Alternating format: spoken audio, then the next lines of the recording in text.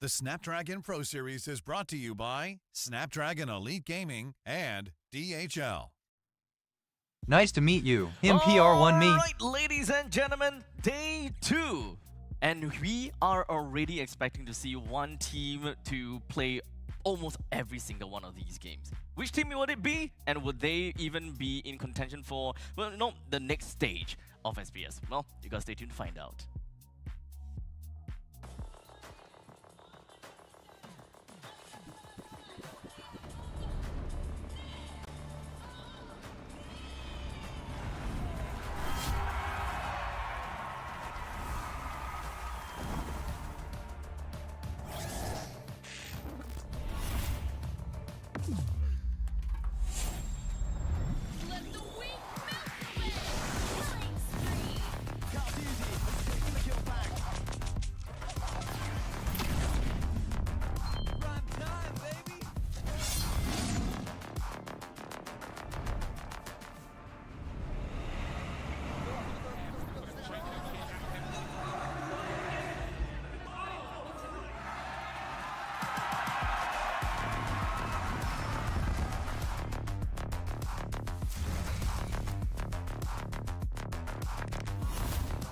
Looks like the players are ready.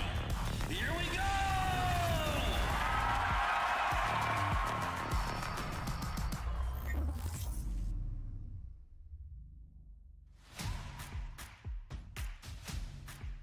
Ladies and gentlemen, welcome to the show here at Snapdragon Mobile Challenge Finals Group Stage Season 6. We are in day 2 of the tournament right now, and so far here for Stream A, we have unpacked quite a lot of these amazing matches. And of course, when it comes down to Groups A and B, it is a very different kind of groups altogether.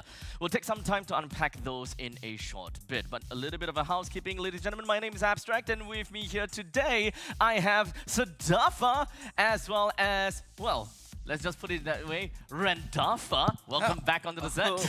No, that's not official until the name has been changed on the actual graphic, so it is official. It is official now. I am now Rensdafamar. Am I getting royalties for that? I didn't even consent to it, so if I'm making money and then suddenly I have to give you money for a decision you made on my behalf, that sounds a bit unfair, but I will roll with it because we're friends. Are we talking about a 70-30 split? Wow, you Singaporeans with the getting specifics when it comes to the moolah and the deals, man. It gotta be, you know. You guys are friends, so you know you gotta have to set things straight and make sure that you know there's nothing crossing one another. You know, To be fair. It's all about relationships. We're gonna have to write out the contract properly Yeah, after this. 100 to 0, then Merced. Good, yeah. I'll write a contract. Do you have authority to do that? I could be. Okay. You could be, We but can't you give you can't. authority. You don't get a cut, though. Damn it.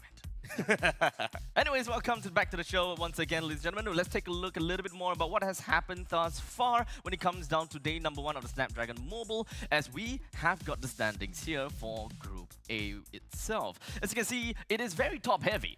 1 all the way to 3, they all managed to win 2 of their matches. So that is going to give them a total of 6 points for the fact that they did a 2-0 win all the way through. Well, in the meantime, at the bottom half of the brackets, it's very unfortunate because we're looking at See You Soon, Team Flash, as well as Bigatron Alpha with not a single point for themselves. We'll unwrap that in a bit and, you know, kind of talk a little bit more about that because this is very interesting, right? Well, in the meantime, Group B, completely stark difference. We are looking at varying amount of points being awarded to every single one of these teams, with RRQ Hoshi that managed to put themselves at the top of the leaderboard with a total of 4 points for themselves, with 1 and 1:1 when it comes down to the matches won. Well, in the meantime, with second place, a total of 3 points, that is Falcon Esports. While sharing 2 points, we have EVOS Holy as well as Team Falcons, that is at third and fourth. Fifth place, we do have Onyx Indonesia with 1 point, and unfortunately, down at the bottom, we have Aurora, 0 points. That's the surprise. It's definitely a really tough day when it comes down to day number 1, but Group A, that is probably the main thing that we want to talk about, right? Such top-heavy matchup. Is this something that both of you guys expected, to be honest? No, really. I think when the groups were drawn out initially, right, for the challenge finals here, a lot of people were surprised to see Group A having so many champions from different regions. So seeing it be so split in half right now is unexpected to say it the least, with the top 3 from the recent M Series still standing at the top, the rest having some difficulty catching up. Yeah, I think one of the biggest reasons why the Group A results after day 1 are so surprising is that, to be honest, Bigatron Alpha underperformed. We expected them to get to one of the series that they played yesterday.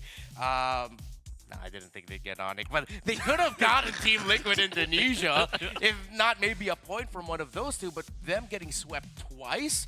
And then, of course, I think it's a little bit more for a lot of people's expectations for See You Soon to struggle, considering it's a major revamp for them compared to the last time we saw them in an international. Meanwhile, for Team Flash, honestly, I thought they'd get like 1 point for any of their matches, but them getting swept also was just big. Yeah, this wouldn't have happened if Pamela was still around. Oh, man. Where is Pamela? Where is Pamela? But speaking of where something is, where's the schedule? Let's pull that right up real quickly as we take a look at the Stream A schedule for today. Very first game, we are going to be watching See You Soon going up against Bigatron Alpha, both of which have got total of 0 points at this point. So this is definitely going to be that one game that we want to see. Which team actually gets at least 1 point? One of them gotta have to get it. Well, for the second game of today, which will be happening at 6:30 p.m., we do have Team Falcons going up against RRQ Hoshi, and followed by See You Soon. Welcome, Prime Hinterp Official. Against Team Liquid Indonesia. As such, we'll be watching See You Soon twice. We get a very good idea if whether they are still in the competition. Welcome, or Prime not Hinterp Official. by today. Well, for tomorrow, sorry, not tomorrow, but for Stream B, we have a very similar trend. We do have Team Flash from Singapore going up against Onyx Philippines, and then the second game, Onyx Indonesia, will be going up against Aurora, and finally back at it again with Team Flash Singapore going up against Bigatron Alpha. Same thing, Team Flash will be able to see whether they are still in the competition by the end of today. And of course, same trend once again, SRG, Selangor Red Giants, they will be going up twice today. First game going up against Team Liquid Indonesia, and then the third game they were going third game of that stream is going to be Onyx Philippines. In between, which is in the center, at 6:30 p.m. we do have Falcon Esports. Yes, Falcon Esports. Fine. So I think a lot of people are still getting used to that. Almost there. Falcon Esports going out against EVOS. Holy. So far, out of all of these streams, you know, I think a lot of people are still getting used to that. Almost there. Falcon Esports. Well, I gotta be honest. As much as we love Stream A, Stream A is the way. Stream C are full of bangers. That's a 9-game stream at that point. Yeah, that's true. That is true. So that was Malaysian, so we don't really need to ask him that. yeah, I don't think so. No, it's literally the SRG gauntlet, right? Facing off against the M Series top 2, literally the only 2 teams that they couldn't beat. Yeah, you know, like we love Stream A. The setup's great, you know. The people here are great. But SRG, you know. I mean, if I gotta have to kind of close one eye, technically Stream C is all the way at Jakarta. They're not against they're not like our competitor per se. The competitor is like Stream B, which is right across the room. Yeah, Stream B. Stream C are like our cousins. Yeah, exactly. Hey, but we do get one banger in Stream A with Team Falcons versus RQ Hoshi. Hey, and speaking of which, we also do have the king of the day for day number 1 at least, when we got King Kong as the king of the day. He's got his very bright red hair, very similar to your suit, except that yours, in real life, actually, your suit is a little bit more towards the maroon side. I like this color. I love it, actually. Actually, no, yeah, my suit does sort of look like King Kong's head right now. Yeah. A little bit. A little bit, But that's wild. Only one death for Only day one death? Yeah, I think he played a total of 2 series. Yeah. So that is quite a banger. We would have probably thought, you know, when it comes down to kings, we are always looking at Kyrie, for example, you know. I mean, if you are talking about hair as well, Kyrie's probably the king of his hair right now, but probably not King Kong, as I believe that Kirk said, like, you know. Hey, what does that mean? What does that mean, abstract? It's nothing about the color of red.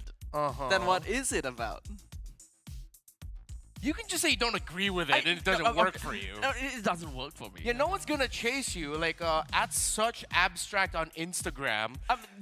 It's actually not right. You can actually find me at Ryan Churros on Instagram. If anything, you can actually find me there. You just throw complaints, you know, message me.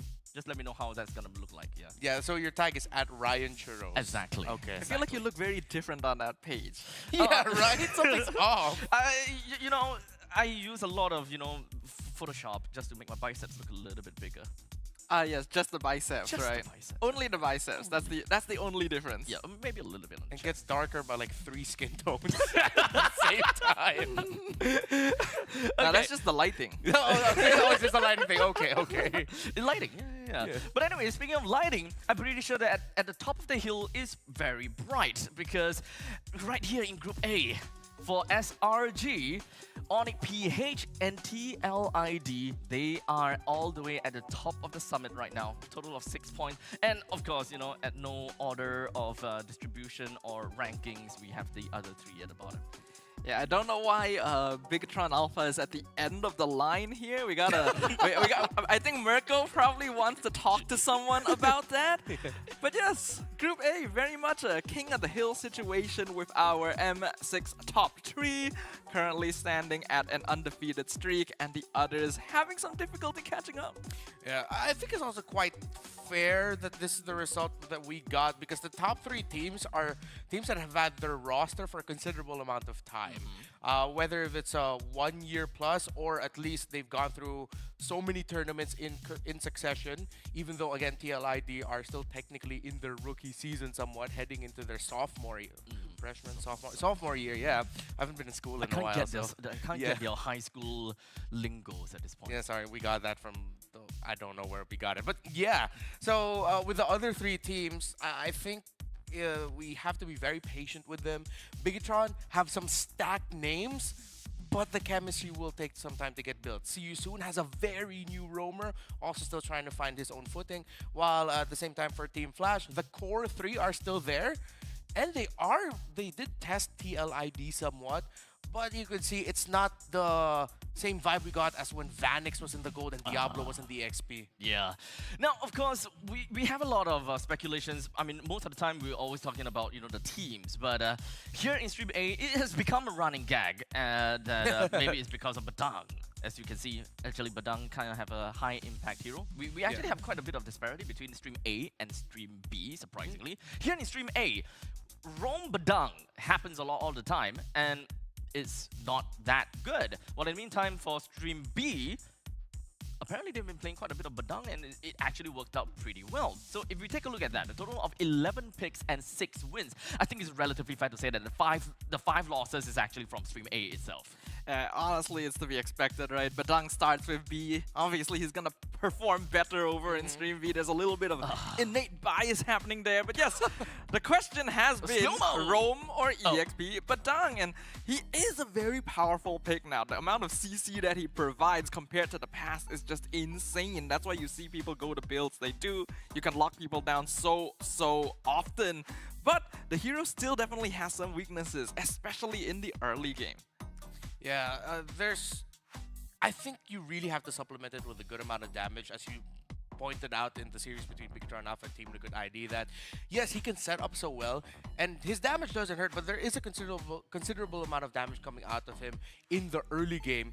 But you need a little bit more as well. It's the control, really, that you get from him in the early that you need to supplement. Yeah, just like how in that situation, literally controlled Ara and didn't let him take the free TP out, and that's how they were finally able to secure a kill on that glue. Once you get into the mid to late game phases where Badang has a couple of items under his belt, a pun not intended because of the Thunder Belt, of course, then his cooldowns become so low that he is consistently smacking you against a wall. But I feel like here in Stream A, a lot of players are not appropriately utilizing this and just trying to play reactive, waiting for when the opponent sticks together too closely, when even solo lockdown would be very strong in this particular hero's hands. I would definitely say that when it comes down to Badang's kit, yes, you do have the AoE capability to lock down a lot of people in one go with your fist crack, but it doesn't necessarily have to be that way, right? We can kind of open things up and be more open and just kind of think about it as a way to pick off someone. Kind of the same way as having a Cho on your team. Instead of kicking them backwards to you, you create a border to make sure that they go towards you voluntarily instead. Yeah, the good record of Badang comes from the EXP laner Badangs that we got to see in different streams. Although we did see EXP Badang in stream A, if I'm not mistaken, in the hands of Flash. And it was respectable in the performance. Although they didn't win that game, we did see the Badang provide a high impact with a high amount of assists. Well, I can't exactly remember that game. Damn, can he do it? Ken, yeah, he in one of the highlights was there. So alongside Ken, Flap Teasy did very well with the Badang, and even Cram did well as well. Ah, I see. Of course, while we were kind of like off the stream, we did say something about how does it take to be a good Badang, or in Sadafa's case is A badang. I gotta have to throw it out there. You know, he's on a roll when it comes down to Pun City. All right. You gotta have to keep up, all right? Throughout the entire day, give us more, all right? Yeah. Give us more. I gotta keep the punches rolling. Exactly. Just like, oh my, oh, that's why. Okay, all right. Yeah, you are on a roll. So if you could like give your 2-sentence pitch, what makes a Badang? A badang is someone who is basically just waiting for something to happen instead of being the one creating the opportunities himself. Simple as that. Okay, all right. We have to watch out for that if those are the Badangs we're gonna get today. Well, speaking of opportunities as well, right? There is yet another hero that has been really high and impactful, creating opportunities for the team. Jawhead, a total of 11 picks thus far with a total of 7 wins. There is definitely a resurgence of Jawhead in this Snapdragon Mobile, and of course playing as the roamer category, role, we are always seeing Jawhead being able to, you know, supplement with damage because of all the debuffs that he's putting onto with the physical damage, physical defense shred, as well as, you know, the repositioning of the enemies. What do you guys think about Jawhead? I haven't been able to watch all of the Jawhead games from yesterday, but 2 players stood out using that hero was Ogwin and Yumes. And I think they understand very well how strong he is at level 1 when he can get Ejector and the Smart Missiles. Or, excuse me, the Smart Missiles. It just hurts so much in that first trade for that first minion wave. Yes. There was actually a good example of when Yumes and SRG got to punish See You Soon. They were poking down the first minion wave, poking down Stormy, threatened Stormy, but since they didn't respect the presence of the Jawhead with the Suyo, they got blasted, gave the Jawhead an early double kill, which led to Yume snowballing and getting, if I'm not mistaken, like 5 kills in 5 minutes as the Jawhead. Damn, that's actually a lot. I mean, we gotta have to respect the damage of Smart Missiles, right? Yeah. All the way at the start of the game, Jawhead as a... quite literally in any lanes, but most prominently in the roam position now. Yeah. If you want to tag along with the opponent's roamer, you kind of deny them of any opportunity to look out for information within your team, because you're essentially forcing them away with all their Smart Missiles, which honestly I think is a very valuable level 1 ability right off the bat. Yeah, Jawhead is just straight up, in a way, a cheese pick in the roam position. He's a damage roamer without the flaws of an assassin hero, right? Obviously, he still kind of loses out when you scale up into the mid to late game. Then he is not nearly as tanky as heroes like Hylos or Gatot, for example. But he's very good at dealing with them early because of how Ejector just separates them from the rest of the team. In a way, I feel like Jawhead actually fulfills this niche better than Hilda nowadays, so I'm kind of surprised we don't see him more. But there are still ways of counterplaying, right? We've seen people bait Jawhead out of position as well, because that unstoppable force can actually be kind of pulled back into your own tower too, so there's some finesse there. You know, real quick, one lineup that I'd want to see, it might be a bit greedy. Maybe one of the teams will try it out, have a Roam Jawhead. If you can somehow get all 3, Roam Jawhead, EXP Lucas, and a Jungle Suyo. That's a early game lineup for sure. And then you supplement that with a scaling mage, or at least a mage with good crowd control. You don't need the damage in the mid. At that point in time. And then a scaling gold laner. It's gonna be crazy. You have pretty good early game, and of course, it kind of paves the way for these late gamers. I really like to see that. Perhaps we'll be able to see that in the games later, but we do have a couple of minutes left before the very first match eventually happens, and that will be See You Soon going up against Bigatron Alpha. If you're super interested in that match, make sure you guys stay here at Stream A, because we'll be back with you in a jiffy. Don't go anywhere too far. We'll be right back with you.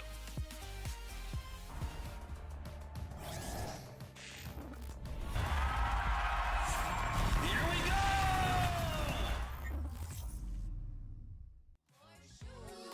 Baby, I'm your good homie. Yeah, you wanna keep me with you. Oh yeah, keep me with you.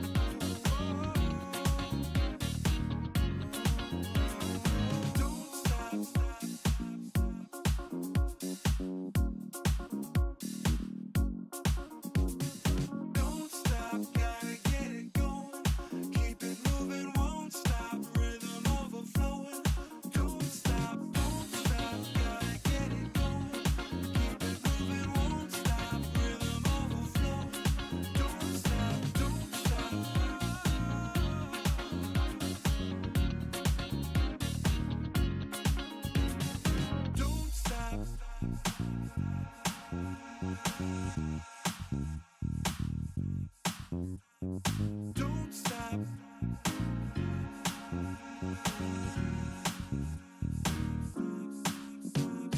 Don't stop, gotta get it going. Keep it moving, won't stop. Rhythm overflowing. Don't stop, gotta get it going. Keep it moving, won't stop. Rhythm overflowing. Don't stop, don't stop. Don't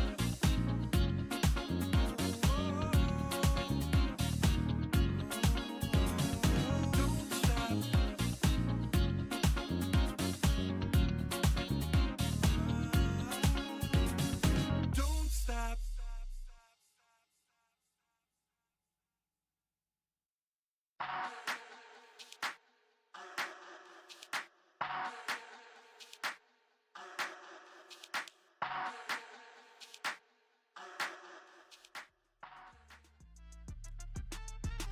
And game number one, or rather match number one, See You Soon versus Bigatron Alpha. As we take a look at the head-to-head for these two teams, at this point in time is bleeding blue. As Bigatron Alpha takes control when it comes down to team average kill, average player DPM, and team average GPM from all across the board, with the team average kills actually weighing significantly over to the side of Bigatron Alpha. Quite the stats actually. Despite them being the two teams that struggled in their group yesterday, and both of them not getting that single win, part of me thinks that Bigatron Alpha might actually come out of this looking much more polished, much more ready to threaten a spot in for the playoffs. Because for See You Soon, I have to correct myself with what I said earlier. I labeled Brand Teasy as a relatively new roamer. He's experienced. Man's been playing for quite some time. I was thinking of Luffy, their EXP laner, since 2019. He's been a pro for 6 years. But I will say, seeing them against SRG yesterday, something seems quite off with Branteezy and Ra's connection. Maybe they just didn't respect the SRG's capabilities to punish over-aggression, and then that's how they got it. But even the community were very vocal about how Branteezy just seems so disconnected from the rest of his team. Having a roamer that's disconnected is definitely not going to be real good for the team overall. But aside from that, you know, we are also looking at the overall picture when it comes down to this very series itself, as both teams, they are quite literally on a war against pressure. With both of these teams dropping 2 matches, not being able to get a single point out of this, this match will mark their 3rd game within the entire group stages. So they are almost actually at the halfway line. And if they don't get any point, it's actually gonna hurt them really badly. I don't think that they would want to go through with that, because let's be honest here, getting at least 1 point should at least, you know, kind of get some pressure off you. Yeah, the pressure is going to be really, really hard on them right now, because remember, this is a round robin and only the top teams get to actually qualify to move on into the Challenge Finals playoffs. And both of them are in a tough spot. All right, now they've both recently made notable changes to their roster, which is why there's definitely some growing pains. I would agree. I think that Bigatron seemed to show a better performance overall compared to what we've seen from See You Soon. And it's not really about the opponent either, because they've all fought like the top 3 teams yesterday, and Bigatron definitely put up a fight against TLIT. So it's gonna be up to See You Soon to see how well they'll perform. Speaking of See You Soon, Ramon, talk us through this. Well, it's no bad. Branteezy, Chira, or formerly known as just Bra, Ryzen, and it is the newer EXP laner for See You Soon. It is Nijaz coming in here. Not a lot of information on the young man. I believe the last team he was on was, or he is alone for Monster Vicious. Because I checked out his page, and apparently there was a Monster Vicious tag on there. Monster Vicious Really? Malaysia. Yeah. Was he a sub, or did he not play? I don't think I've seen this name before, so I feel like I have to check that. Okay, so maybe he wasn't able to play in the season and just wasn't able to get subbed in. Maybe he was a sub. Maybe within the organization, but not exactly in the playing roster. Yeah, that could be true. Well, we could have see. to confirm this, This is going to be actually. the introduction for him. But one player that I really liked yesterday for See You Soon was the man on your screen right now. That is Ryzen, the jungler. He is a longtime pro. He went from a team called Omega in the Philippines, went to Onyx Philippines, and now he's doing he's shining in the abroad outside of the Philippines. So hopefully he can continue it here, and hopefully his Roman mid actually get their tandem going. Yeah, I think whenever it comes down to exports, right, one of the main problems will always come down to communication. And when it comes down to being imported into a Cambodian team, it's always the communication and the possible language barriers that might have been an issue. So here I am hoping that Ryzen will be having a relatively good time and an okay time when it comes down to, you know, bonding with his team and, you know, getting themselves that bread. Okay, I can confirm. I don't think Nijas was ever in Monster Vicious. Like, Okay, we was it? are aware of their subs somewhat, and I have never seen this name before. That was my bad. The logo of Monster Vicious looks quite similar to a team called Team Max in Cambodia. So we played in Team Max. All So right. my eyes just played tricks on me. That was my bad. Okay, Let's take that look makes at a the lot logo more real sense. quickly. Because it's also an M. Yeah, it looks a lot like it. Yeah, it looks like the Monster Okay. Vicious logo, right? Yeah. Okay, I'll totally give you that. Thank you. But in the meantime, sorry. I'll make the problem. I'll make a mistake as well. Well, when it comes down to see you soon, when it comes down to detailed team statistics, we have got them playing quite a bit of games already, I suppose. But most picks, let's take a look at that. With Jawhead, Harif, Suyo, and Lucas with 2 each, and then Akai with a single pick. Of course, Rendafa's favorite hero at this point in time. But when it comes down to the most bans, you can pretty much see it that way. Most of these games, if not all of these games, actually happened yesterday. Yeah, it looks like they are one of the teams that actually more frequently bans out the Badang, because up until now, a lot of teams have just kind of been letting it through to play against it or contest it for themselves. So See You Soon does see something that we do not. Unfortunately, this does feel like the team that's having the most difficulty overall in the challenge finals right now. It's a very, very new roster. Their win rate still 0%, and as Renmar has already pointed out, there's a bit of a lack of synergy even between their players, so they got a lot of work to do. Something might change for this very series itself, as they are going up against Bigatron Alpha. So Dafa, walk us through this. We've already gotten to witness the capabilities of Bigatron yesterday when they actually put up a strong fight against the young cavalry of TLID. We're going to be seeing the same 5 faces on the screen right now. We got Luke, we got Super Kent, we got Moreno, Light, as well as Eman. Now, as we know, there are new additions to this roster, and because of that, you can tell that they're still working out some kinks, still figuring out the chemistry. Their gameplay is a little bit on the slower side, but when they find their stride, they are a pretty scary lineup. Yeah, what I really like about BTR is the link up between Luke and Light. Once it's there, especially when they have that Akai Badang going on, it's actually really good. Like, you really see the potential with them. I think just looking at it from the outsider's perspective, the little bit of a disconnect or still just trying to find the right chemistry and right timings with one another is actually in the center of the map. It's with Light, Moreno, and Super Ken. So when it comes down to that Badang games, Light has been playing 2 Badangs, if I'm not wrong, as we can, okay, make that 3 Badangs all the way through. But unfortunately, Bigatron Alpha, same thing as See You Soon, they haven't won a single game just yet. So let's run it down with a total of 3 games onto Badang, Akai, Suyo with 2, Tigreal and Bruno with 1. They are the one that played a Masha, right? Yeah, the Yes. Masha EXP. The Luke Comfort pick. It could have worked, but again, I was not a fan of the draft that they picked up there. They have catch, yes, but they just don't have early game damage at all, and that reduces a lot of your presence in this current meta. We really don't want to see teams play like that. The only reason it even got close was because TLID themselves were actually making a lot of mistakes. Bigatron, they have potential. This is a team with players that everyone has their eyes on because they feel like they have so much growth and potential to look forward to. I think one thing Bigatron Alpha might consider for this series is if the if See You Soon don't ban out the Fanny, maybe they might even forgo picking up the Fanny right away. Although funny enough, every time I've said that in previous broadcasts, Fanny always ends up getting first picked if it's open. So maybe I might have just indirectly cursed myself with that one. But yeah, for Bigatron, it's cool because in the top picks, I remember from the See You Soon side, it was a lot of damage. It was a lot of early game snowball.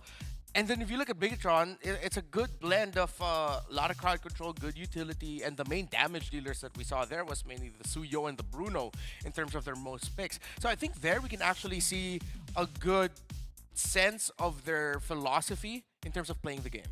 Now, before we jump into the game, and since you were talking about Suyo as well, Suyo is still the most picked hero with a total of 22 times and a total of 59, let's be specific, 0.09% win rate throughout. And I just gotta have to say, even with the nerf when it comes down to Soul Sever, it doesn't seem like it makes a difference. Suyo is still, as I quote from one of you guys, I'm not too sure if it was Renmar or it was Merkel, he's a man of many. He can do everything. Yeah, that is true. I mean, the early game damage is It's kind of crazy. it's quite as well. crazy. It's still really freaking hurts. Yep.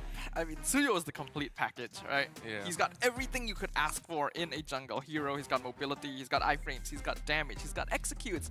He has range and more so. So he's just going to be a universal pick no matter what.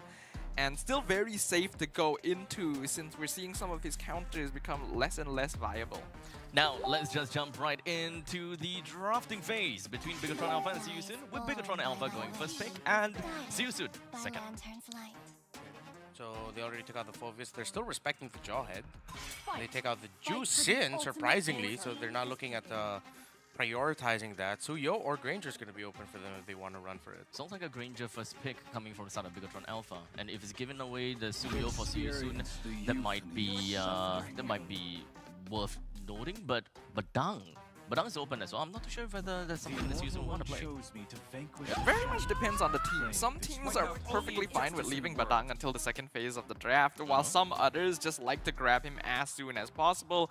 Like in this Bigatron. case, I don't really think See You Soon's going to be on that spectrum. They're going to go ahead for the Suyo and the Cho right now, keep things open, and the Cho obviously is a good way of jumping into the backline to catch the Granger, but that means that the Joy is going to be let through. And in the past, Joy has been noted to be one of the best counter picks in the jungle against the Suyo. Yeah, that's become the new trade. It seems like teams have a complete not. Well, for this phase of the tournament, seems like they've given up on the Alpha Suyo trade and have made the Joy and Suyo trade. So they go for the high loss for a little bit of stability, something that they can flex going into the second phase. But with Harith on the other side, I'd like to see Bigatron Alpha actually have a much more active EXP laner option than something that's just there to hold lane. With Irithel currently still open, but See You Soon choosing to opt for a Harith. What do you guys think about this? Harith is just straight up a stronger power pick than Irithel. He's more universal, yes. Irithel is more of a niche, like specific counter to the Granger, but Harith is not just good against Granger in lane, but is one of the few marksmen that can actually outplay a Joy once you get into the late game burst phase. We've already seen it in the past. So it's a safer option for See You Soon in general, especially since with the Cho on their side already, Bigatron won't have as much access to direct single target pickoff. Yeah. So one of the things See You Soon has to watch out for is a trade for Valentina, Eve, any of the artillery mages. Plus, you have to consider that Sicilian will go very well for the lineup of Bigatron Alpha. Having a Sicilian, Joy, and the Granger together might actually make things difficult for the Harith to be comfortable with fighting under his own Zaman force, because he might be at risk of getting caught by the Sanguine Claws and also receiving damage from Bat Impact and Bat's Feast of Sicilian. I also actually like to quickly mention that picking up the Joy for the side of Bigatron Alpha also kind of pseudo denies See You Soon from picking up most immobile, long range / high ground heroes such as a Fasa or Eve, which is conveniently left out of the banning phase so far. Yeah, they've left the Eve in. It actually still isn't too bad for See You Soon if they want to go for it at this point. But Bigatron banning out the Akai is also very, very interesting. Again, one of the teams that actually heavily prioritizes it for themselves. By getting rid of it, it does make me believe that they're going to be leaning more into like the tanky options, and of course Akai is a good way of dealing with the Joy as well. I'm thinking, yeah, Lucas or even the Gatot might be things that Bigatron's looking at. Yeah. At the same time, I think Seiyusun could also consider the Gatot for them. For themselves? Yeah, because they need another tankier option. They really still have to respect the high loss being a flex pick. So if ever this will be a roam Cho, again, we still see EXP Chos from time to time, but it's very team specific if they want to. I think, yeah, they need another tanky EXP. The Lucas ban was really great because it was getting set up by Seiyusun. Those are like the most obvious bans for setting yourself up for Lucas ever. Once you have the ban CC, you Valentina. ban Valentina. It's like, we're not going Lucas. What are you talking about? There's also another thing, right? Since Seiyusun is our second pick, okay, never mind. I was kind of weaving it to the very possibility of picking up a glue at the final pick, since you don't really know what Bigatron Alpha is going for when it comes to the EXP yet. Yeah, but I think Badang is still generally more solid, and the Badang with Cho does make you think that Seiyusun probably is intending to play it in the EXP lane. So if Bigatron goes ahead and plays a tank in the EXP lane, then Badang will actually be fine here, since he won't have to worry too much about lane priority. And yep, Bigatron go for the Gatot. So this is a very solid front line for them to play around already. In the past, AOG was classified as like the direct counter to Harif, because you just cover the Zaman force with the big circle. And then the Eve that we talked about comes on in. Bigatron's team fight is terrifying. Yeah, that's why I was thinking Seiyusun would actually leave open the Valentina, because the Eve or any mage that has a good sense of area of effect, whether it's crowd control, whether it's damage, just slots in with their lineup. And now they're going to be packing double Revitalize too. The early game chase for Seiyusun might be difficult. So whatever their mid laner needs to be, it cannot be just focused for crowd control. It needs damage as well. So you get pressure away from the Harith as being the only main source of damage. So they cannot go for something like Aurora. They need something with heavier damage. It kind of feels as though Seiyusun's one of our main plays is to kind of skill super late into the game. I was thinking Sicilian, hopefully, so that they just kind of hold out in the early game to the and the mid game, just so that they have a chance in the late game. Because I've got to be honest here, Bigatron Alpha's lineup, they kind of seem like they fulfill almost every checkboxes. Yeah, I really like Bigatron's lineup here, and unfortunately Sicilian is just not really an option for Seiyusun. It's so vulnerable to Eve and Joy, and then it does magic damage, which Harif builds into as well, so it makes itemization easier for the opponent. It's better to play safe in this case, like go for the Vexana or the Zask here, which is harder to pick off. Now, without further ado, ladies and gentlemen, the very first match of the day, with both of these teams still hanging in the balance at the bottom of Group A. This very first game is going to definitely set the tone for the rest of the series. It is, once again, Bigatron Alpha versus Seiyusun here in the Land of Dawn. All right, it's showtime. Let's see how this is going to fare for Seiyusun. You know what? I like the Zask pickup because they needed a mid laner that can protect itself while at the same time being able to do good damage. Yeah, they needed zone control. When you're up against an Eve, you need some way to be able to regain the battlefield against it, and Zask is probably the only other hero that can kind of match up with that. You can play safe with the Dominator's Descent, and then you can kind of scout out the bushes and control areas on the map a bit more easily against a Hylos and Gatot, since there's no way Seiyusun has tanky enough heroes to actually just directly match up against early. And Achira also went for the Impure Ray. Oh, Brantz getting poked down, taunted right away. Looks like he's going to get caught early on, but he is going to get away. Ryzen dishing back the damage against Bigatron Alpha with a double Revitalize. This is what we were talking about earlier. Early game trading is not going to be so easy for Seiyusun because Bigatron Alpha will just heal through it. yeah, it's a Venn diagram of healing right there on the two tanks. There's no way you're taking that down this early. Seiyusun just doesn't have much early game damage to play around outside of Ryzen. And they did actually set up really well with the Cho and Badang, but it wasn't enough. Electrifying Beast already applied onto Ryzen. Looks like he's not going to get away. First blood already by Bigatron Alpha on the jungle of Seiyusun.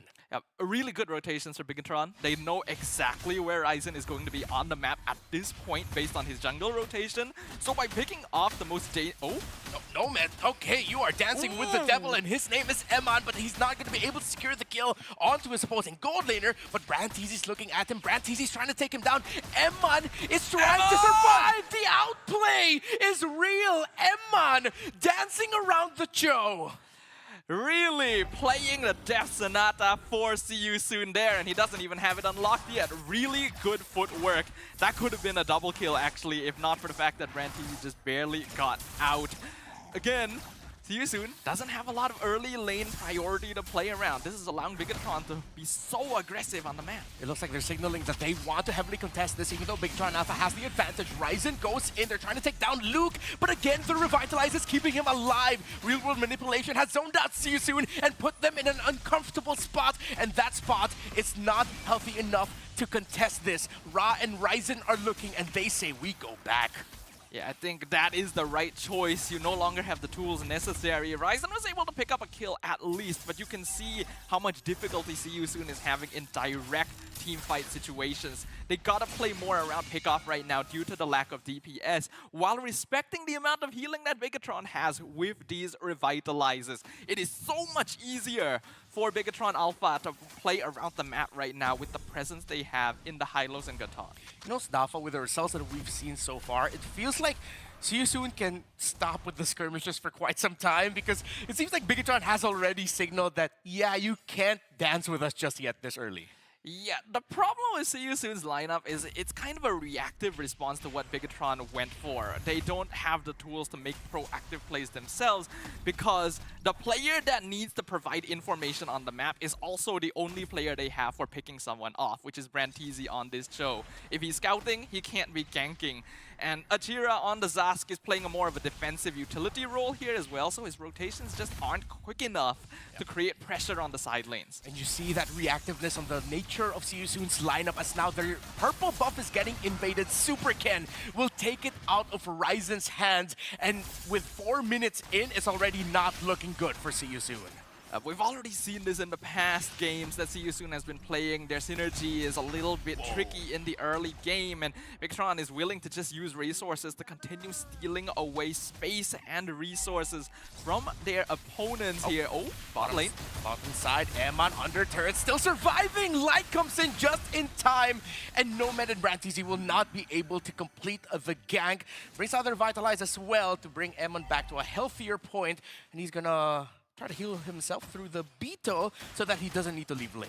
Even before his time with Bigatron, Eman is no stranger to these sticky situations in the gold lane. His positioning, his footwork is clean. He knows exactly how far he needs to space from his opponents, and that is giving him so much advantage in lane.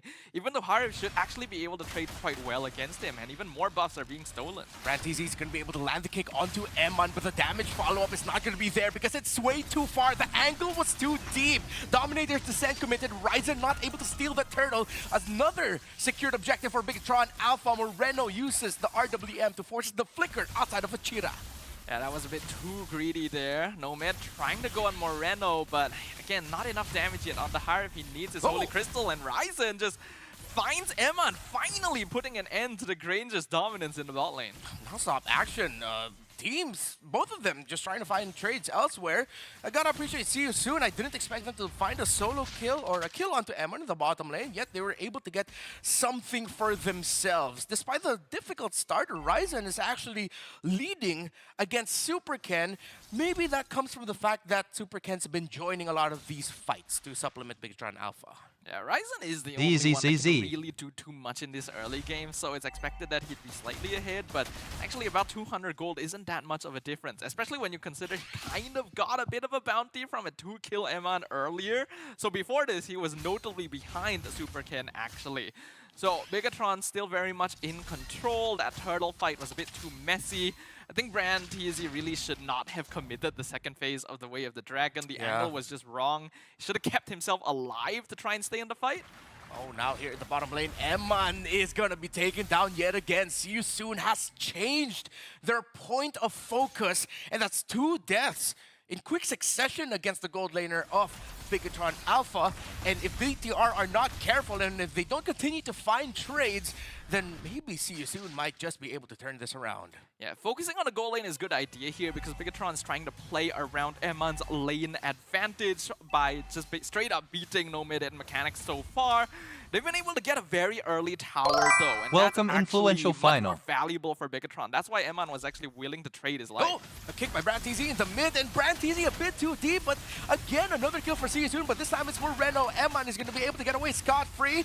The ultimate of the high loss brought down, glorious pathway. Ninja with the knockback combo, not able to fully maximize it, but the crowd control is there, but the damage is not. But Ken is here with his own damage. Light with the knockup. Point blank leads to a double kill for Super Ken. Eman! Under the tower, Eman got greedy, and he gets punished. Yeah, that was 100% greed from Eman. Did not need to commit that hard for the kill onto Achira there. Bigatron still kind of come out on top, but they're losing a lot more than they need to considering the advantage they had. And gonna convert it by taking a turtle and the buff and BrandTZ on top of it though. So Bigatron still feeling pretty comfortable in their own shoes. I'll give it to BrandTZ. The man does not give up. No matter what gets thrown at him, at least he's trying. But maybe he tried just a little bit too hard on that one. There was nothing to defend, no one to back him up. That was an unnecessary death. BrandTZ thinking that there is nothing he can't Jeet Kun do, but that was a situation where he should Jeet Kun don't. So you gotta be a little bit more careful in these positions. You're really good at pickoff, but Bigatron has a massive wall in their front line that you don't have the damage to break down yet. So vision control is your core. Well, BrandTZ, he strongly believes he can Jeet Kun do. Let's see, he's trying to do it again. And don't tell me you're gonna get caught. Not like that. BrandTZ, brother, I know you can't hear me right now, but maybe just ease off on the gas pedal a little bit because here comes the punish by Bigatron Alpha. Knee just goes down to the bottom in the mid lane alongside the tower. Yeah, this is where we see the lack of synergy from See You Soon really rearing its ugly head. No reason for BrandTZ to be that far up on the map. Yes, he needs to give vision. I literally just mentioned that, but you still gotta keep yourself alive while providing that information. So when you're in a play, oh. Okay, another one taunted BrandTZ. Brother, sir, excuse me. Light goes in with his ultimate as well. Glorious pathway. Here comes a follow by Bigatron Alpha with no more room on the side of See You Soon. Looks like it's going to be an easy picking for them as Knee just goes down yet again. This is kind of ugly here. See You Soon literally just walking themselves into a slaughterhouse every single time. BrandTZ dashing into that bush was, honestly, in this case, I can't even blame him too much, but wariness, right? Because you don't know where they are. You gotta save your Shunpo for your exit rather than your entrance. Yeah, exactly. It would be great to have it and at least already have the third activation of the Jeet Kune Do ready, so if ever you Shunpo in, you can get someone with the third activation of the Jeet Kune Do, a hero, and then it resets, then you can Shunpo out.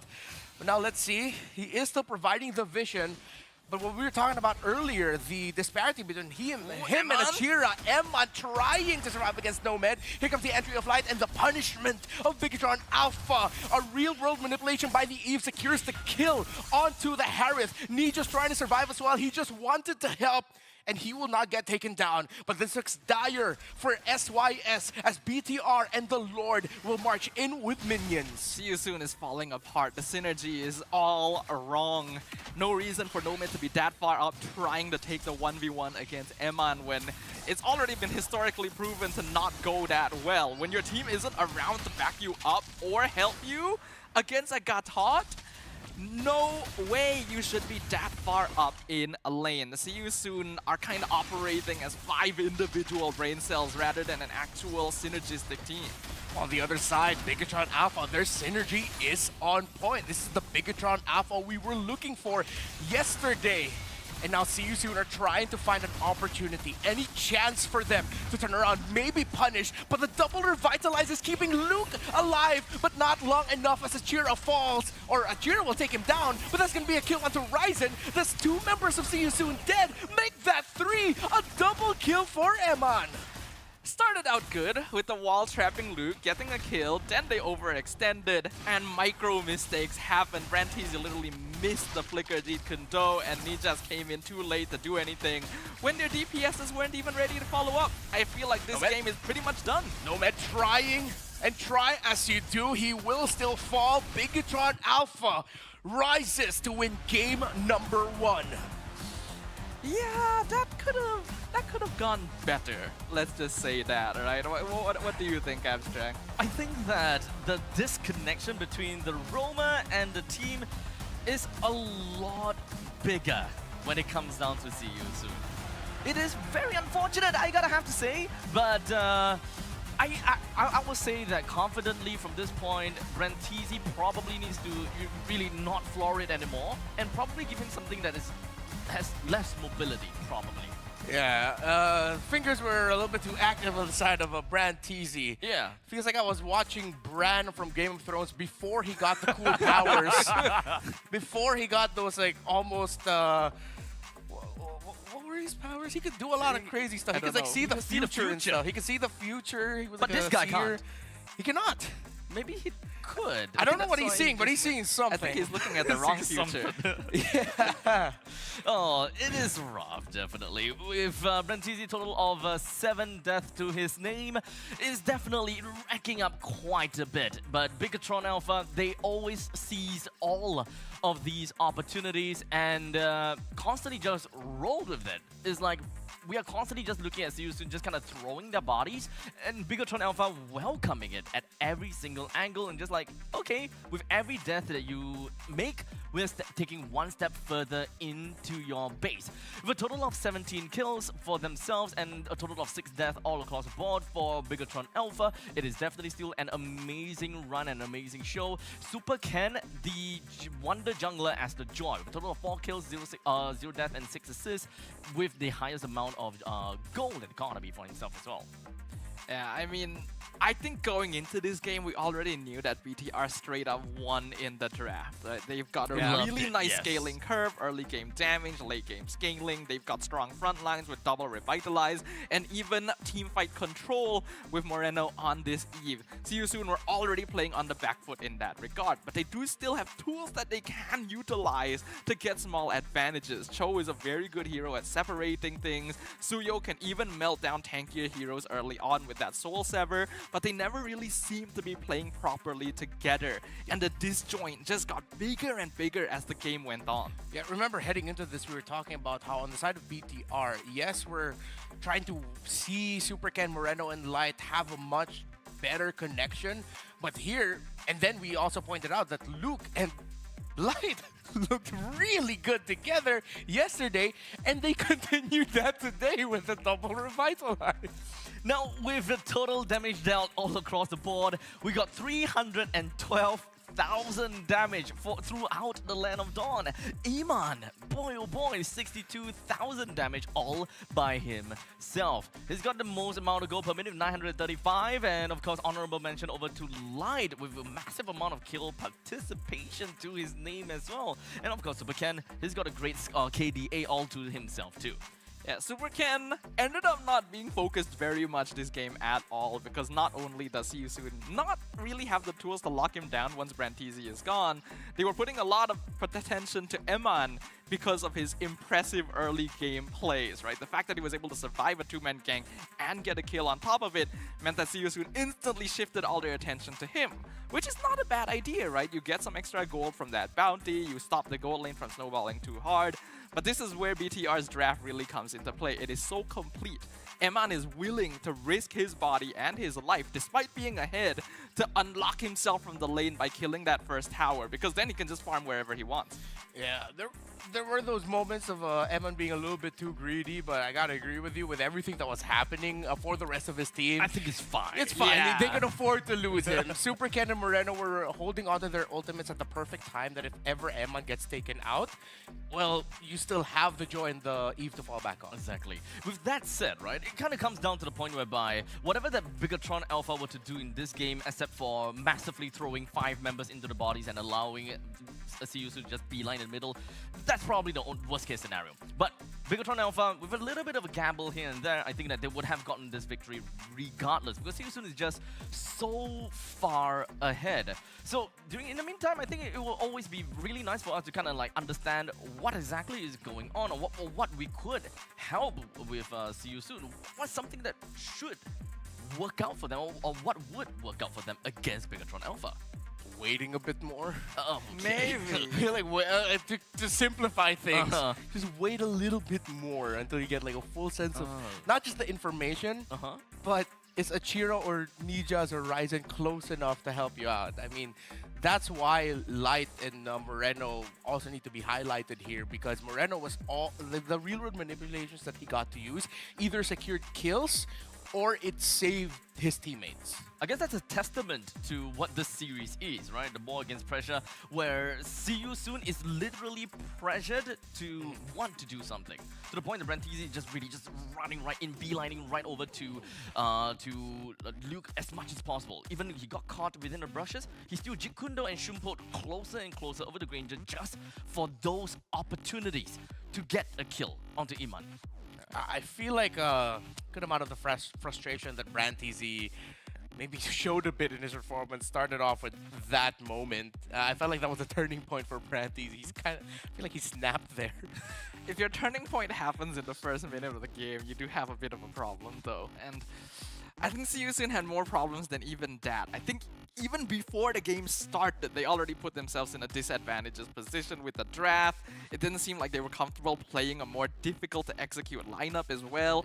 Even though there were situations where they got good catches with the Padang and the Cho, Bigatron are so tanky, right? The double revitalize, you just cannot melt through them. CU needed to understand what their draft is meant to do.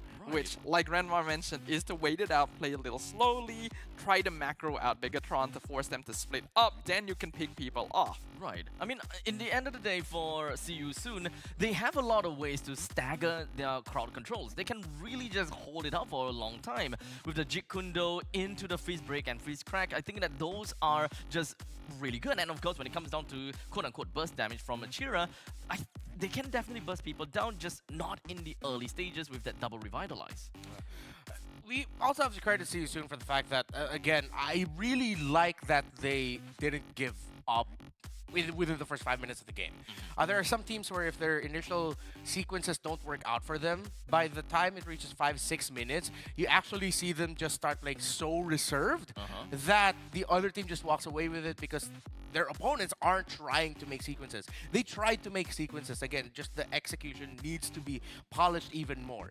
And if they're the type of team that honestly revels in the joy of chaos, of throwing your opponents off guard, which I feel like that last attempt in their orange side against BTR, with the approach Ryzen was going in, it looked like Ryzen could have been a big punish tool that BTR weren't ready with. They like that chaos, okay, they just really need to polish and be a little bit more patient with it. They probably need, I will say that when it comes down to CU Soon, throughout the years, they are always quite a chaotic bunch. They thrive in the scrappiness of fight. Exactly. And in the end, it's just kind of like a magic that the Cambodians usually have. Whenever they just go right in and they just go for team fight, somehow it works out for them. But in this case, it didn't quite work out for them. So hopefully, when it comes down to game number 2 of this series, CU Soon will be able to kind of make things scrappier for their opponents, but not quite for themselves. Stay tuned for how game number 2 will fare.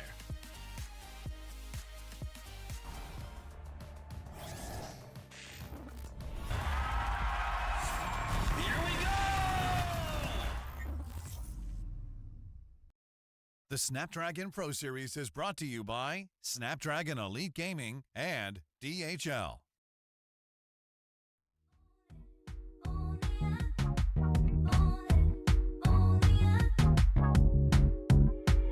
Like a moth to the flame,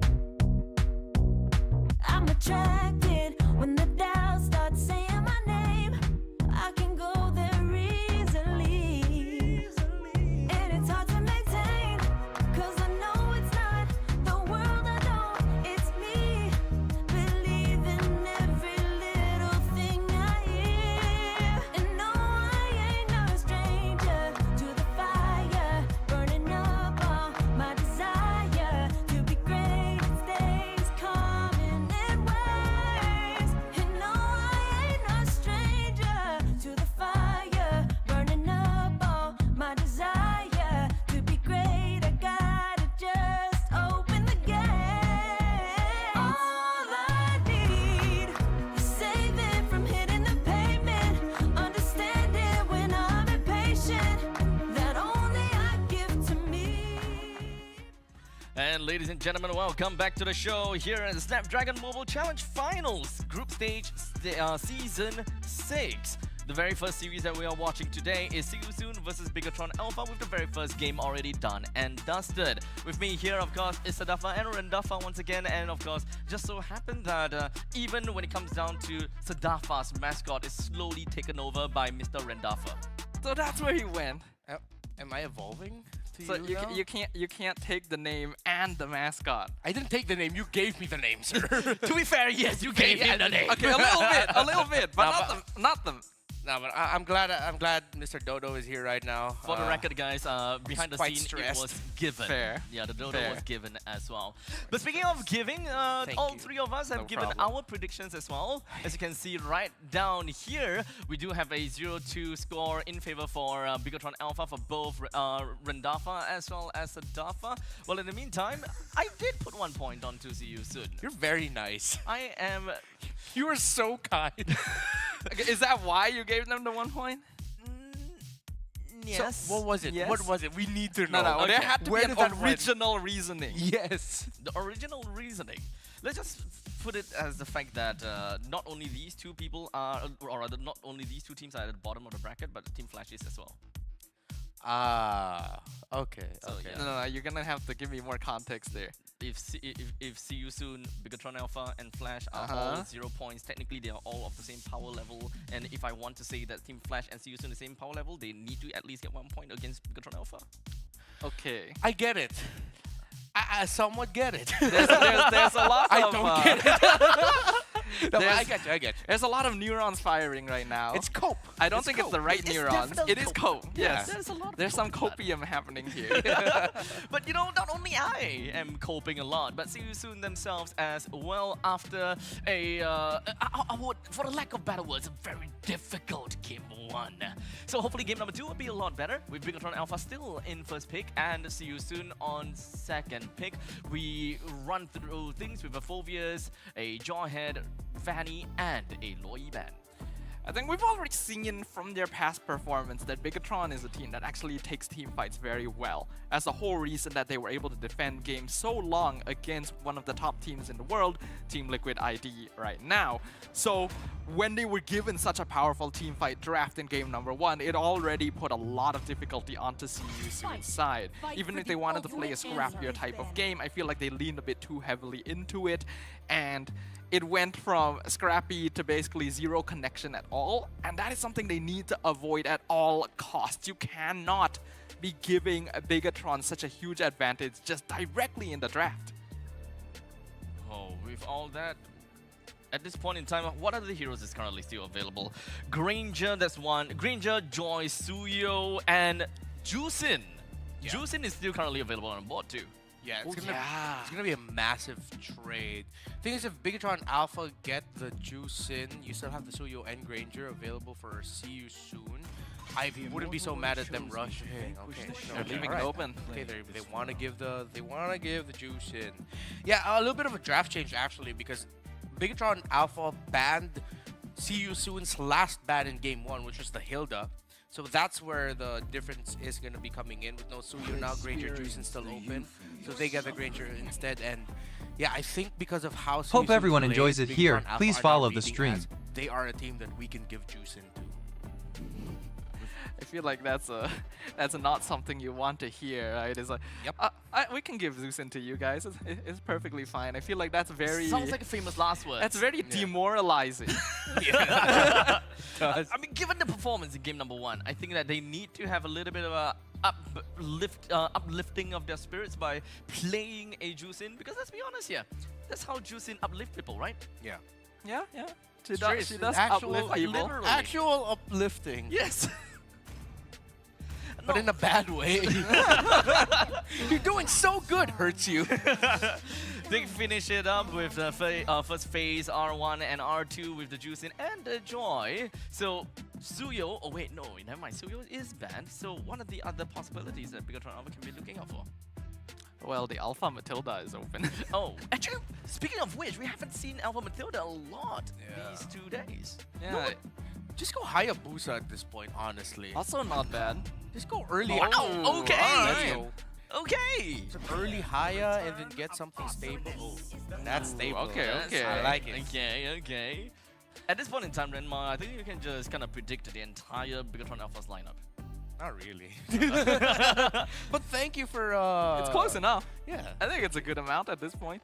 I mean, he loved the Hakai. At one point in time, he's definitely going to be calling it out anyways. I'm just gonna say though, this should not be a Romakai. This is 100% an EXP Akai. Well, they can leave it flexible. That's one of the strengths of the hero at this True. point in the draft, right? But I will admit, maybe it's just because I suck at the game. But I've tried Akai Rome up against a Juicing. It was not fun. Almost any slow, tanky roamer against a Yeah. Zeusing is not fun. Yeah, I mean he does have a considerable dash, but I still did not enjoy it. I see. A dash doesn't mean anything when Zeusing just like pops a lantern on top of you and suddenly you And get outs lifted as up well. somewhere else. You know? Yeah. It's just not a fun situation. So I agree with you in that Akai as a roam would not feel comfortable here. But it's still a flexible option depending on how the rest of the draft goes. It's already a very good counter to the Joy in the first place, so I don't think they're too worried about that. Personally, I don't feel like they need the Bancho. Just for reasons. But it's fine. Honestly, at this point in time, I kind of find it funny. No, okay, maybe not that funny, but I love the fact that See You Soon were originally drafting for Lucas in second phase by banning the CC and banning the Valentina. This Oh time yeah, they're like, in game one. Yeah, this time they're like, okay, you know what? Let's just pick the Lucas and then we ban his opponents. Yeah, it's not a bad idea at all. In this case though, do they still Is want it to worth it, ban the though? CC? Because Akai has a high possibility of being the EXP laner, in which case you would just kind of end up banning an unnecessary hero when there's already a lot more you have to worry about. Huh. So is either the way whereby they are telling Bigatron Alpha to pick the CC so that your Akai goes to the roam, and so that our Juicing will be able to have a good time against you, kind of thing. That might be the play here, cause the Akai Lucas matchup, it's sort of dead weight, cause if this Akai goes revitalize, it's even. Well, technically speaking, I don't expect any death in the EXP lane, but it's Yeah, more of the fact right? that Lucas can leave his lane earlier, which I will still assume that there will be a lot more brawls going on in the Northern River just Yeah. because of the Joy. Yeah, and plus Lucas has that innate ability to. He does have that spell vamp, which is pretty chunky all throughout the game. It's sort of it evens out what the Kai brings out. So it's a dead lane. Yeah. I feel like some of this is a little bit strange though. The Zask being banned out is not what I would expect. Like, Eve is still wide open at this point, and Bigatron can still go for like heavy pickoff comps with like the Farsa and stuff to outrange the Zusin. I do like that Seiyusun have taken the Gatot away. They don't want to give Bigatron just this massive wall to play around. So now neither Hylos or Gatot is open to them. They do ideally need another frontliner to be able to supplement a Kai, but almost any tanky frontliner is going to have difficulty into the Zusin anyway. On another note, right, with both the Irithel as well as the Harif being available to be picked for See You Soon, with the ban of the Zas, just kind of spells to me they want the Harif really badly. They don't want to be denied the Diamond Force just from a single Dominator's Descent. Oh, but that's a good amount of magic damage. Their main physical damage dealer will just be Lucas. Yeah, it would be a bit too much magic. Yeah, they need physical. I think they can still keep it open. The fact that they've left this hero for the very last is to just see what the full lineup from Bigatron is going to be and then determine between Harif or Irithel. And yeah, I think Irithel is better here. Yeah. But Bigatron do get the Eve again. At the very least this time, there's no double revitalized Hylos Gatot for See You Soon to deal with, and I think they're more complete here with that Zusin to get that mid lane prio, so there's a bit more for them to play around. They decided to dead lane EXP. It is an EXP Akai. The Khalid will do a good job at roaming. Irithel. Yeah, it's not going to be the easiest hero to catch if you're Bigatron Alpha, actually. No, I Akai like could never catch up to him. Or then they could never catch up to the Irithel. You're just really hoping that you can somehow catch Nomad off guard. See You Soon just really needs to make sure that Joy doesn't go down in the first 5 minutes. You want a clean farming pattern for the Joy. So once that goes in, you're pretty good. I think the light at the end of the tunnel for See You Soon seems to be a little bit brighter for this game. Yeah. So I would definitely say game number 2, there is a lot more of a fight that See You Soon could go for. And hopefully they will be eased up of the pressure right after this. So hopefully, you know, this match point will look a little bit better. Ladies and gentlemen, we're going into the Land of Dawn, game number 2 between See You Soon versus Bigatron Alpha. Let's just see how bright the light at the end of the tunnel is for See You Soon. Will this lineup be enough to force a game number 3 against Bigatron Alpha? Again, it's all about the execution, but it all begins with the draft, something that you made a big point about earlier, Stafa. What do you feel about See You Soon's draft? Well, it definitely feels more complete this time. It gives them the option to play front to back, or if they want, they can actually still lean into the same sort of scrappy style we saw from them in game number 1, right? If you can turn the robots themselves into scrap metal, it's going to feel a lot more comfortable for you going forward, but they need to be able to hit those timings. The fact that they have Joy Zusin and Irithel means that they're actually lacking a lot of early game burst, and that's a timing Bigatron can take advantage of.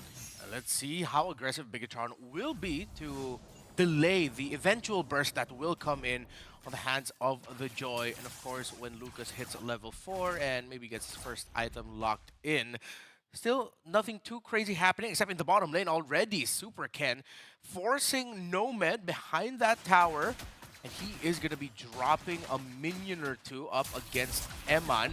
But See You Soon with the assist already. Shadow kill committed. Super Ken a little bit too deep. Gets caught out by Ryzen and Branteezy. Yeah, a bit too greedy there from Super Ken. I like the rotation into the gold lane to try and help Eman win out lane priority, but you used your quad shadow to achieve that and then stuck around to farm the camp. You know that Ryzen is going to be reaching this side of the map at this point in time, so you gotta be able to weigh the pros and cons, and there you got punished for not being able to do so. Well, you can say the Super Ken got to reset his position, but I prefer to not see him give up that kill.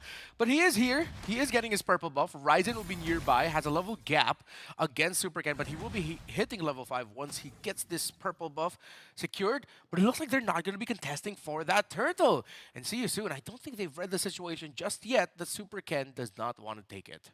Yeah, See You Soon is not quite as good at holding neutral objectives in comparison. They're more of a counter-engaged comp, ideally wasting resources on Bigatron, especially that heavy spin and RWM before they enter with heroes like the Joy, right? And Achira is going to be a very good way of scouting out bushes and keeping control of the frontliners to make sure that See You Soon can play a slightly slower team fight.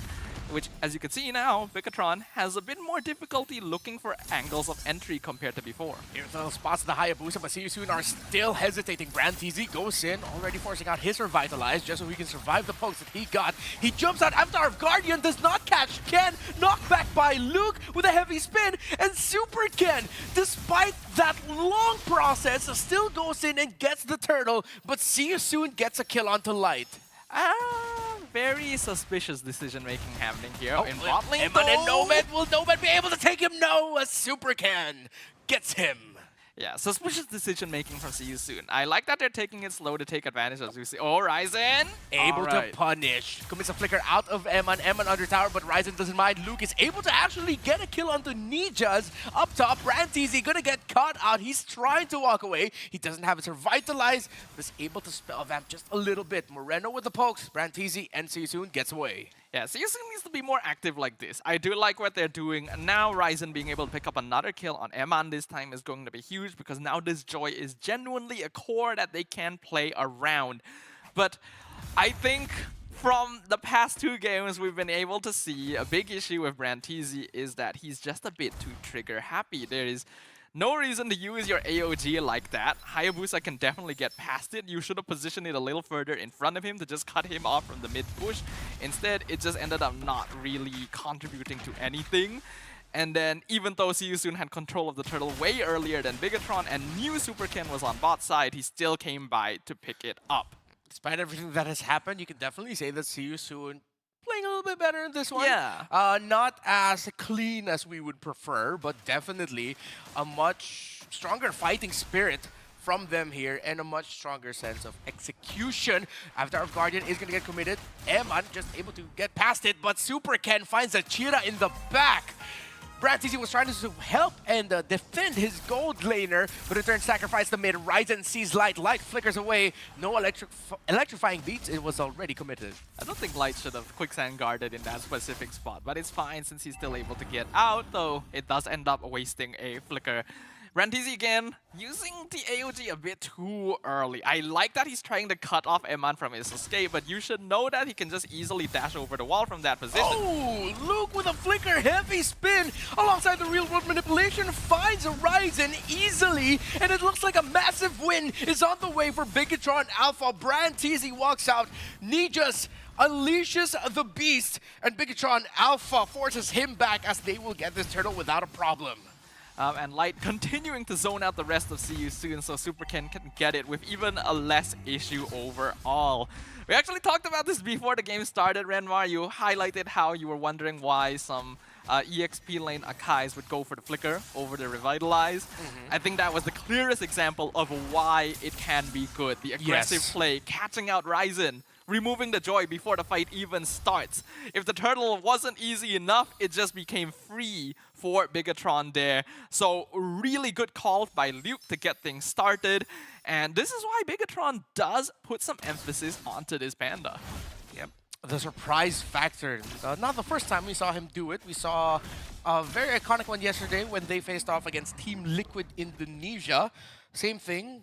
Flicker, heavy spin, surprise, and Moreno already real-world manipulation. He doesn't care that he's under or close to the tower as Rising gets spotted out by Bigatron Alpha. That's 2 down. Nomad falls down as well. The main sources of damage gone, but Ninja's trying to get something. Moreno gets taken out, but it's just Moreno. As See You Soon loses 2, might be a third if Ninja doesn't get away. Luke, heavy spin under tower to get away, uses the headbutt dash as well to get himself free. A very worthy trade there for Bigatron Alpha, with Moreno going for a very aggressive RWM positioning, willing to sacrifice his life to set up for more objectives and kills.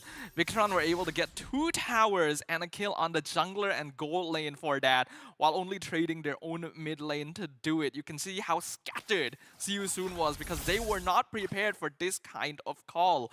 Bigatron, the synergy, while isn't the cleanest yet, you can see is really slowly building up over the course of this challenge finals. And See You Soon, they got a lot of catching up to do. BTR are pushing See You Soon back. Super Ken almost took down Achira single-handedly, committing his ultimate, but Achira was way too deep in his own base. Super Ken decided to back off, but BTR continued to take towers and control of the map. From what was a better start compared to game number 1, See You Soon now finds themselves in a familiar, uncomfortable territory. Luke uses the heavy spin, still able to catch up Brantisi, but the follow-up is not going to be enough as the counterplay by See You Soon is here, but Bigatron Alpha's lead is just way too much. But SYS still able to get Emman and Luke down with Ryzen coming in late just at the right time. Yeah, actually not a bad counter engage at all coming in from See You Soon. They covered every single angle to punish Bigatron for pushing too far up in the bot lane. And now they're looking for Light. Light looks like he's going to be the next victim of See You Soon, of finding the counter punish. Now a killing spree for Achira. And See You Soon, it looked bad, but now they have a chance. They just really need to be careful and time things out. Yeah, they gotta capitalize on this though. They have managed to force scrappiness from Bigatron by hiding in places they wouldn't expect and going in on off-tempo timings to punish with their ultimates. Ryzen has finally picked up his Holy Crystal as well. So this is now actually a huge opportunity for them since they've been able to regain a little bit of that map control. They cannot afford to give Bigatron more space here, and this Lord, they can actually afford to give it away if it's in exchange for more resources elsewhere. 30k to 25k, or getting close to that. This is still within reach of actually forcing a defense here. You just really have to be careful and not lose it. It's going to be risky, but we've seen teams more often than not around this time. If it's just a 5k, 4k difference, they're willing to take it. But Achira gets caught out, able to get out just in time, as the ultimate of the Hayabusa is not going to be able to take down that juice in. The fight has broken out as Ryzen already using the electrifying beats to get away. Nee just goes in as he gets taken down by Emman. You see Ryzen getting taken out by Emman as well. A double kill for the gold laner. See You Soon are still dancing to the Sonata of Emman, but Ryzen counters it, takes down Super Ken, but with him down as well, that is a Lord for BTR still. Man, I actually want a... Achira! This Zeusin is so squishy at this point. You can see just how much damage Bigatron has under their belt. But I personally want a highlight cam specifically on Super Ken in that fight alone. His ultimate chunked out 2 people, then he kept jumping in and out to chunk out 2 more all by himself. And oh, what a reposition by Light! Using the flicker to go to the left, but he gets punished, even though he committed the Raging Sandstorm. A little bit too eager, and See You Soon were ready to capitalize. That is a little bit jumping the gun there from Light. I like the idea. The execution was great as well, but See You Soon is actually in position to block off the rest of the DPSs from following up on it. So because of that, Bigatron actually lack the numbers now, and since it's only the first Lord of the game, they are not going to be able to get an inhibitor from this one. Still a 2-level gap between the junglers. Super Ken is at 15 or Ryzen at 13. Item-wise though, do you think this is enough or does he need one more Ryzen? I personally think we're gonna need to see a little bit more here. Super Ken just picked up BOD though, so yeah. If he wasn't already doing a ton of damage before, he's gonna be hitting even harder now. So Emman! Mistake! He gets caught out, and now See You Soon are going in for the chase, but Nomad took a lot of damage. Super Ken committing the shadow kill, takes down Achira, and See You Soon have built an advantage that they can't seem to capitalize on. The heavy spin by Luke and the real-world manipulation by Moreno. We talked about chemistry, we talked about timing, and BTR looks perfect in that regard. Emman definitely made a mistake by walking too far forward and getting pulled into the tower there, but the rest of his team was ready to make up for all of that, and Luke goes in with the knock-up, and with the Irithel able to punish. This might be too deep, but Nomad gets taken out. He goes with a double kill, but with Achira and Brantisi remaining, Emman will not be enough to end it by himself. Bigatron Alpha looked like they were a little bit too excited.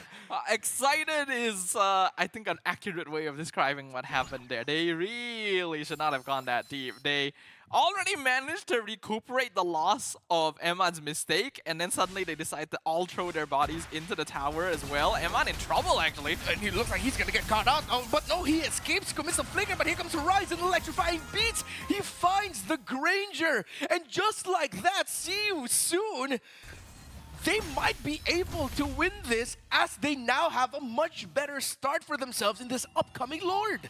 And you can see just how quickly momentum can swing the moment you make a single mistake.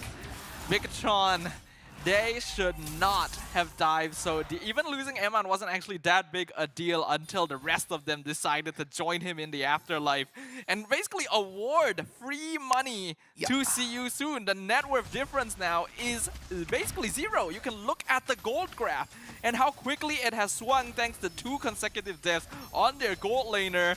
Now they're gonna contest the Lord. Super Ken, somehow, some way, can it go his way as Brand Teasy? What a read! Finds Super Ken, a knock up by the Lord. Luke is actually taking Ryzen out of the equation, but Nomad gets taken out by Eman. He is able to take down the Eve, but Ryzen gets taken down, or excuse me, Ryzen takes down Luke. Still an advantage for See You Soon, but they're lacking the damage as big ticket ultimates are out of their hands.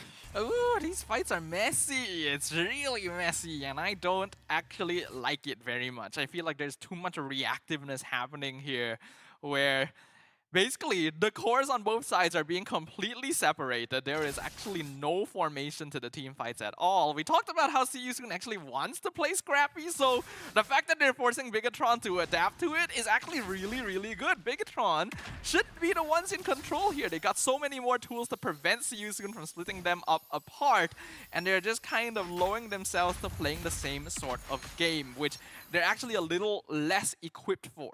The unique Cambodian flair of their MLBB playstyle.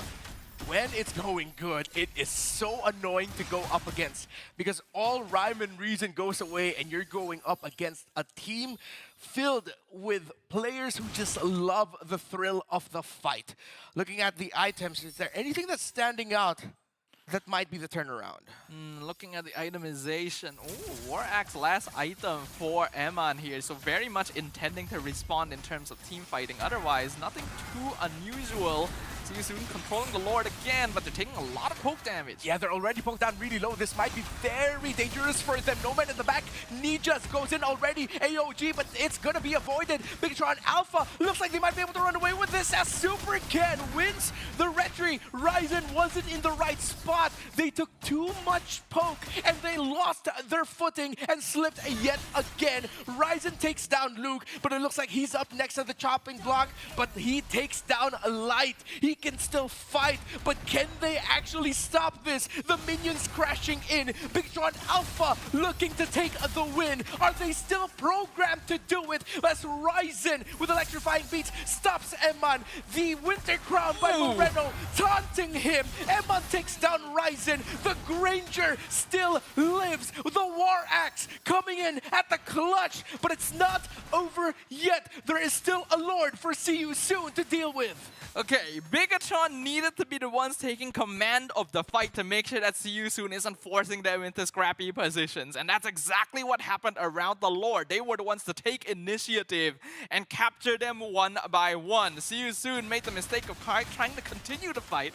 But then after that, Bigatron speak for their bridges. I like that Light stayed behind to try and stop Ryzen from catching up, even sacrificing his life to make sure that he wouldn't be able to recall in time, but I think he overestimated his durability against a late game Joy. And because of that, See You Soon are actually still holding at this point. Their late game scaling has kicked in. They actually can put up a solid team fight here. So despite them definitely being on the back foot in terms of structures, they can actually still take this if Bigatron is not careful. We have to recognize and acknowledge that Brand Teasy has not died this entire game. He is hasn't? 1-0 and 12. Wow. Night and day performance, again, not the cleanest entries and usages of the Avatar of Guardian, but he survived and made the most out of all the situations that he found himself in or made for himself. Deathless is the roamer that struggled in game number 1. See You Soon still sees the light at the end of the tunnel. But how will they get it? Where do they get it from? I do think that they still have to play a little bit more patiently, but keep themselves active to scout out the movements of Bigatron Alpha. I think Bigatron have realized now that they're the ones that need to start the fights themselves. They gotta pay attention to where See You Soon is, and if resources come out early, then they're the ones that can start by initiating. I really like the timing that Luke went in with the heavy spin as well to zone Ryzen off the Lord so that Super King could get it easily, but because he committed it to zoning rather than catching, there was no other tool for Bigatron to lock down the Joy anymore. That's why he went so far, got so many kills, and basically stopped Bigatron's attempt to end the game by himself. So, if See You Soon actually hold on to their resources a little bit longer, they can continue to force Bigatron in these situations and then come in when they're exhausted. Looks like a contention for this Lord might be too difficult, too tall a task. Bigatron Alpha are melting it already. Ryzen close enough, but the other members of See You Soon are not in the right spot. Might be a little bit too risky to actually contest this, and they let it go. Knock up by the Lord. He just got the info, but See You Soon says, we will wait, and we will try to hold out in the next push. That Lord knockup was actually kind of scary for Bigatron. Yeah, right? If If Super Ryzen Ken was getting there. knocked up there was really bad. If Ryzen was close enough, 100% See You Soon would have stolen it, but luckily for Bigatron, they're still able to secure that. And for now, it's going to be a 5v5 base defense for See You Soon, but this is an 18-minute Lord, so it's not going to be an easy one. Is it too tall of an ask for See You Soon to hold out? Maybe even push out if they can defend really well, but they just already brought down so low after our Guardian is big, but the damage is bigger coming in from Bigatron. The members of See You Soon are still holding on, but they just already taken down Achira, takes down Luke. The counterplay is there, but Ryzen gets taken out by Super Ken and Bigatron. They still have the Lord. They have 3 against 3. You can count the Lord in there, but you can count it out. Nomad already brought low. He's still able to free it. He takes down Moreno. He sidesteps Super the Ken! Sandstorm. Super Ken can stay. He can try, but he will fall. But the minions, will it be enough? Can Light end it? He does it, but the minions end it for the red robots. The Winions of Bigatron Alpha came up, and that is quite a game. This is a very long and drawn out game, and to be honest, See You Soon, their scrappiness in battle kind of worked out pretty nicely, and they managed to pull Bigatron Alpha to that stage. That is kind of how Cambodians usually play their game and how they play in these team fights, to make the opponents play their way of the game. Yeah, See You Soon is very good at doing this sort of thing, of dragging their opponents down to their level and just winning out by sheer experience. The scrappiness was catching Bigatron off guard because they wanted to play the more standard front to back over the 5v5 death ball. And in that final base push, they were assaulted from so many angles that Eman just immediately blew up. Unfortunately, they still had a lot of staying power, and See You Soon lost too many of their cores to be able to sufficiently defend the base, which is why it eventually ended in that way. But we're definitely seeing a better side of See You Soon here, now that they've actually drafted a composition that gives them more leeway to make slight mistakes. It's a lot harder for BTR to fully punish them. I think BTR got to recover. They almost big through that game. They almost ended into game number 3, but eventually there in the end, they were able to clean things up. Moreno and Eman's poke damage. I felt bad for Nijas in this game. 1-6-6 because he had to be the frontliner, and Brantizi was most of the time, again, what we've expected from a Gatot Kacha in the Rome, having an EXP laner who can actually be the frontliner. The Gatot Kacha will be follow-up. So that's why Brantizi only suffered 1 death here, while Nijas was the one who most of the time was down at the beginning of the fight or even before the fight started. It's always a tough day for the EXP laners. Yeah. It's always kind of come to the point whereby, yeah, what do I do? Yeah, I'm just gonna go in and soak some damage. That is always our life. But regardless, See You Soon, they really did a really good job, considering the fact that they did manage to rack up a total of 25 kills to their name, while Bigatron Alpha with a total of 20. The scrappiness did definitely work out on their side, but still, objective gaming, right? That's how you eventually win a game of MLBB. Well, on the other side, let's talk a little bit more about MVPs and of course honorable mentions when it comes down to Super Ken with a total of 769 total goal per minute. And of course, when it comes down to Iman, he's got a great amount of total economy and of course amount of damage too. 105,000 damage to himself, and of course Q participation. We've got Brantizi doing a pretty awesome job coming from his side. As you mentioned, right, Abstract, the poke damage from Eman and Moreno is absolutely insane, and this is starting to become the norm for Granger players, right? It's just so easy for you to be able to dish out that DPS all the way from that backline. The early game was going super duper well for Bigatron Alpha. They were controlling all the Lord fights, they got most of the neutrals, were controlling the map, but then CU soon finally managed to itemize into that power spike and genuinely became threats all on their own when they were able to split up Bigatron and force them to use resources early. But it still wasn't quite clean enough to close out the game. Yeah, I really like though how Moreno conserved this real-world manipulation. It feels like every activation we saw was very well calculated. It always led to a net positive. Because there are times where we see the real-world manipulation, the opposing team can escape it, you barely get any hits in. But every real-world manipulation we saw led to members of CSUN being low, which meant that they had to reset their position and go back. Someone would get immobilized, and that would actually be the set tool to say to Bigatron Alpha, hey, you can go forward, I caught this guy in my ult. It was all very worth it. We can definitely see some of those moments in this highlights between Bigatron Alpha versus See You Soon. Of course, all the way for game number 2, there is definitely a lot of moments where See You Soon, I always like to constantly mention that scrappiness is just the way that See You Soon plays. And Bigatron Alpha, they definitely had a lot of problems 18 minutes in even, whereby they started throwing their bodies, hoping that they will be able to get a favorable trade, but never knowing when See You Soon would eventually retaliate. Time and time again, people, they're just dropping bodies over and over again. Even though Bigatron Alpha, they actually kind of controlled the battlefield for a long time with a massive amount of real estate towards their side, but they can never end the game.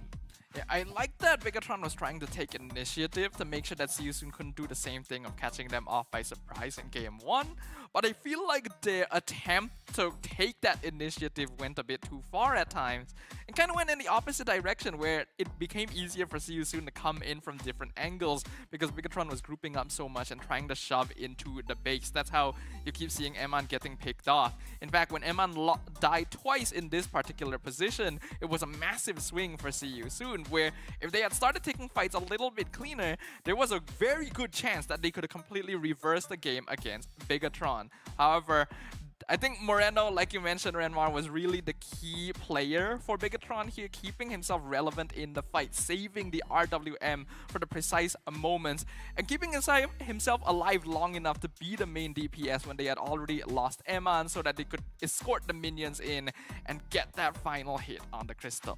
It's unfortunate that Nomad and Chira together just will not have enough wave clear at this point. The ultimate of the Irithel was used, the ultimate of the Juicin was used as well, and yeah, Light just needed to do what he can to get maybe just one hit on the base and then let the minions finish it off. Could have been a crazier end if ever somehow See You Soon survived that and they got to clear the minion waves, but at the end of the day, Bigatron got the win in what became a surprisingly not the cleanest, but not the cleanest. I had fun seeing all that. It's so fun to see, even though sometimes it would get messy. It's just fighting. Yeah, I mean, we all have fun on the desk here, and I'm pretty sure that there's this one player that had a lot more fun behind the phone. Eman is coming in onto the interview with us. Hi, Eman. Hello. Hello. Okay. First things first, right? Okay, I'm gonna break through with the 0-2 kind of thing because the first thing I want to talk about is game number 1. Can you feel the bloodlust coming in from Brantizi all for the entirety of game 1? Yeah, because it felt like Brantizi was always looking for you. Yeah. Yeah, Because like he just want to target me, I think. Yeah. Yeah. You think when he tried to solo kill you and you were able to outplay him, did you think at one point that, hey, I feel like this guy's tilted, especially as the game went on? I don't think so. No. okay. It's good to see that. Like, we still gotta give respect. I think he was trying his best to be able to catch out the marksman, which of course was you. You were playing super duper well. But the games actually got very, very close. And in game 2, there were a lot of times where you kind of got caught a few times, right? Did that make you nervous? Like, did you start playing a bit more safely, or did you not like mind it too much? Yeah, I just play safe because there's a lot of mistake of us. Like there's a lot of throw. That's why the game is very long, I think. Yeah. Ah, okay. So you wanted to avoid becoming bigger throw, and that's why you guys decided to play a little bit safer. But Yeah. again, it was still a well-earned win. We know that the first day was not easy for you guys. I'm pretty sure you guys really wanted to get those wins, and knowing you guys, you probably went into day 1 with a strong belief that you can win those series. Can you tell us, pull back the curtain a bit, what happened in that day 1? Did your opponents just play better? Is the chemistry still building for you guys? What's going on right now with Bigatron Alpha? Yeah, I think they just more advanced in terms of us. In terms of us, because we're just a new team. There's a new import light. Yeah, so we need more chemistry. Okay, so now that you guys have managed to win the your first series, that means that there's quite a bit of pressure that has been taken off your shoulders. With your game, with the third series of the game, you got 2 points or 3 points actually. So that's great. So let's kind of cool off a little bit and just have a little bit of fun. When I ask you, when it comes down to roamers, who do you prefer, Pamela or Light? It's the same. It's the same person. What? They're the same person? Yeah, it's the same What? person. No, but I'm pretty sure you're so happy that Light is with you now, also in Indonesia, in the same team. So, have you been teaching him Bahasa? Yeah. He Alright. learned alone also. Oh, okay. So he's teaching it, but you're helping him a lot. Do you think Yeah, I he's? help. How far is he from becoming maybe casually fluent in Bahasa Indonesia? I think 30-70. Oh, that's 30%. 30%. Okay. Yeah. That's pretty good progress. Good. Okay. Because I heard 2070. Like he will be okay by 2070. Oh, wait, no. But the development's good. All right. I think one last for Eman. Okay, so when it comes, Aman, let me just ask you, when it comes down to all 5 of you, who's the one that is the calmest guy, and who is the one that tilts the most? That tilt. I think me, and then the calm is light. I think. Oh, Yeah. Okay. Okay, but Slide. before Light came in, who's the calm one? Must be Pamela. Of course, right? I don't know because if we get early, we just all hype like that. So There's no calm. Yeah. All right. So thank you so much to Eman from Bigatron Alpha. Before you go, is there anything that you'd like to say to the fans that is watching the stream? For Bigot Troopers, thank you for supporting us and support us again in the upcoming match later. Any shoutouts to Mirko? What? Any shoutouts to Mirko? Hello, Marco. Yeah. All right. Thank you so much, Eman. We'll catch you Yeah. very soon. Take care. Thank you.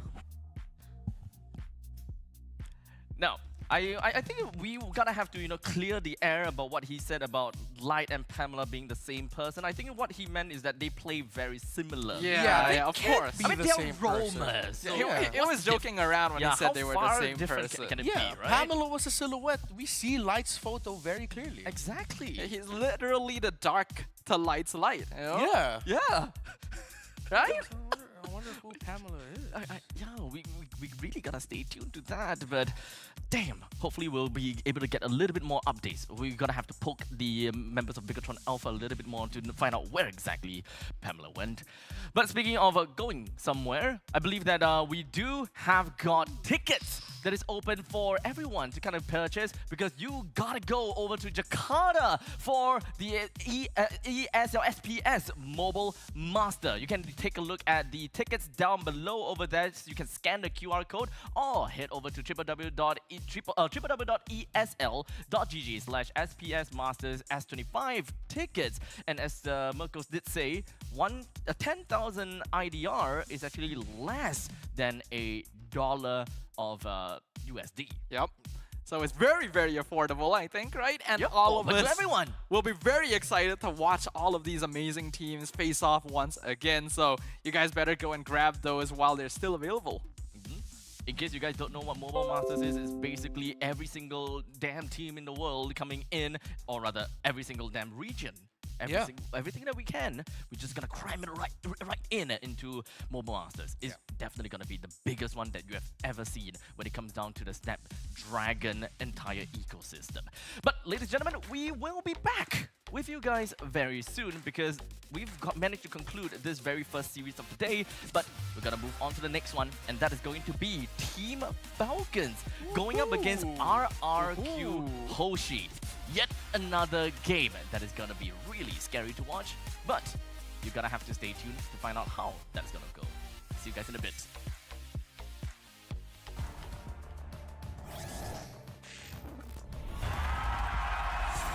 Here we go! The Snapdragon Pro Series is brought to you by Snapdragon Elite Gaming and DHL.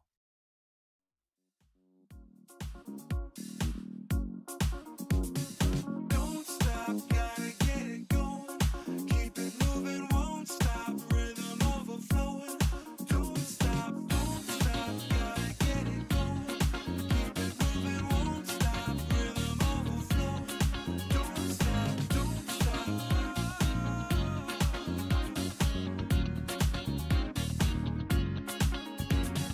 Don't stop.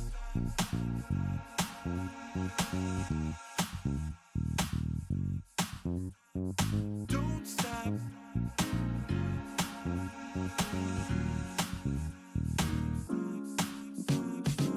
stop, gotta get it going.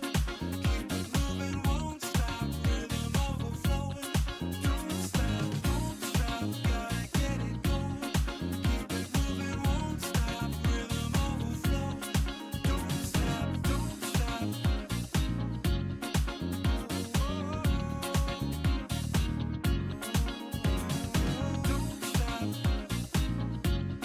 Don't stop, don't stop. Don't stop.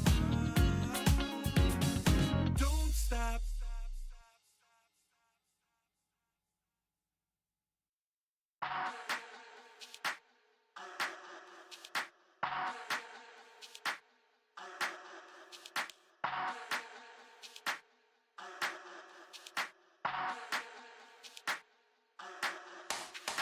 Let's get waved, let's get lit, let's get high, let's come have it. Let's get burst, let's get mash, let's buy a bottle and splash that cash. Guess what? It's time for action. You're feeling fine, main attraction. Pure vibes, not satisfaction. Feel the baseline, chemical reaction.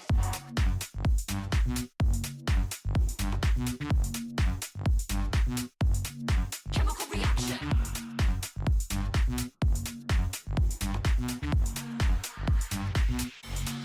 Chemical reaction.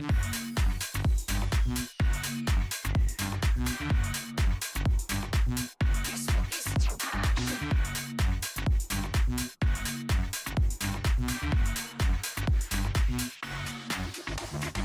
come, let's have it. Bad boy rhythm. Come, let's have it. Bad girl style. Okay, all eyes on you. Come, let's have it. It's time to get wild. Come, let's have it. Bad boy rhythm. Come, let's have it. Bad girl style. Okay, all eyes on you. Come, let's have it. It's time to get wild.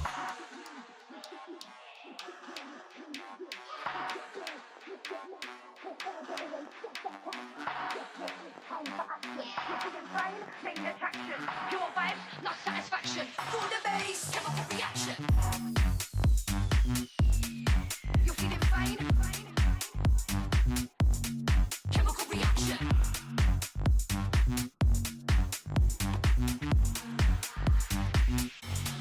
Chemical reaction.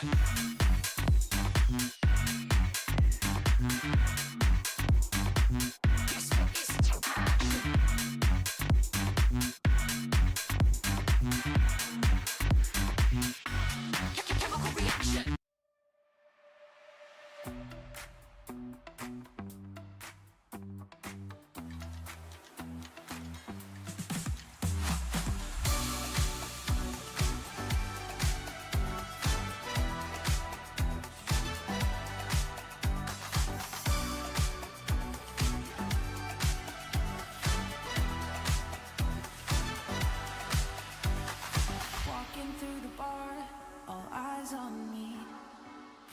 picking up my energy.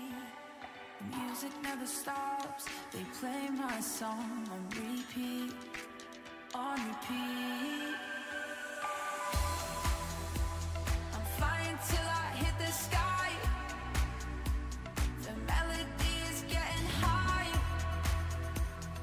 You know how to free my mind, my mind. When I'm with you, my world is golden, so golden. Baby, you make my heart shine golden, so golden.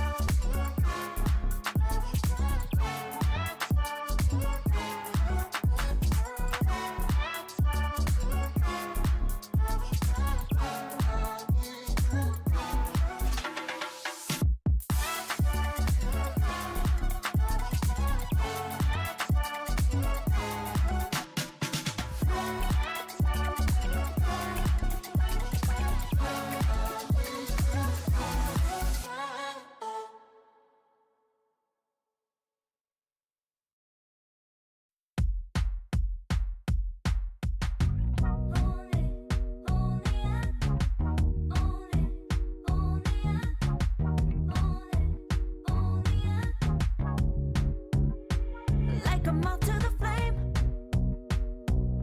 I'm attracted when the doubts start saying my name. I can go there easily, and it's hard to maintain, 'cause I know it's not the world I know, it's me. Believe in every little thing I hear, and no, I ain't no stranger to the fire, burning up all my desire to be great. It stays coming in waves, and no, I ain't no stranger to the fire, burning up all my desire to be great. I gotta just open the gate. All I need is saving from hitting the pavement, understanding when I'm impatient, that only I give to me. All I need is a little love in lonely places, the strength to stare fear in the face, that only I give to me.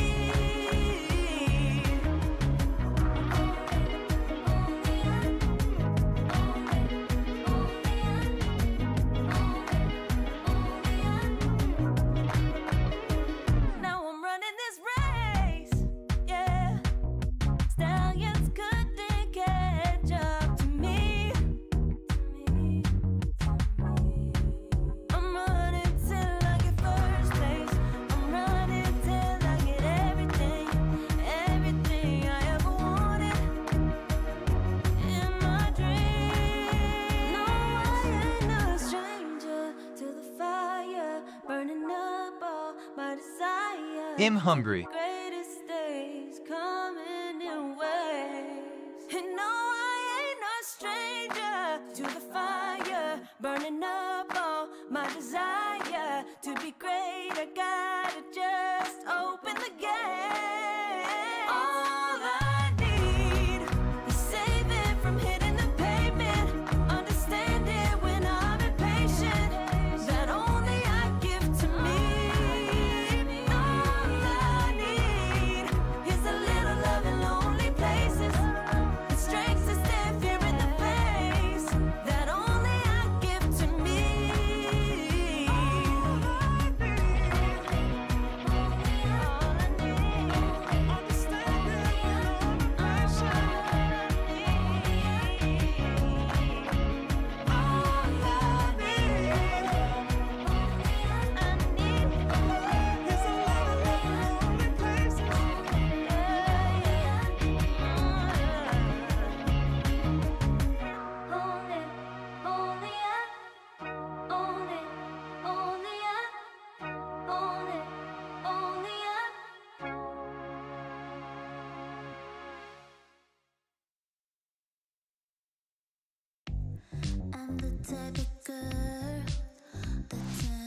logic into utterance. Think you know it all, but then you let me get inside your head. Yeah. Steady jump design. Think I know your kind. I'm about to break another code now. Pretty in disguise, bugging up your life. This is my syntax. 3, 2, 1, deploy. XOX cutthroat code. Run it again, not there. XOX cutthroat code. Run it again, not there. Steady jump design. Think I know your kind. Yeah. Steady jump design. Think I know your kind. Yeah. Steady jump design. Think I know your kind. I'm about to break another code now. Pretty in disguise, bugging up your life. This is my syntax. 3, 2, 1, deploy. XOX cutthroat code. Run it again, not there. XOX cutthroat code. Run it again, not there.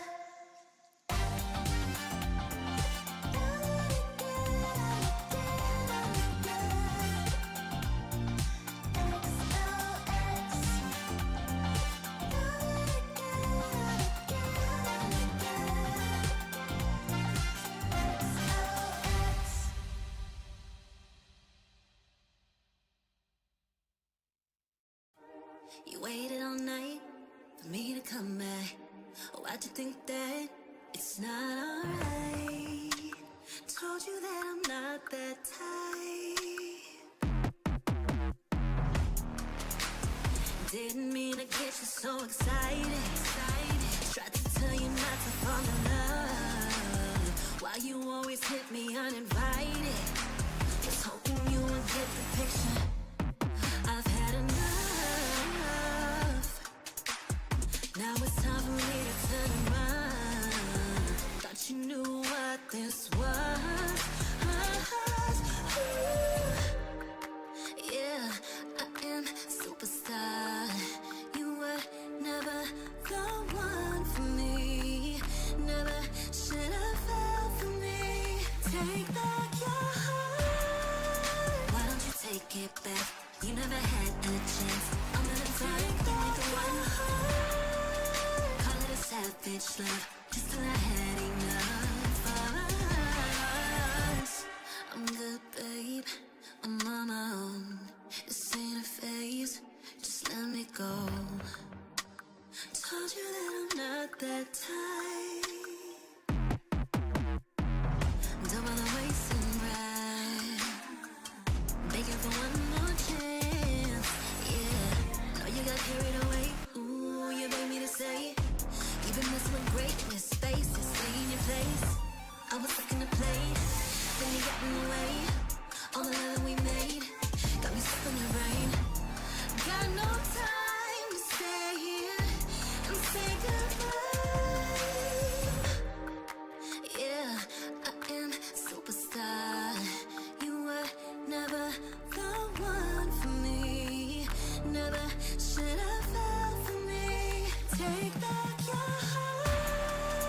Why don't you take it back? You never had a chance. I'm gonna take back the one heart. Call it a savage love, just till I had enough of us.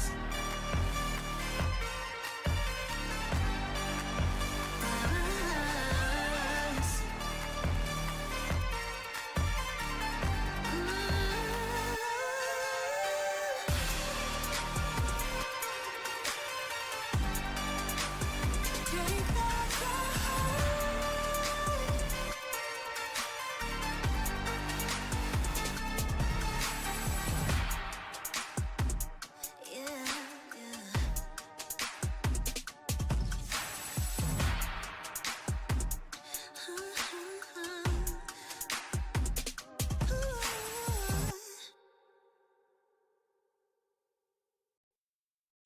Give it more, give it more, give it more right now, right now. Give it more, give it more, give it way more, way more. Yeah, we give it all that we got. Measuring what's in our pockets, say we give it a lot. Cause we've been hustling for years, now we up at the top. And no, it's still not enough, so we ain't gonna stop. Cause that's full throttle, zoom, zoom, hop, skip, jump. Gotta eat it up, but the goal is lunch. I'm the big goose, so I never duck, duck. Just keep our head up and yeah, we going up, up, but don't call it good luck, luck. Earning what we got, cause all we do is give it more. Yeah, we going up, up, but don't call it good luck, luck. Earning what we got, cause all we do is give it more. Give it more, give it more, give it more right now, right now. Give it more, give it more, give it more, give it way more, way more. Give it more. Give it all we got, we give it all we got. Give more. Oh yeah, give more. Give it all you got. Now they know about our dedication. Not just hard work, it's also patience. Chipped away at it and ignored the hate. And now we big Tom status and it's us for the taking. We eat, dream about it every time we sleep. Making moves, just look at my feet. Yeah, we bring the heat. We make every situation sweet. Now all we need is yeah, we going up, up, but don't call it good luck, luck. Earning what we got, cause all we do is give it more. Yeah, we going up, up, but don't call it good luck, luck. Earning what we got, cause all we do is give it more. Give it more, give it more, give it more right now, right now. Give it more. Give it more, give it more, give it way more, way more. Give it all we got, we give it all we got. Give more. Oh yeah, give more. Give it all you got.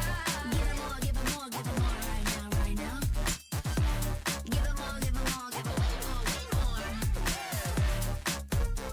Give it all we got, we give it all we got. Oh yeah.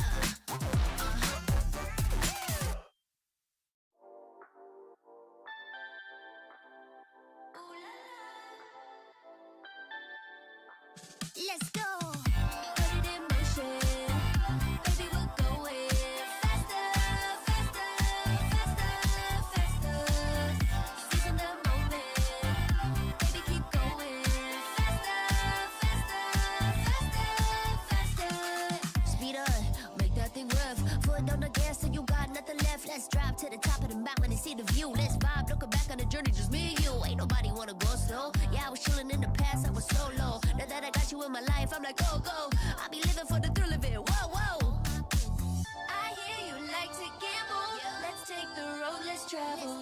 Know I'm a lot to handle, but I wanna go fast with you. Think we could go the distance, although I know we're different. Together we both fit it, so I wanna go fast with you.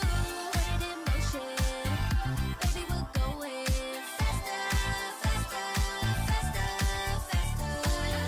Seizing the moment, baby, keep going faster, faster, faster, faster.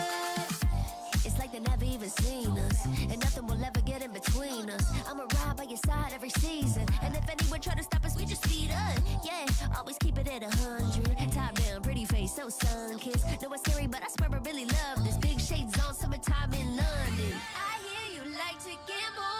Let's take the road, let's travel. Know I'm a lot to handle, but I wanna go fast with you. Think we could go the distance, although I know we're different. Together we both fit it, so I wanna go fast with you. Put it in motion, baby, we're going faster, faster, faster, faster. Seizing the moment, baby, keep going faster, faster, faster, faster. Put it in motion, baby, we're going faster, faster, faster, faster. Seizing the moment, baby, keep going faster, faster, faster, faster.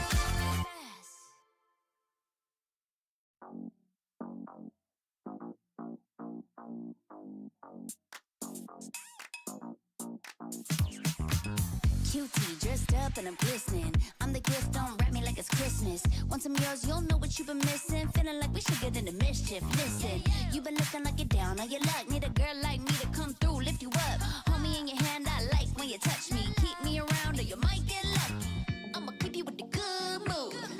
Keep you up all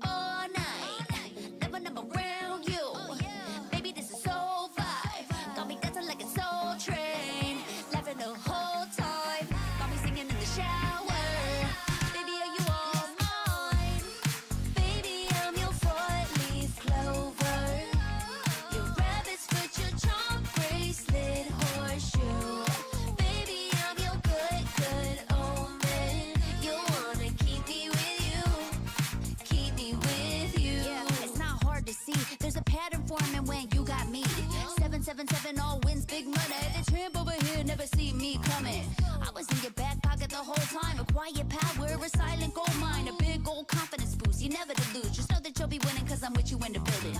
I'ma keep you with the good mood. Keep you up all night. Never, never around you. Baby, this is so vibe. Got me dancing like a soul train. Laughing the whole time. Got me singing in the shower. Baby, are you all mine? Baby, I'm your four-leaf clover. Your rabbit's foot, your charm bracelet, horseshoe. Baby, I'm your good, good omen. You wanna keep me with you. Keep me with you. You been looking like you're down on your luck. Need a girl like me to come through, lift you up. Hold me in your hand, I like when you touch me. Kick me around and you might get lucky. Baby, I'm your four-leaf clover. Your rabbit's foot, your charm bracelet, horseshoe. Baby, I'm your good, good omen. Yeah, you wanna keep me with you. Oh yeah, keep me with you.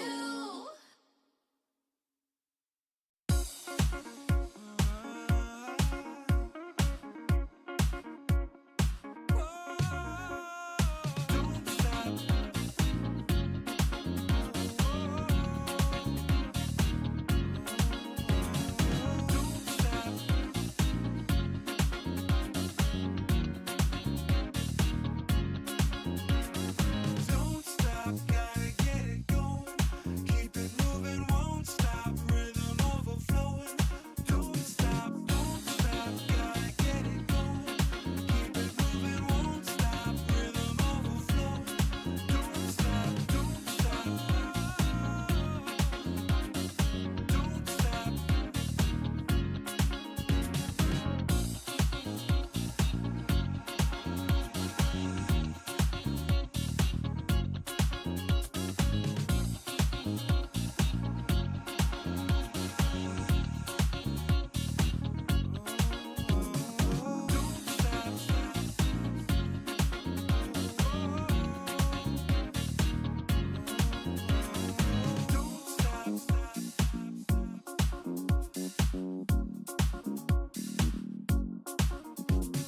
Don't stop, gotta get it going.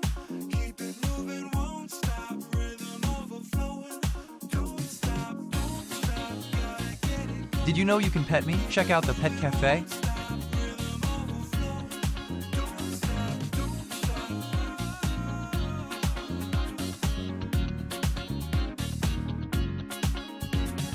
Don't stop.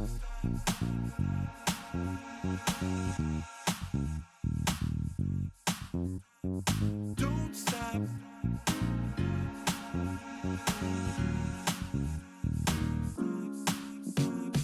Don't stop, gotta get it going. Keep it moving, won't stop. Rhythm overflowing. Don't stop, gotta get it going. Keep it moving, won't stop. Rhythm overflowing. Don't stop, don't stop.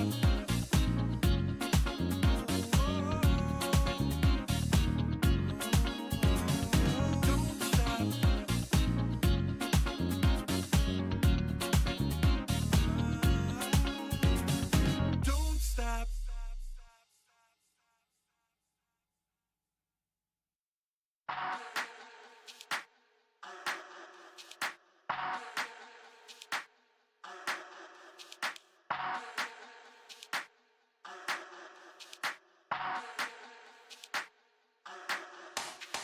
Let's get waved, let's get lit, let's get high, let's come have it.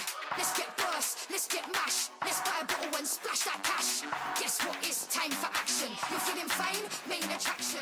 Pure vibes, not satisfaction. Falling baseline, chemical reaction. The journey to greatness starts here. From the 11th to 13th of April, the race reaches its peak at the Tennis Indoor Sanaya.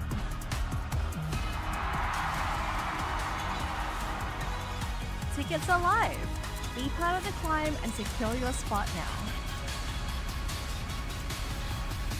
Be part of the journey. Witness the rise to the top.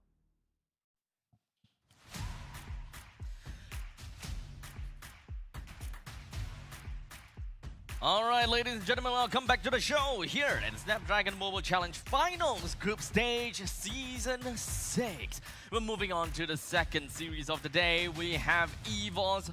Sorry, not EVOS only. We got Team Falcons going up against RRQ Hoshi. This is the second series of the day. And finally, we also do have Mirko back on the desk with us. And of course, Rendafa is still here with us. So I am no longer Rendafa. oh, right. You've I'm only, clarified it. I'm only Rendafa when Staffa's around. How? I thought you were the same person. You know, like, I mean, Rendafa is like the beast mode of Staffa, right? So how does that How do work? they even split okay, up? How we are you really- in the same room? We have a few more days, so we can discuss the specifics of it. We're Okay. still trying to discover our own respective evolutions. It's kind of a little bit of an figure it out. identity. Yeah, we'll Yeah. figure out your identity in the short bit. So, but Mirko, you know, Yeah. you just so conveniently miss out being being on the desk or rather on the sofa for all of the games we casted for Bigatron Alpha. Yeah. What's the deal? You know, I was questioning how you were in the same room as Staffa. Uh-huh. Have you ever seen me and Bigatron in the same room? So you're Bigatron? The whole Bigatron is you? I don't know. I'm just trying to, you know, You're right. I'm just trying to utilize. I'm just trying to make it make sense. Yeah, I didn't get to see you until the game finished. To be fair, earlier. I think they know. I think they made the match schedule, right? Yeah. ESL made the match schedule, and they were like, you know, let's put Mirko in none of the Bigatron matches. Let's let him sit down and watch Bigatron. There's a little bit too much mysteries that's going on There's in a lot of Stream mysteries. A. We will uncover them A-side. all by the end Side. of end of the group stages. There we go. All right. So, ladies and gentlemen, this is the game that's coming up next. Once again, we do have the very classic PH versus ID thing going on about. It just so happened that I have the PH ID that is right on the couch with me as well. Oh, So yeah. Perhaps we'll be able to see them kind of like butt heads with one another or exchange fists or whatever that you guys are into. We can do a Very game of honest. chicken. First one to back out. Is it a staring contest? No. What is this? Honestly, First one to back out. okay. No one's So backing no out. one's no, gonna- one's backing, we're- no one's backing out. No one backing out. No one backing out. I was really hoping that we'll kind of like go through that motion all the way through. Like Feels like honestly. you wanted to see that. You just for a while. wanted to see it, man. Yeah. Yeah, honestly, can we get a head-to-head between you two again? Again? Yeah, I mean, why not? I mean, you We'll, missed sa- the we'll moment. save You it missed for the later. Yeah, moment. we'll save it for later. Okay, fine, never mind. Then if these guys don't want a head-to-head, maybe we'll have a head-to-head between the Team Falcons versus RRQ people as well. As we do have got the first challenge finals yeah. maniac. Oh, Toy. As he's toying around the battlefield, he's the first maniac of the challenge finals in their match against Aurora. Just so happens to be an ID versus PH matchup as well. So is this just a foresight or something? I don't know. We'll have to find out because this is definitely a great game because it is Team Falcons after all. Yeah. And this is also we're also looking at what's this again? Group B. Yeah. Group B is the only group that does not have clean sweeps throughout. Even for Team Falcons. Team Falcons got 2-1 in both of their games against EVOS Holy and as well, and I think it's Onyx PH, right? On an ID. Onyx ID, okay. Now, of course, we were talking about head-to-head, Toy That's it. and Super Marco. Is there any, you know, surprises there? Something about this tells me this will be such a great litmus test to see just how good Toy is, especially in the lane. Super Marco does have that reputation as being one of the most difficult laners to go up against, and at the same time, he's just so good at positioning. He's not the perfect gold laner. He will commit errors from time to time, but this is just a good way to test how good Toy is. And at the same time, for Super Marco, I mean, they did admit in their interviews, it's like they're just trying to get back and used to the being heavily part of the competitive scene again, because they went on a long break. 3 months, right? Yeah, 3 months. Quite a long break, right? I mean, for Super Marco, I think for this entire Falcons roster, they're so used to just competing in international events, competing in domestic events, always, all around the year. So finally having that break, not qualifying to the M6 World Championships, helped them. I think we see that too for Falcons, right? It almost seemed like they were burning out after qualifying for so many international events, playing for so many international events, that now we're seeing kind of a refined Falcons. For Toy, though, this is what's surprising.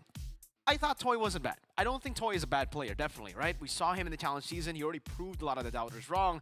But the fact that he's standing up head-to-head against Erlan, someone has been hyped up so much, against so many teams, everyone in Group B, the fact that now he gets to match up against Marco, and statistically, he's not far off. It's impressive. This is the guy who's replacing Skylar, man. Out of all people, that's a lot of pressure in Indonesia. I mean, we did talk about the fact that he has got a huge shoe to fill, which actually managed to do pretty well. And just so happened that both of those head-to-heads, both Super Marco as well as Toy, have got their Granger in the game. To the point that it's definitely gonna be a hot commodity. So whoever's gonna be like first pick, gotta have to want to have the Granger. Well, second pick, they probably want to ban out the Granger. Yeah, and outside of just looking at it from, okay, who gets Granger, who bans it, if these two teams are willing to open it up, that means they're ready to draft against it. It's not going to be so straightforward for either of these two because, well, maybe for Falcons, we haven't seen Super Marco play an Irithel, but we saw Toy doesn't matter if it doesn't care if he's going up against an Irithel in lane. He was able to beat Erlan in lane using an Irithel. They gotta ban the Granger. I think the Granger is a big story here for both these teams, right? I think Onyx lost because they let go of the Granger so many times. That was the reverse sweep for for Falcons against Onyx. This might actually be one of those series that we will not be able to see any Granger, considering that both teams might want to respect the counterparts' Granger in this case. But speaking of counterparts, we are gonna be jumping right in and talk a little bit about Team Falcons. Now, Redmond, tell me about it. It's been a while. I've been a Brand Esports AP Brand lifer, but now with them as Team Falcons, they still have my heart. Flap, Kyle, Few, Ogren, and Super Marco, still not in the peak Bren form we saw them when they were part of that squad. Clearly, the 3-month break, it was a nice refresh, but clearly they're still trying to find that sharpness and that intent that we saw them have for a very long time. But the fact that they went through some big heavy hitters in day number 1 and walked away with victories, they were tested. It was 2-2-1 victories for them. Well, maybe it won't take long until we see the old form of this squad yet again. And if we do, it's a very, very scary team. Falcons, they've already shown that they still have got it in them up against Evo's Holy. It looked like a lost game. It really did in game number 3. But again, the world champion caliber mentality helped them through it all. They were able to turn the tides again through one team fight, getting a wipeout and then turning the game around. We can see from the stats as well for Team Falcons, it really hasn't been the dominant Falcons that we've seen before. But it's kind of like a new one where they're still trying to find a bit more of their, their new identity. It seems they're actually much more reliant on their late game plays now compared to the previous iteration of Team Falcons. Yeah, and it's so interesting that Team Falcons have some very unique picks for themselves. You see there, a Kufra for Ogren. That's one of the most picked for him so far in the Challenge Finals. That's so unique. And we also saw, if it's not the Kufra, he plays a very mean Jawhead. And the fact that we're seeing Vexana is more often picked for Few, and we actually even got to see him play on Aurora, while Flap Teasy is coming out with Badang EXP lane. This is a new kind of mix for Team Falcons that they're willing to try new things in this new meta landscape. I think Team Falcons is one of the teams that we didn't cover at all when it comes down to being in Stream A, and they are the one that also piloted about a Badang that worked out. So hopefully this time we'll be able to kind of shift the direction of how Stream A equals to bad Badangs kind of thing going on about. But we'll take a look at the rest of the picks that they have had so far, with Granger being their most hot picks, right? Followed by Vexana and Joy with 3 picks, and Moskov and Hylos for 2. Most banned by the opponents, Fanny is always at the top of the board, but Phoveus, now that's something that I didn't quite expect. Yeah, it's the Flap TZ special, man, and this is going to be very interesting because Araki Hoshi, Dairon is a mean Phoveus player too, and you can see from the most banned by opponents for RQ later on that Phoveus makes it into the list, I believe, in the same position. So Flap and Dairon will be contesting the Phoveus. We'll also obviously have the, Few and Rins compete for maybe even the Farses, Few loves the Farsa too, the Juice in. And then we have the gold laners who just want to go Granger. I think this is a very, very good matchup because both teams have very similar styles. RQ have leaned over to late game play now. And of course, when it comes down to an Indonesian team, I think that is quite a surprise too. Now, speaking of Indonesia, we got RQ Hoshi that will be going up against Team Falcons. But go, we'll get through this. We got Dairon in the XP lane, Sutsu Jin in the jungle, Rins, Edok, and Toy. RQ Hoshi, the new version of RQ Hoshi. It's completely different to, well, I would say it's the opposite of what we see from Team Falcons. Check out the Pando Pet Cafe to play with me. Not making it to the M6 World Championship, they've stuck with them. They've stuck with the coaching staff. They've stuck with the entire same roster. But for RQ, you take a look at them a year ago and you just don't recognize any of the players. Yeah. Everyone has changed. It was Skyler that was in this roster, that was, you know, a part of the old RRQ. Now he's not even here. So, Damn. looking at it, experience-wise, against Team Falcons, that's where it's a big question mark. That's where, you know, maybe a lot of the doubts are for RRQ Hoshi. How can they match up against the experience of Team Falcons? Yeah, I think one way that Team Falcons should look at RRQ Hoshi so that they can put themselves in a good level of respecting this young squad is RRQ Hoshi is a younger version of Team Falcons. Fair enough. Especially since we talked about the fact that the mage, the gold laner, as well as the EXP laner, they generally want to compete for very similar heroes. But hold on a second, let's take a look at their overall team statistics. As so far, we've got 3 times on the blue, 2 times on the right. Overall win rate of 60%. I do want to talk a little bit about the heroes though, because let's not forget about that Ruby Edoc, right? Caught the Fanny mid-air. The Fanny is not a problem for RRQ Hoshi. They just licked it out and they dealt with it menacingly. Yeah. With Skylar out of this roster, for me, I think RRQ Hoshi's best player is now Edoc. I think this guy has tremendous potential all the way from the MDL when I first saw him. And from his MPL debut, I guess we were able to see just how brilliant he could be on the Ruby, on the Franco. Sometimes he does have like shaky performances on heroes that he's uncomfortable with. So I think for Edoc, this is a special case. They might have to lean onto just his comfort because he really has the ability to dictate games when he gets his comfort picks, and we saw that with the Ruby. I think we'll see that with more, you know, hook heroes. Maybe Franco comes in. Oh yeah, I won't count out of the possibility, and it's actually a good thing that Ruby's getting highlighted here because Ruby is the type of hero that messes up the playstyle of Kyle TZ and Flap TZ. They love the dive, they love the entry, and Ogwin's has changed this game to being the backup roamer and initiator to Flap TZ's initiator.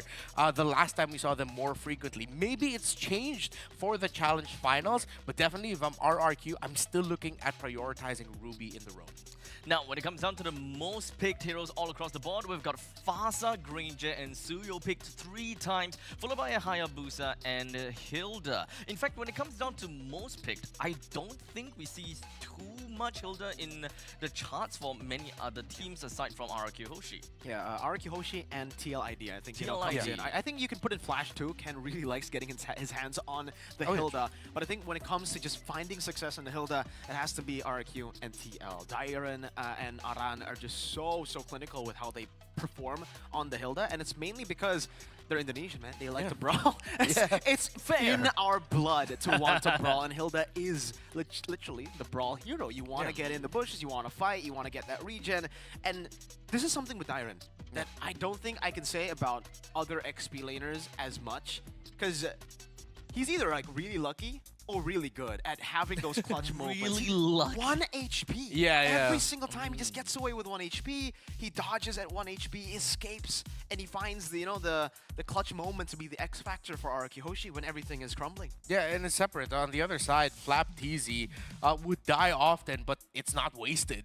He would die because he got a big 2 to 4 man set outside of Ogwin setting things up eventually if it wasn't already used up by the roamer of Team Falcons.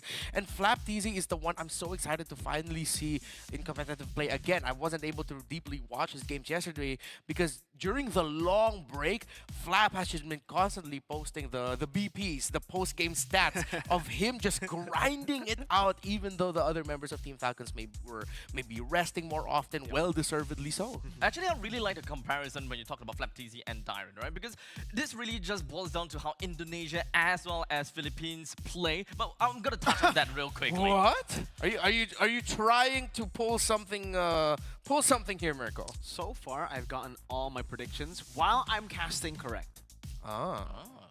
And this is another serious prediction. Now, obviously, I could just, you know, conveniently say it's a mere curse if RQ do get the dub. Yeah. But I really, especially after them beating Onyx ID and Evo's Holy, I think they're just that good. I don't know. I've always rated Falcons. I actually predicted them to still make it to the M6 World Championship from MPLP Season 14. So, But a 2-1 fashion. I love this roster. I have so much respect for Few and Flap TZ, obviously, because to have players like these players playing for so long, still being that active, and Flap, really an inspiration to a lot of the younger players. But my boy Super Marco's in there too. You know, I'm Indonesian, but Marco's in there.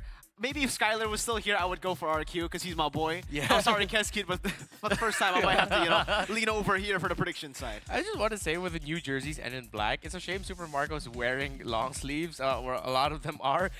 But the boys have gotten even buffer since the last time we saw them. actually. Flap teasing on screen bulked up. earlier saying, whoa. What did they do in the vacation? Who did he eat? Because he's so buff now. Oh man. Okay, so we're gonna go into the drafting phase real quickly, but let me just quickly talk about the Philippines versus Indonesia side, because Philippines, you guys focus so much onto macro, Yeah. but in the meantime, Indonesian focus so much onto micro, which plays very well into Dyron knowing just how far he can stretch his heroes, while in the meantime, when it comes down to Flapteasy, he just knows exactly when is the right time to sacrifice himself. And that's why it's no surprise that Team Falcons respected the hell out of Dyron's Hilda. Because Flapteasy needs to have a lane where he isn't bullied. As much as we love the macro, the Filipino playstyle has always been one of the reasons why the macro is so good is because we look at the EXP lane matchup so well. We want to make sure our EXP laners, if they're not winning the lane, is at least stabilizing it so that there's no clear advantage for the opposing EXP laner. It's all about the priorities that we want to talk about, right? Yeah. And thus, whenever we just see that final pick on the glue that completely tramples on the opponent's draft, it is always music to my ears. But in the meantime, ladies and gentlemen, let's take a little drafting phase with Team Falcons. First pick, RRQ Hoshi. Second pick, and so far we've got the Hilda, Yves, Harif, Fanny, and Granger already banned out. So much respect from both these teams. Arki Hoshi too, the Granger ban here to Super Marco. Oh, it's going to be the Hilda ban too. Respecting Master Owen, obviously, on a pick like that. He's always really good on reactive heroes, I would say. You know, the healers that can bring people back. But RQ, we did get a quote from Quest Keskid. Yeah. We did just interview him yesterday, and he did say, yeah, I don't know about the Juicin. I don't know why teams keep on banning her, because it's counterable. So, hey, RQ, this is where you kind of prove that, right? For Keskid, this is kind of where you prove it, because you're up against Team Falcons, so far undefeated in Group B. And you've just given few the juice in. So let's see what they utilize to counter it. Maybe another Sicilian, or do they just go for the good old... So you want Badang first, but Farsa. That's the most picked hero for them. They take away the Badang from Flapteasy, so also respecting the EXP lane matchup. So let's see what the new EXP laner is going to come up here in terms of the matchups. And what's going to be paired up with the Juicin. Joy does get picked up by Team Falcon, so they already showed that, well, when you have the Juicin on your side, it would be very good to have a Joy because your Juicin isn't the main source of magic damage. It will be the jungle Joy. And the Phoveus is good. And especially when it comes down to picking up a Joy, if you're expecting the opponents to play a Farsa in this case, you're kind of happy to pick up the Joy for yourself. Yeah, and there's a Sicilian that Mirko pointed out. So now Arki Hoshi are going to the second phase with a capability to flex that Badang into either the Roam or EXP. It was Coach Kescute himself who did also mention that it is a very flexible hero. So now they are going to the second phase, both of them without the gold laners. Arki Hoshi can leverage that by taking away maybe one gold laner and then picking a really good one for themselves. Harith was taken out by Team Falcons earlier, so in terms of the gold laners, Claude, Irithel. We've seen the resurgence of Bruno as well. Yeah, Bruno. Beatrix. Moskov still comes into play. I think for Arki Hoshi, actually, looking at these compositions from for the Phoveus and also the Joy, I think it's not a bad pick to go for the 1-1. So if we do see Irithel banned out by RQ, then it may be a way for Toy to get the 1-1 to play up against Team Falcons. Very divey composition. Yeah. I will point this out though. If Arki Hoshi decide to commit on the 1-1 as their gold laner, I think it would be best if they still pick up the Ruby for themselves. Even though all the dashes means that Phoveus' passive will get activated more. But it would be great to have the Don't Run Wolf King to just stop Kyle TZ, because 1-1 will need that little bit of space. Because we saw a 1-1 Joy matchup multiple times in the past 3 months, and it isn't the easiest time for a 1-1.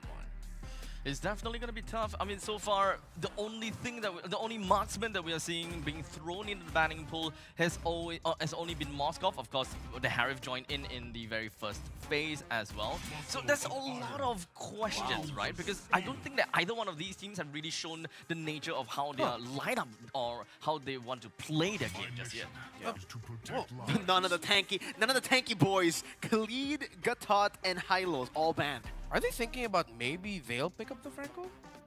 Oh, they could. Franco Tiger still open. Yeah, getting rid of these tanky boys means that if you go Franco, especially if you go Winter Crown, that new build, Winter Crown Franco with fleeting time, could be an angle. They go glue, so Badang becomes the roam, and they will not go for the Ruby or the Franco, so that takes it out.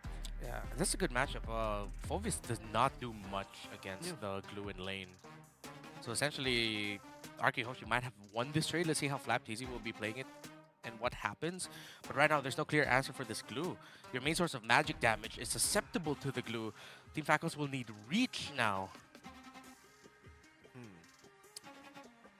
I like the angle that Arkihoshi are going for here with giving Toy the last pick. They really want to get a good matchup to go up against Super Marco. Yeah. They need to get that gold lane, winning lane. I think they've already secured the glue matchup. And this is because they have a Sicilian. They have someone so vulnerable in the mid lane that they need the side lanes to get the dub early so that they can contest for neutral objectives. So Falcons, they pick the good old safe Irithyll plus the Kufra. Okay, so at least when it comes down to mid lane priority, with the help of Kufra, it won't be that difficult for Few to even clear those waves. So I guess now it's more about responding to that wave clear in the middle. How fast they can unlock the Sicilian just so that they can make full use of glue being able to get out of the lane against the Phoveus. This might actually be a tough time for Ogwen around the center of the map. Yeah.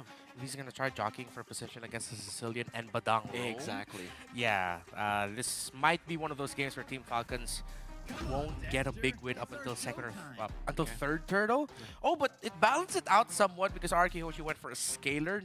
That's them signaling that, our early's good. Yeah. They got the Badang, Glue, Suyo. I guess they feel it's enough to already control the first few neutral objectives to stabilize the game and to wait for the Sicilian and Claude to scale up. But I do want to say that in this matchup, Claude versus Irithyll, if it's a pure 1v1, obviously, the Claude does have an advantage. Anyone with a blink does have an advantage against the Irithyll. You can get close, get away from that first skill range, and then start just basic attacking him, especially with the stacks. Very, very mobile. So with that all said and done, Team Falcons going up against RRQ Hoshi for the second series of the game. Both teams, it's not exactly at stake or anything, but of course, when it comes down to Group B, it is very even throughout when it comes down to points. Is this going to be the first time that Team Falcons get a 2-0 victory as according to Mirko's predictions? Well, we're going to have to find out in the Land of Dawn. Let's see if the Sicilian works, and let's see if Kescute's words stay true today. RRQ Hoshi notoriously letting go of the Juicin because they think it's counterable. They can beat it. Now against Falcons, against the GOAT in the mid lane, Few on the Juicin. Well, Arkihoshi, if they said they are ready for this Juicin, they have a very good answer to a lot of the things Team Falcons want to do in that glue. Undefeated in the SPS Challenge Finals, 5-0. And yeah, I am still very worried about this glue as a Team Falcons guy. RRQ sits at Gen level 3 already. Now going for the lethal Wanderer. KyleTZ will follow through 2. Sanguine Claws should be Retribution committed, and it's won by KyleTZ. Clinical Retry, Edok in control of the bush. Oh, cancel. That's what you have to look out for with a Badang. Again, I'm also really looking forward to seeing how Ogwen will handle what could be a very bad time for him if he can mitigate that. So far in the lane, in terms of trading the HP, Super Marco does have a bit of a difficult time against that Claude. Ogwen might get caught. Sanguine Claws dodged away from. Good maneuver from Ogwen. RRQ just going to get into level 4. KyleTZ cuts it away. Rins walks away. KyleTZ doesn't want to dive. Yeah, and good read by Arkihoshi. They could have actually stretched out and committed that kill onto Ogwen, but it looks like they were able to read the rotation of KyleTZ and acknowledge the fact that he might just show up through the mid lane. He was close by, so good thing they backed off. And I also like how KyleTZ decided to get it rinsed down a little bit low so that Few can somewhat equalize the lane flow. For both teams, very silent here.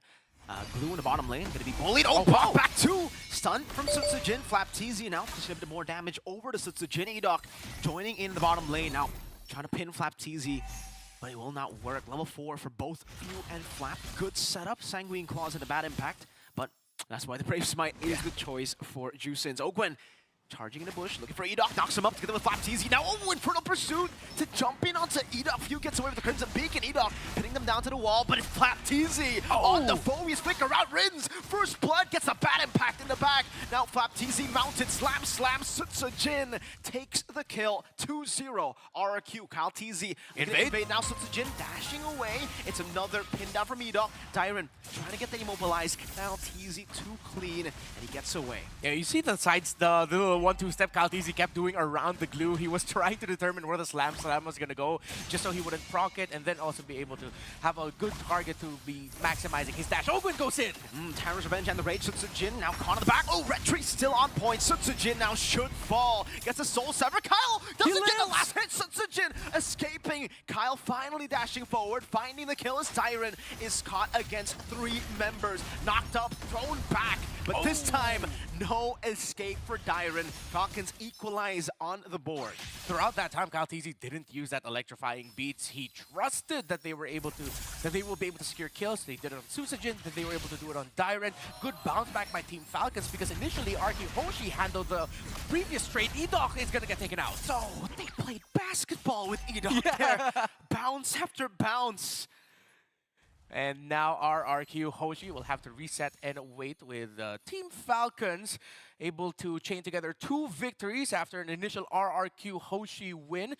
Things are still quiet up in the gold lane. No one wants to pull any attention there. They both want the gold laners to farm up relatively well. But now we're seeing what could have been a very problematic glue for Team Falcons. FlapTZ is actually handling things well and is becoming a nuisance for RQ Hoshi. Yeah, this Phobius pick. We already kind of, mentioned it earlier when we saw the stats. Most banned by opponents.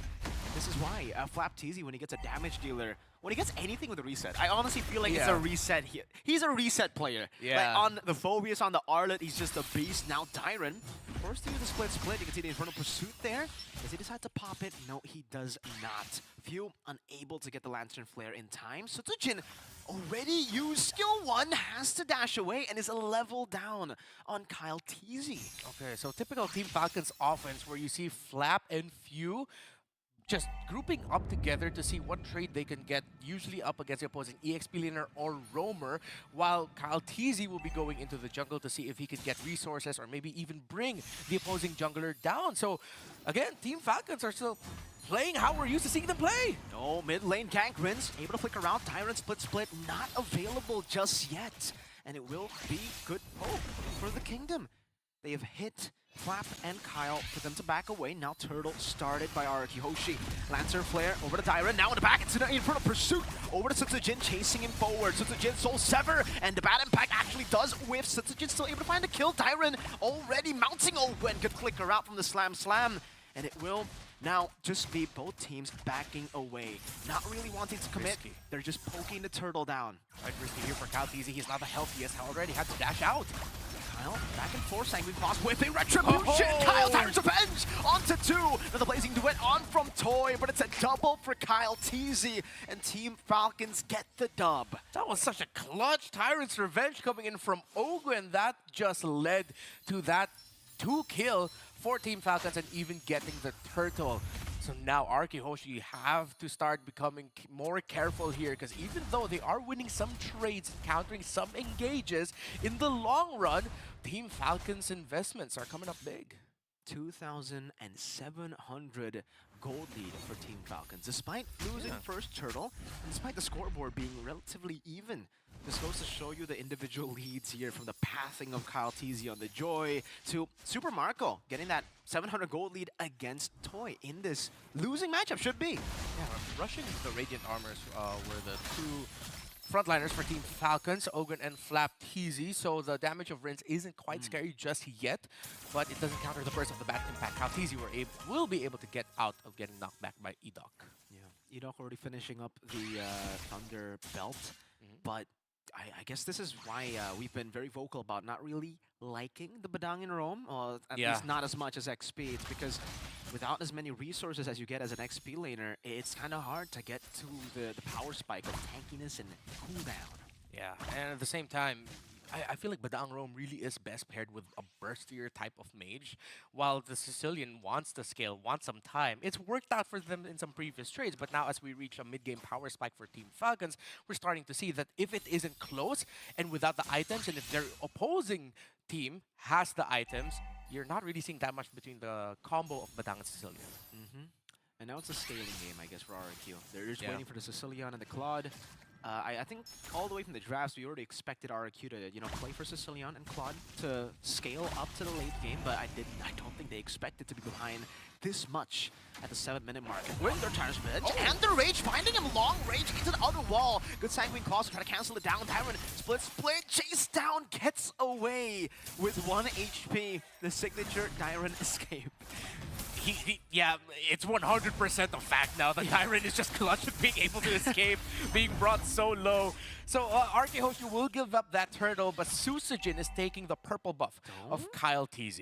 Let's see, do they read it in time? Susujin recalling in the bush. They Oh, know- good charging Susujin gets away just in time, and RQ will look for the trade, yeah. At this point, mirroring and, looking for plays around the cross map is the best thing, the only thing they can do. Yeah, you gotta appreciate also how RK Hoshi has been rotating this. Even though Team Falcons does have the lead, they're still getting resources somewhere for either Susujin or Toy. Toy is level 10, only 1 behind Super Marco. Super Marco is leading the farm, but by only around 1,000.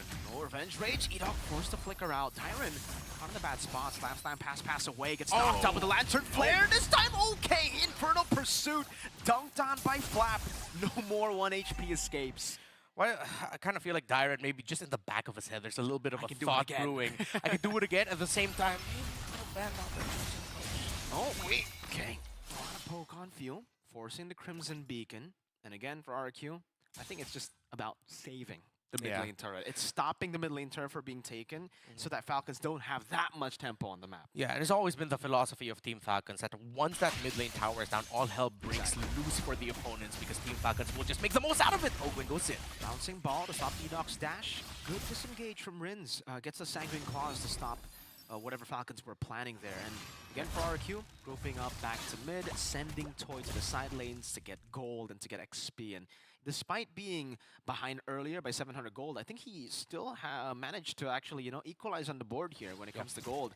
Let's take a look. No, it's still quite a big gold gap. Now it's even bigger, 1,200 from Marco. Yeah, and what hurts more is that Kyle TZ already has the Holy Crystal, so that's a big power spike already secured for that Joy. It's 3-item Marco with the Claws, the Fury, and the Wind Talker, while we're still waiting on the 3rd item to go to Staff for Toy. Turtle down already, all 3. Now it's the Lord that spawns in the game. Flap Open. TZ. Good zoning. Open walks out. Revenge in the rage over onto Edok. Now they're jumping onto Rins. Count TZ. Good retribution. Blazing Duet from Toy.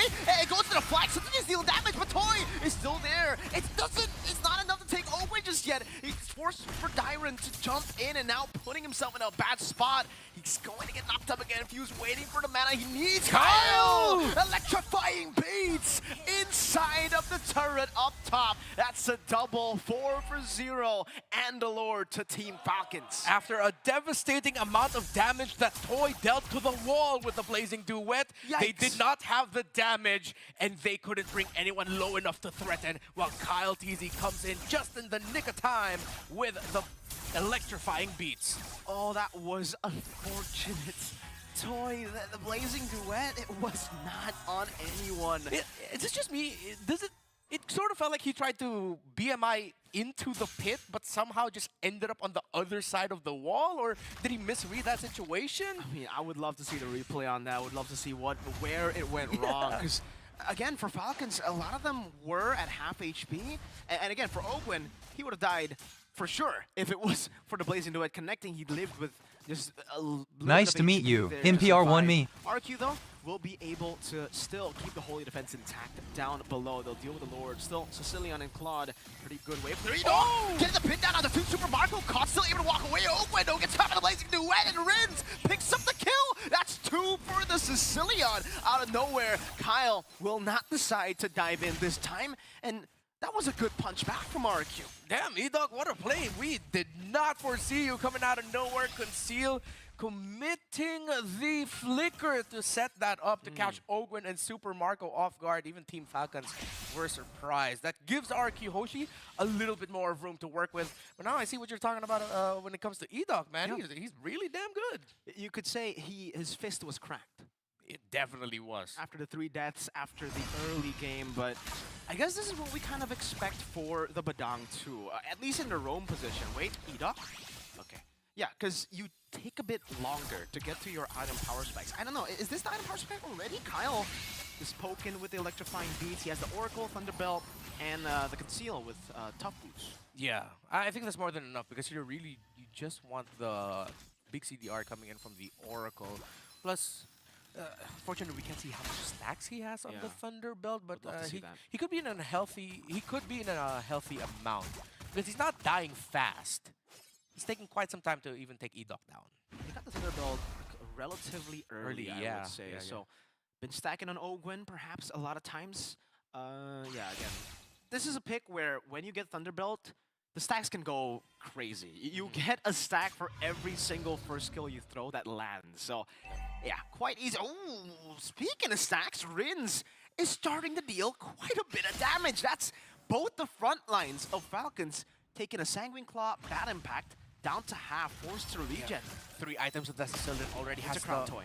Okay, Edoc, a little bit deep. Ogwen goes in! Targe bench and the rage. Now Super Marco coming in, blazing too well with the crown. Dealing damage, not enough to take anyone down. Kalteezy is godlike. Edoc almost brought back by that Crimson Beacon. Somehow Ogwen and Flap are the ones that live with a sliver of HP. They survive long enough. Sutsujin, if he tries to steal this, it might be a little bit too much.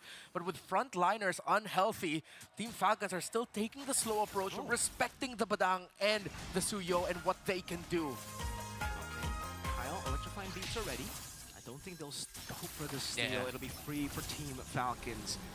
And 12-5 still. Massive gold lead here for Team Falcons as they now look to siege again. But what is going to be the angle to attack the Sicilian and Claude in the base? Yeah, they have to try and see if they can slow front to back it. It'll be way too risky at this point. Although Kyle TZ will have the damage if he can get to Rins to burst him down. But that's such going to be a big trade reliant on if you get to take the glue and the Suyo and the Badang all down. The Sicilian at this point already has 3 items. The Wand, the Lantern, and the Divine Glaive as well. No wonder why Rins hurts. And I'm pretty sure he has hella stacks. Could be at around 220 or 220 despite them losing out in the early to mid. Item-wise, he's doing good too. Great farming so far. Actually, ahead of the Juicin currently on the Sicilian. Suyo sent up top. This is an enhanced Lord now coming to march down to the bottom lane. Should be able to get a charge as Ogwen charges the Tire's Revenge as well. 2 sides being attacked. Sutsujin up top and down below. Ogwen decides to go for that, gets punished for it. Immortality down. Tyrant looking for Slam. Oh, doesn't get the Tire's Rage. Oh, Super Marco almost got rid of Toy PMI. Fade away from Super Marco. And RQ Hoshi are just going to be waiting in. That's an entry coming in by Flap TZ. Sutsujin trying to go after Super Marco, but Sutsujin will fall to the hands of the GOAT. View down below. That's still a wave that they are trying to utilize. Marco up top, trying to siege it down. Kalteezy looking for the stacks again. Purify out of the Sanguine Claws. Barely able to escape. RRQ keep their base turret in the mid lane intact. But man, was that close. I did not expect Ogwen to commit that Tyrant's Revenge. A little bit too greedy. Immobilized right away, but Kalteezy finds Edoc and Edoc's low. Oh my god, the knockup gonna do it! Oh, the Sky Piercer stack for Few. Now the dive in. Tyrant able to punish Marco. Still split, gets away. Every time, Tyrant, every time. And Toy is just trying to defend and succeed. He will. Team Falcons, though, is in an insane lead against RRQ Hoshi. Lord advantage. 2,036 gold diff. It's a negative 177 for the XP diff, but they got 2 turrets. That practically 3. That turret in the mid lane is a basic attack or 2 basic attacks away from being taken down. And again, for base turrets, the side ones are the most important ones to create that slow push in the far lane. And for Falcons, they're going to be happily taking the the Lord right now. I mean, Yeah. 16 seconds on the Lord. It's a slow push down below. Toy cannot handle it alone. I don't think they can do it fast enough. Yeah, they shouldn't get out of the base here. They can try to get vision, but at this point, committing a full fight is going to be so risky, especially if they do it at the time where Super Marco is just hovering around the mid. And this is another classic Team Falcons play, despite them being in the league. Ogwen and Super Marco pairing up together on the bottom side, opposite of where the Lord is. They're trying to see what they can get there. They're looking at the purple buff timers at the same time. So this is just old school Team Falcons that we're seeing. And now the threat of Super Marco split pushing means that Araki Hoshi need to see that they actually cannot get any information where the Irthel is. High chance that that means Irthel is not close to the Conceal. Lord. I think they use the conceal over to Rins. Heavy crossbow as well. Flicker out from Rins in the mid lane, almost getting caught. But there's a fight here too. Edok gonna be caught in the electrifying beast. Flicker to the wall in front of pursuit from Flap. Up front, down, back again to Dyron. 2 for 0. A forced error from both sides of the map by Team Falcons. Yeah, and that was such a good read because they know that the Sicilian in every team fight is their biggest problem. All the damage that Rins would dish out. So doing what Ogwen and Super Marco did, the conceal to find Rins, at the same time Team Falcon said, oh, the Sicilian's out here, cool, we'll just go ahead and fight this despite that just 3 versus 4, they could handle it. And now with a Lord that they have with 3 waves, that mid lane turret will be taken down. Calteezy stacks his own them away. RRQ, do they have what it takes to defend against this siege now? Well, as long as Rins puts himself in a very healthy position, they should have it. But the entry of Toy with the Blazing Duet will come in big too. Kyle Teasy's Electrifying Beast every time has always been late entry. It's the reason why he's 8-0 and 7. He is deathless. Araki Hoshi cannot overcommit at the start of the siege because if they do, they'll just be susceptible to Kyle Teasy coming in late, wiping them out and Team Falcons winning it. I think that's an evolved Lord too, to make things tougher for RRQ. Sutsujin trying to deal with the wave in the bottom lane. Again, it's a conceal from Ogwen. He walks up, forces Sutsujin to use the retribution. Edok cancel out the conceal and the charge. Dyron melted down, force a flicker back. Oh, what happens in the back line? Kyle Teasy melting everybody. Kyle on the base. Kyle on RRQ. Game 1 to Team Falcons. A phenomenal game coming in from Team Falcons. I gotta have to say, Araki played their hearts out, and no matter what they did, Team Falcons just seemed to be just 2 steps ahead. It's so methodical approach of just kind of splitting the 5 people, found the Sicilian, and just be like, okay, we're running right in. That was scary. Did these guys seriously go on a 3-month break? It feels like they're hot off the heels of multiple international tournaments. Damn, Team Falcons. How did they lose? How did they lose in MPLPH? More importantly, how did they even lose those 1 games yesterday?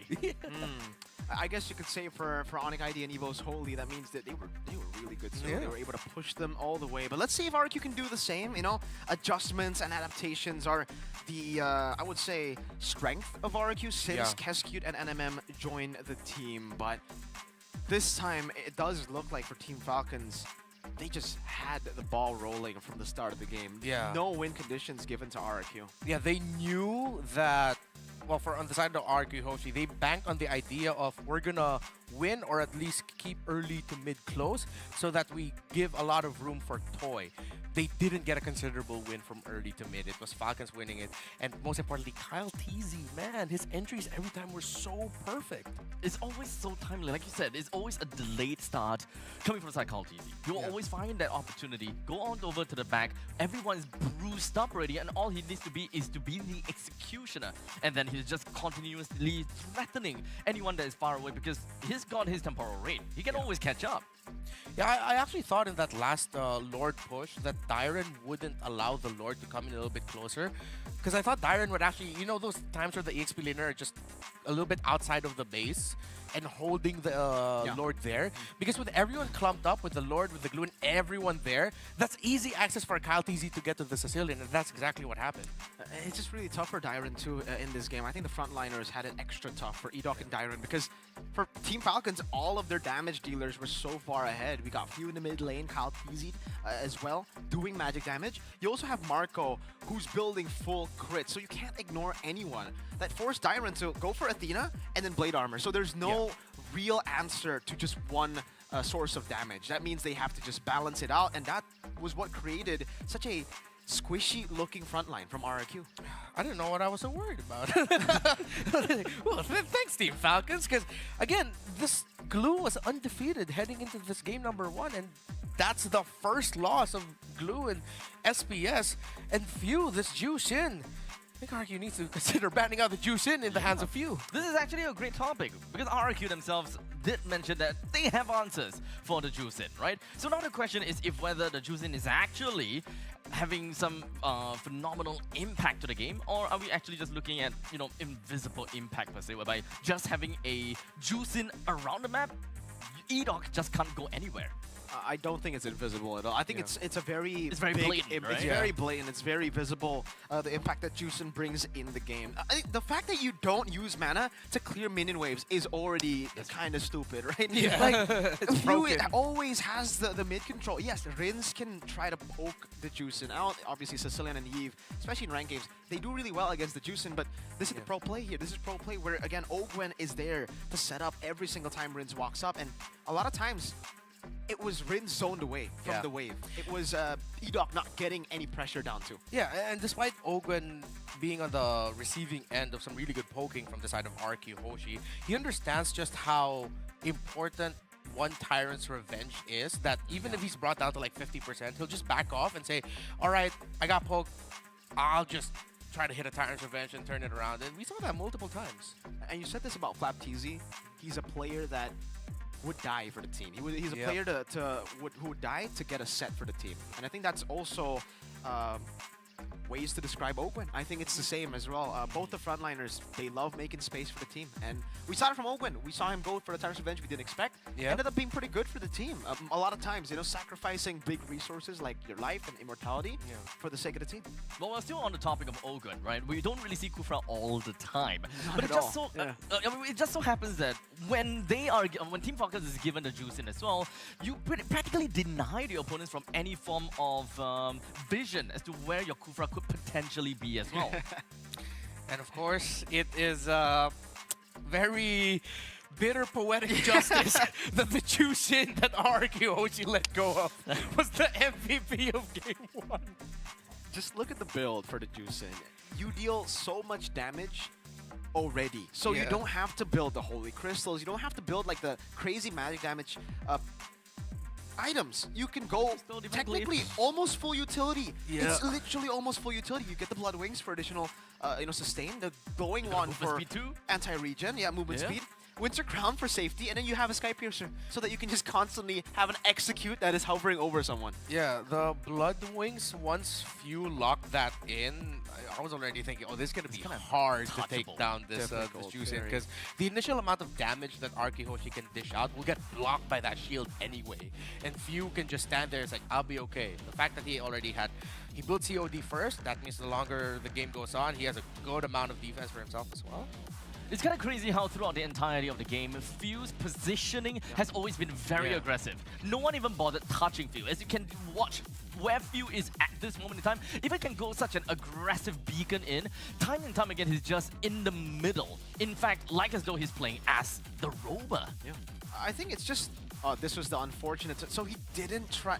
He just took the long way around. He just took the long way around. Yeah, that was just unfortunate, I guess, for Toy. But yeah, I think for the Jushin, it isn't like Few is doing anything too crazy on the Jushin. I think this is just, you know, classic Jushin gameplay. And Few, obviously being the veteran, he knows how to utilize this pick. He knows that he has a Purified Crimson Beacon, a Brave Smite too. So for RQ, they're not going to commit most of their resources to Welcome, Abelin52. in a lot of these fights. They know how elusive the Few is on this Jushin. They know how hard it is to pick Welcome, him up. Abelin52. Purify, Crimson Beacon again, and Brave Smite. Man, aging like fine wine. Yeah. With how he's been playing. Two-time. Yeah, I think also Team Falcons just had so much trust in Kyle TZ's timings as well that there were moments where like, oh, this team fight might look a little bit too early. RQ Hoshi started it. You guys are still committing into it, but then every time Kyle TZ wasn't there.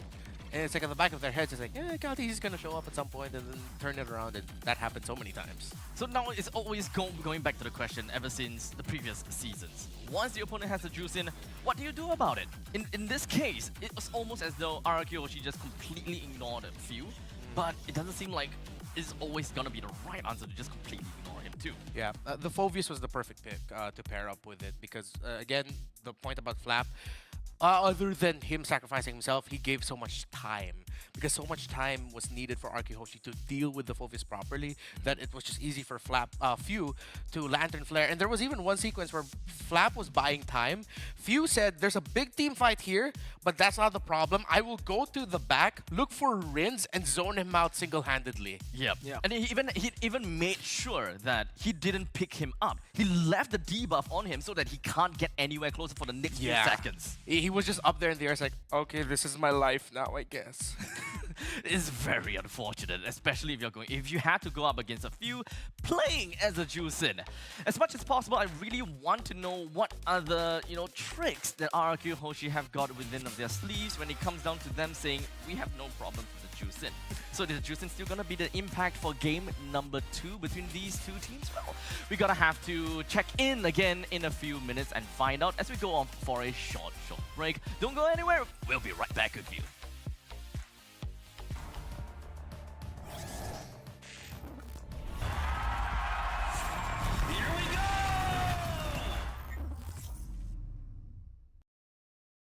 The Snapdragon Pro Series is brought to you by Snapdragon Elite Gaming and DHL. Wanna keep me with you, keep me with you. Yeah, it's not hard to see. There's a pattern forming when you got me. 777 all wins big money. The tramp over here never see me coming. I was in your back pocket the whole time. A quiet power, a silent gold mine, a big old confidence boost. You never delude. Just know that you'll be winning cause I'm with you in the building. I'ma keep you with the good mood. Keep you up all night. Never around you. Baby, this is so vibe. Got me dancing like a soul train. Laughing the whole time. Got me singing in the shower. Baby, are you all mine? Baby, I'm your four-leaf clover. Your rabbit's foot, your charm bracelet, horseshoe. Baby, I'm your good omen. You wanna keep me with you, keep me with you. You been looking like you're down on your luck. Need a girl like me to come through, lift you up. Hold me in your hand, I like when you touch me. Kick me around and you might get lucky. Baby, I'm your four-leaf clover. Your rabbit's foot, your charm bracelet, horseshoe. Baby, I'm your good omen. Yeah, you wanna keep me with you. Oh yeah, keep me with you.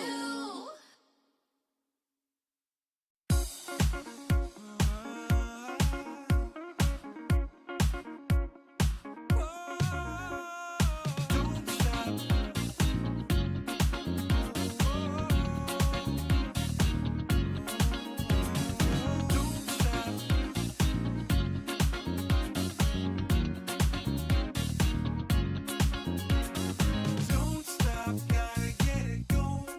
Keep it moving, won't stop. Rhythm overflowing. Don't stop, gotta get it going. Keep it moving, won't stop. Ladies and gentlemen, welcome back to the continuation between Team Falcons and RRQ Hoshi for game number 2 here at the Snapdragon Mobile Challenge Finals Group Stage Season 6.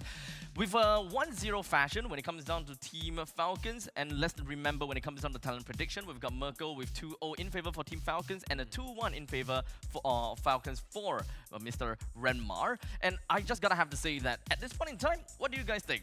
It is still do you guys think it's still gonna be a 2-0, 2-1 for you guys? I think for me, I'm sticking with my prediction. I think Falcons have the tools to 2-0. Yeah, can I subtract the 1 from my prediction? I For thought that that game one. RRQ Hoshi still did pretty well for them to might be possible to take this next game though. Yeah.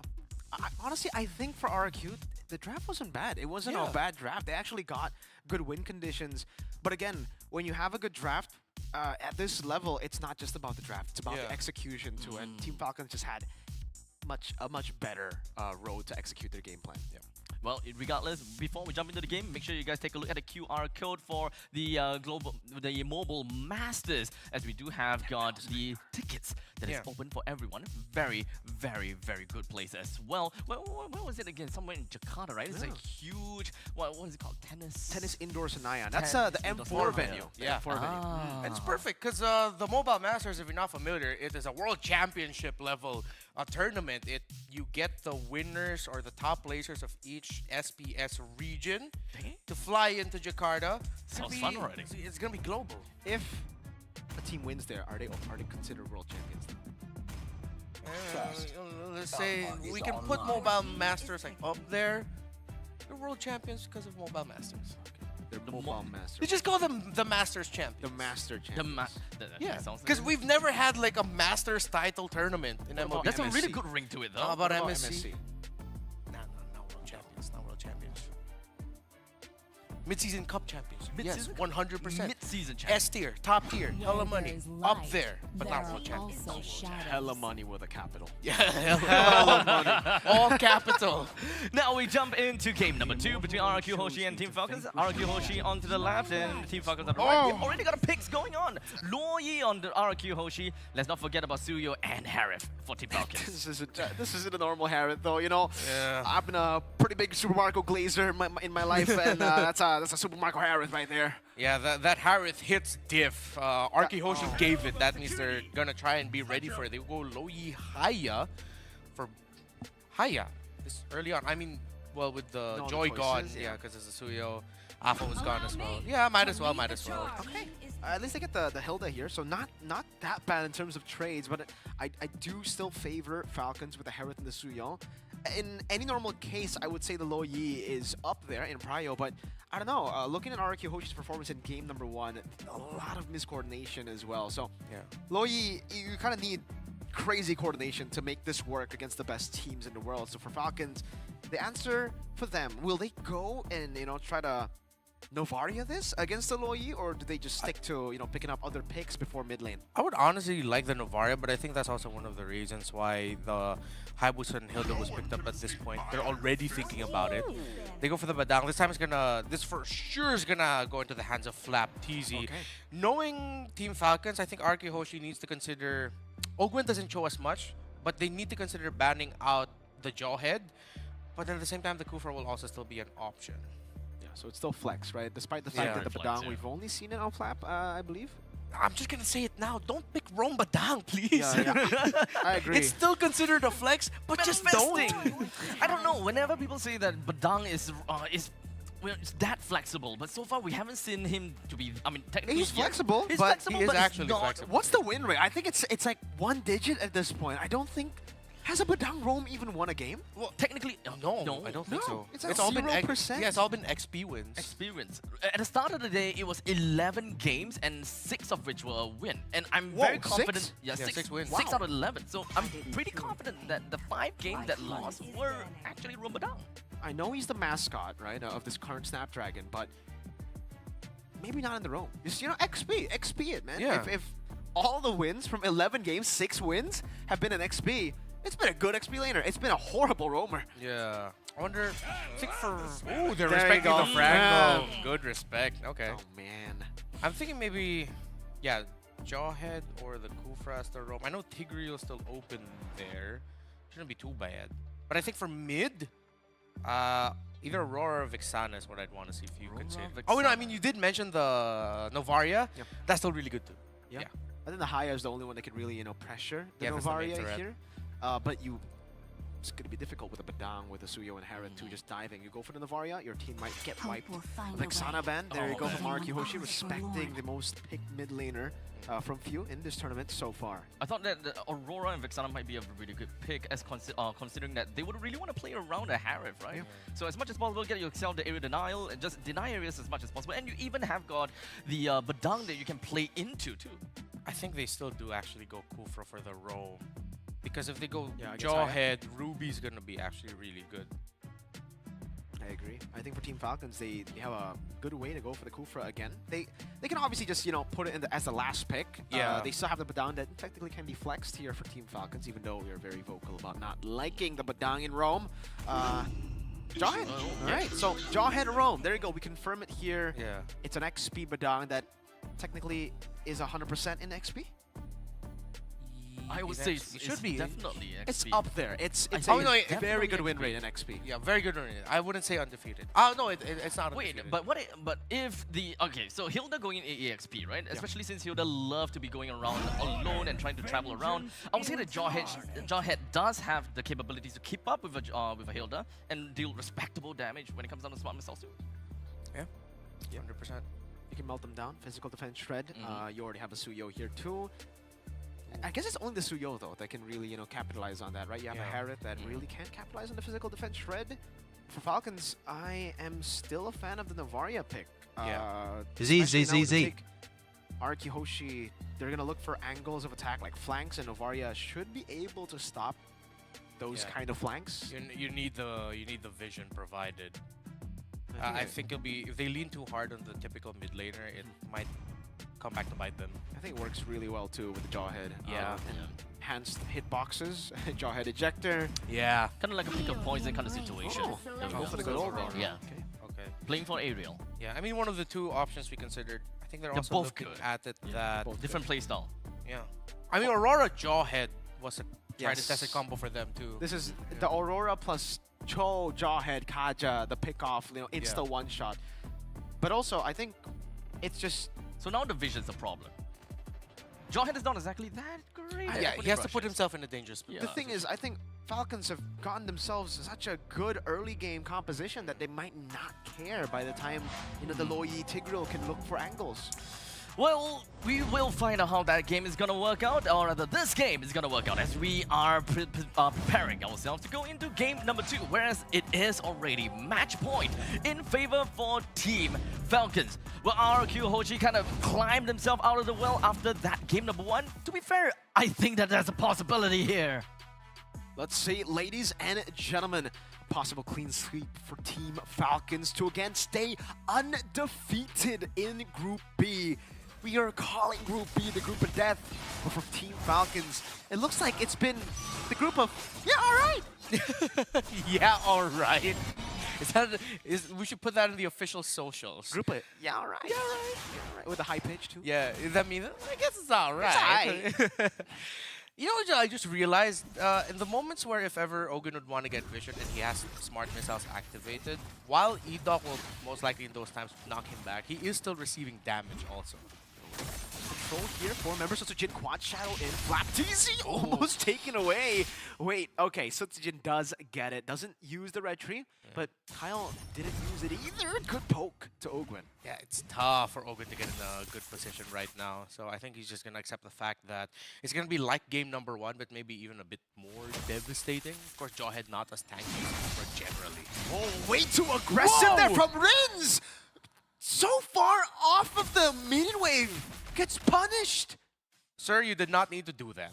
I'm just going to say that. You did not need to do that. A little bit way too deep, not respecting the ejector. Good flicker commit though, but Few is going to get caught out. Sutsujin still has a shadow kill, decides to use it. Few will fall as well. Both mid laners overextending. Wild. Okay, so I think this might be a scrappier game than we expected already, 2 minutes in. And I think it just goes to show just how needed right now these two mid-laners are to getting advantage. In the bottom lane, Super Marco doing really well against Toy. Kyle TZ sees Sutsujin. Yeah, no shadow kill this time for Sutsujin, so Yeah. clean escape for Kyle TZ. Though again in the mid lane, what happened to Few? Another pick. Tyron gets traded though. Another 1-for-1.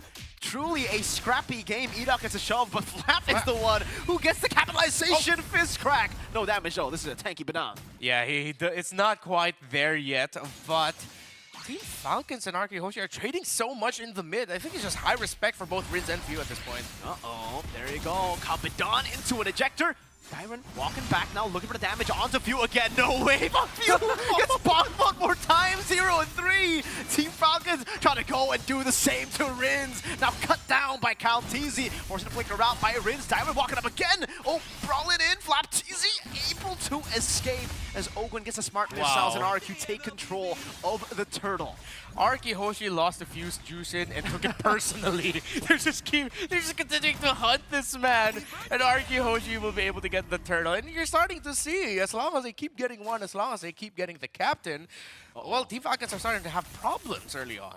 Okay. For a second, I thought Sutsujin had the shadow kill and was looking for a Committed kill. again. Again on Few, but luckily for Few, Sutsujin doesn't, is forced to go back to purple. And so far, RQ have been making it brawly. They have not played into Team Falcons' discipline, play style, and, you know, that setup. They've hit Falcons before the setup even starts. And you gotta appreciate the team for doing that. Despite how they lost in game number 1, they're still willing to tank. Falcons! Good pick. Oh, Edok! Tough boots, I believe. Yes, to escape from the CC. Gets out with the flicker. And Team Falcons used quite a bit there. Yeah, it seems like Edok's been drinking the same water as Dyron. Oh, diversion. Kyle? Don't wait too far. Unless? No. No, Ogwen's there. Okay. They're safe. Edok, though, is 1 HP. Now, that one is a bit questionable. Edok, despite living just earlier, miraculously, decides to go for a gamble and is punished. He was pissed. He committed a flicker just to get that kill. I got you now. He didn't need to, but Ogwen and Few both flickered their own toy. Oh, this is going to be tough. Oh, unstoppable force. Good escape from Toy with SOD. Now, Ogwen popping the ejector, so it's walking up. Dispersion rotation, so it's shadow kill. Good assassination on to Ogwen. Yeah, and good reposition by with the Spirit of Destruction. I mean, I think Ogwen wanted to avoid that, but then he also didn't expect that there'd be another dash. There's always that small window when you get hit by the unstoppable force that you can dash out, do something, so that you don't get tossed back by the ejector. And Toy was able to hit the dash right in time. The blink. Equal game, 4 minutes in, 4 kills to Falcons, 4 kills to RRQ. Hoshi getting onto turtle number 2, a lane swap for RRQ Hoshi. Diversion to get an angle. Sutsujin and Rin's hunting for Kyle. Kaltizi not in the spot around the turtle. Right now, Team Falcons is holding it. But I wonder if they're sensing that something's off with the positioning, that they're not getting enough info in the map despite where they are. Let's see if they can read it. Rin shows himself mid. Oh, Few losing his entire HP bar. SOD in the mid lane. Rin's getting the kill onto Few as Flapteezy is forced to flicker back. Kyle Queller, no damage to Dyron and Edok. Super Marco walking up, poking him down. Flapteezy walking up again. Kaltizi not able to find a stun. There's a on-force from Super Marco. Gets the reset. Turtle contested. Ogwen, ejector already. Marco still jumping, and Kyle wins out the red tree battle with the help of the Soul Sever. Marco gets the kill. Rin's caught in the bad spot. No mana for Rin's. Gets demolished, obliterated, and Team Falcons get the dub in the fight. War of attrition, and the Filipino team again showing just how good the Filipinos are with dancing around the turtle. But Susujin danced around Super Marco to take him down. Here comes Kyle Teasy. Let's see if they can get Susujin down, and they do. Shut down for Ogwen, and they balance it very well. Kyle takes the turn aggro for Ogwen to escape. This game's making me sweat. There's a lot of things going on around the map. Gotta appreciate it. And there's always a trade somewhere. That was a long gamble at that point by RK Hoshi. They tried to find Kyle Teasy. Credits to them, they were in the right area. Kyle Teasy just didn't show himself. Led to the point, though, where Team Falcons were the ones able to get that turtle. Despite a good start by RRQ Hoshi. Diversion again, and they're not going to get anyone. I like how snappy both of these two teams are moving. The awareness, too, man, for Kyle. Both times, he knew something was off up top. He knew something was off down below. It's just the map awareness for Team Falcons that has been keeping them away from what should be good flanks by RQ, which should be great diversions. So at this point, RQ Hoshi are back to just farming up, waiting for the next turtle to spawn, and maybe they can try to brawl it out to get the dub in the top. Ogwen. Ejector, smart missiles, Dyron unable to get stunned there by Few over the wall. Yeah. Was that like right just outside the breath? Yeah, I think so. Okay, so that's why he didn't get stunned there. I was waiting to see him just get frozen up.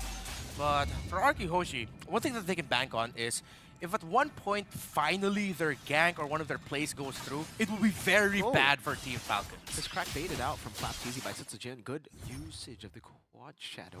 Edok. Very far flank. Gonna conceal. Looks for a flank all the way to the back. Few and Kaltizi compromising. Oh! Gets an implosion. 2 members down. Sutsujin capitalizes. Kyle gets away with one. Sutsujin didn't get the shadow kill on him. Dyron now caught in the bad spot, and he's pinned down to the the wall. Super Marco makes it even in the trade flap. It's the walk it up open. Walk it up, ejector flicker, and the fist crack down. How did Team Falcons turn that around? Time and time again, but in the bottom lane, a good push by Toy. Team Falcons are losing a bit of the map, but they could have lost significantly more. Wow. And with RQ Hoshi starting the previous one, dude, they're the ones at the Lord. That was crazy, a crazy sequence of events. Kyle TZ was 1 HP. The last Shadow Kill proc didn't get him. Edok now trying to go for a desperate maneuver, but gets slain instead. A diversion there. Oh my god, but TZ gets a 2-member stun on the fist crack. Is a Shadow Kill in the back. View still having the passive there. Kiting away against Dyron. Lord very low. Jin getting to it. No. Oh. Kyle picks up the Lord, and Team Falcons get a massive win on the back of Edok's engage. Arky Hoshi, it feels like they're going up against a team full of Dyrans. Every time, it looked like they would win something, but Team Falcons would survive. They lived through it somehow, some way. And now, it's Team Falcons getting the first Lord, and with this, will be the first team to get a considerable lead in this game. Oh my goodness. So many sets, so many plays. Caltese is doing a lot of damage here. Number 1 on the gold leaderboard. I feel so bad for Edok, because that was such a good concealed implosion. That was a beautiful set, man. It was the set they were looking for the entire game, and they weren't able to capitalize on it. Kyle lived with 1 HP. I would love to see a replay of that, man. 1 HP, last tick of the Shadow Kill, couldn't get it done. Yeah, content team that's definitely going on the highlights for social media. That definitely has to go there. Now the Lord for Team Falcons, looking to close this one out 2-0. And to keep their record alive, to keep their record of unbeatable in games, but in matches, unstoppable force. Oh! Edok gets away in time, had to force out the conceal and the flicker. Yeah, big resource out. At this point, the unstoppable force won't take too long to come back. They can continue pushing down mid. I like how RQ Hoshi, though, are managing the middle minion wave. They're not easily giving that up. They left Toy with the Lord up top, knowing that Team Falcons would want to commit heavily into the mid to break the tower, but they aren't able to. The next one, though, let's see when they can find it. Almost a kill. Edok finding the implosion, this time only onto... Oh, there's no damage. There's absolutely none. Ogwen was tickled under the turret. Marco was like, all right, I'm gonna just take the turret. This is my life now, but I'm okay with it.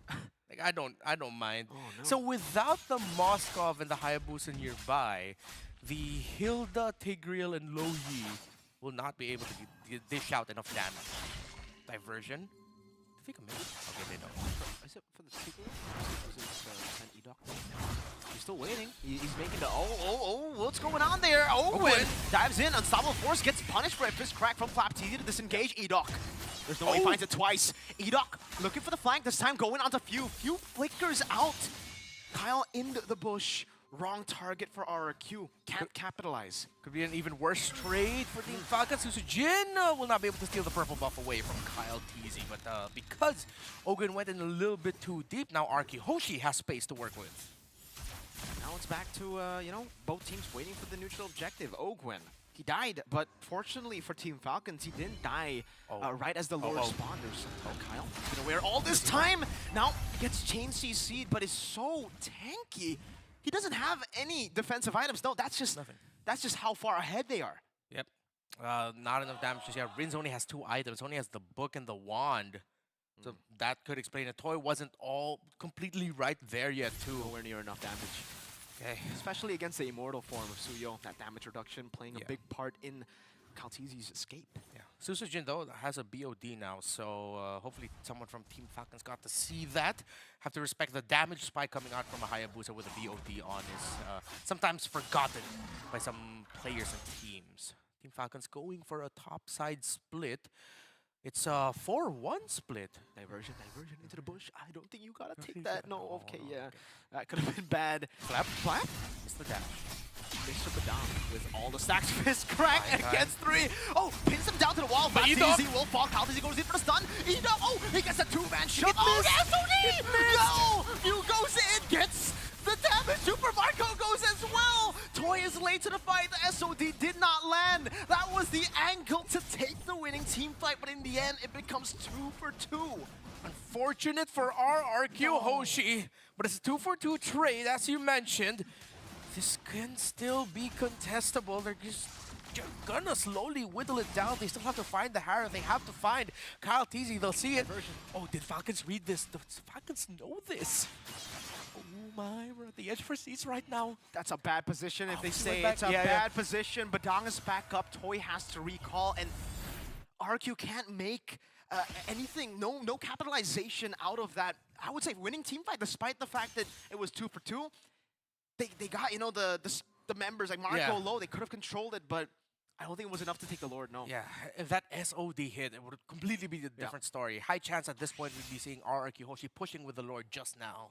That was a close battle, so close. Yeah. And again, Edoc's positioning that implosion coming from the shrub. This guy, man, I'm telling you, he's good at video games. He's gonna be. Yeah, you can't deny that. I think that's a generalization for all of them. For all the pro every players, member on both teams. Diversion hovered over by Rins there. Again, Flap just stacking up on the Thunderbolt. I really wonder how many stacks he has in this game. He's buying so much time. The dude has 2 items and up top. pants. Up top, okay. Toy able to blink out. Now Diversion hovered over. Oh, that's a very good angle. Remembers That's a good commit.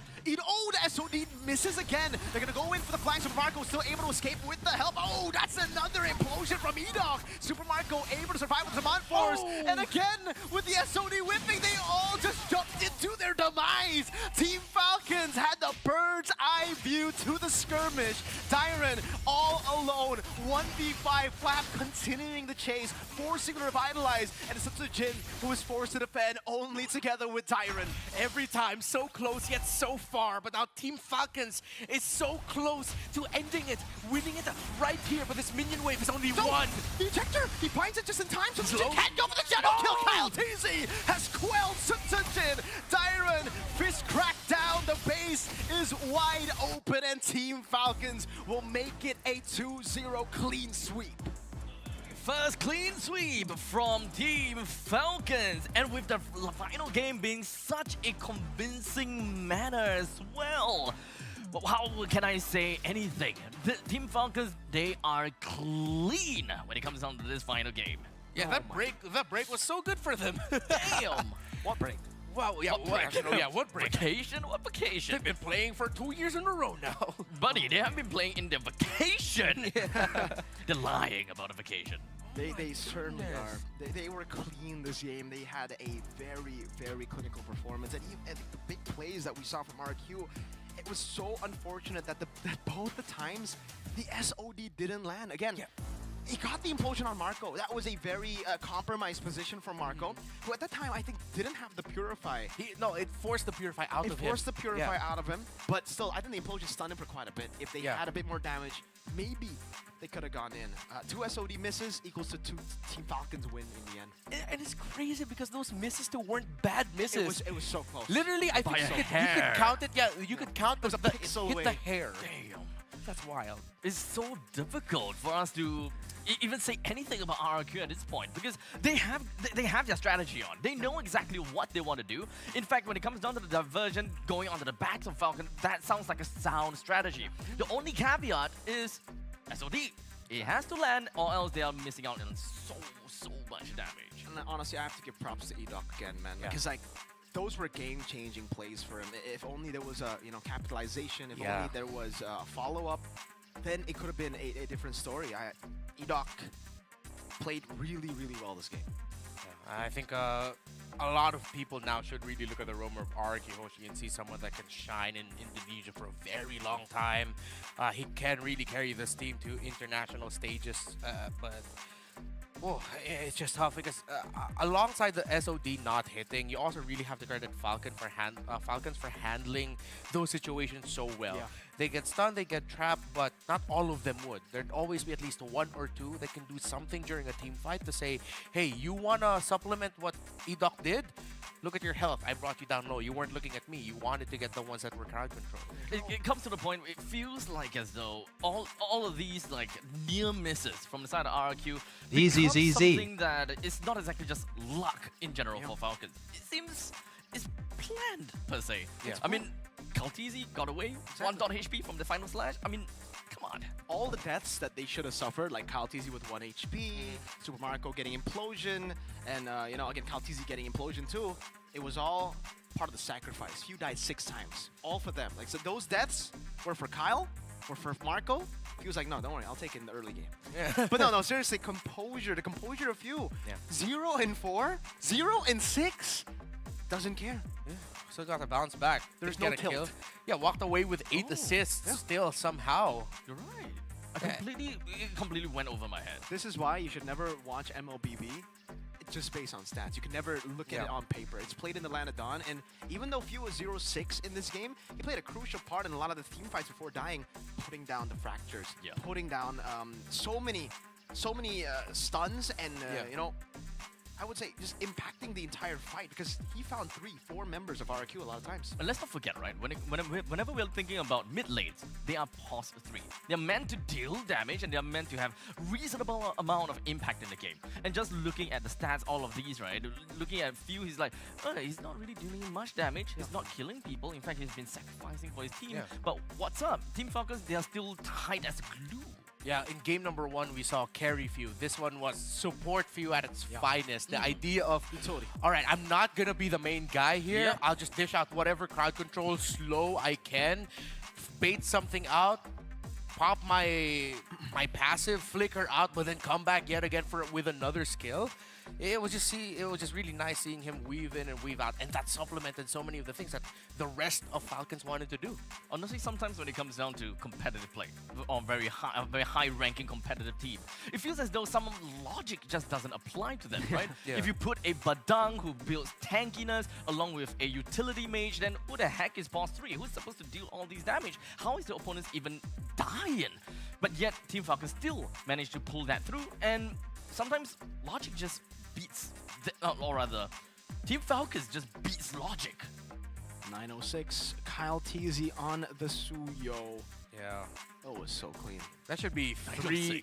It should be 3 under deaths, but he just escaped every time. And his entries were also really well timed as well. I think something that's often been so discussed about Suyo when the moment he came in was that, yeah, he's just so good. Yeah, his window of making mistakes is a little bit bigger, but really you feel it when a Suyo who's really good capitalizes on that window. And the timing is really good. You can feel it in the game. You can see the HP shift when he can dish out a hold skill too. So game-changing. With Kaltizi being the MVP of this game, we will definitely be able to see that that moment being clipped out. Being clipped out, like him just getting away with just a single point of HP. Oh boy, that's gonna be fine and dandy. I mean, 9 kills in total. Kaltizi, along with the rest of Team Falcons, they come in to Group B. So far, 2-1 when it comes down to scoreline, and now getting a 2-0. They have got a total of 3, 4, 5, 6, 7 points. I think that they are pretty safe up there now. Oh, I think they've qualified already, just because the rest of the teams are all so close. They're like 1-1, 1-1. Yeah. They're the only team to go 3-0 technically, even though it's not like full sweep. Every single game is 2-1, 2-1. 3 match wins. Yeah, 3 match wins. I think that is, look at this. The last hit. That's why I was saying it was literally the last proc of the shadow kill that would have killed Kyle. Yeah. And he just escapes, goes back to purple, uses the war axe obviously, and once he gets back, he was full HP almost. Yeah, and the follow-up by Team Falcons here, even though it could have been really threatening that Sutsujin was able to cash out. Because he went to Marco, then went to the Turtle. Yeah.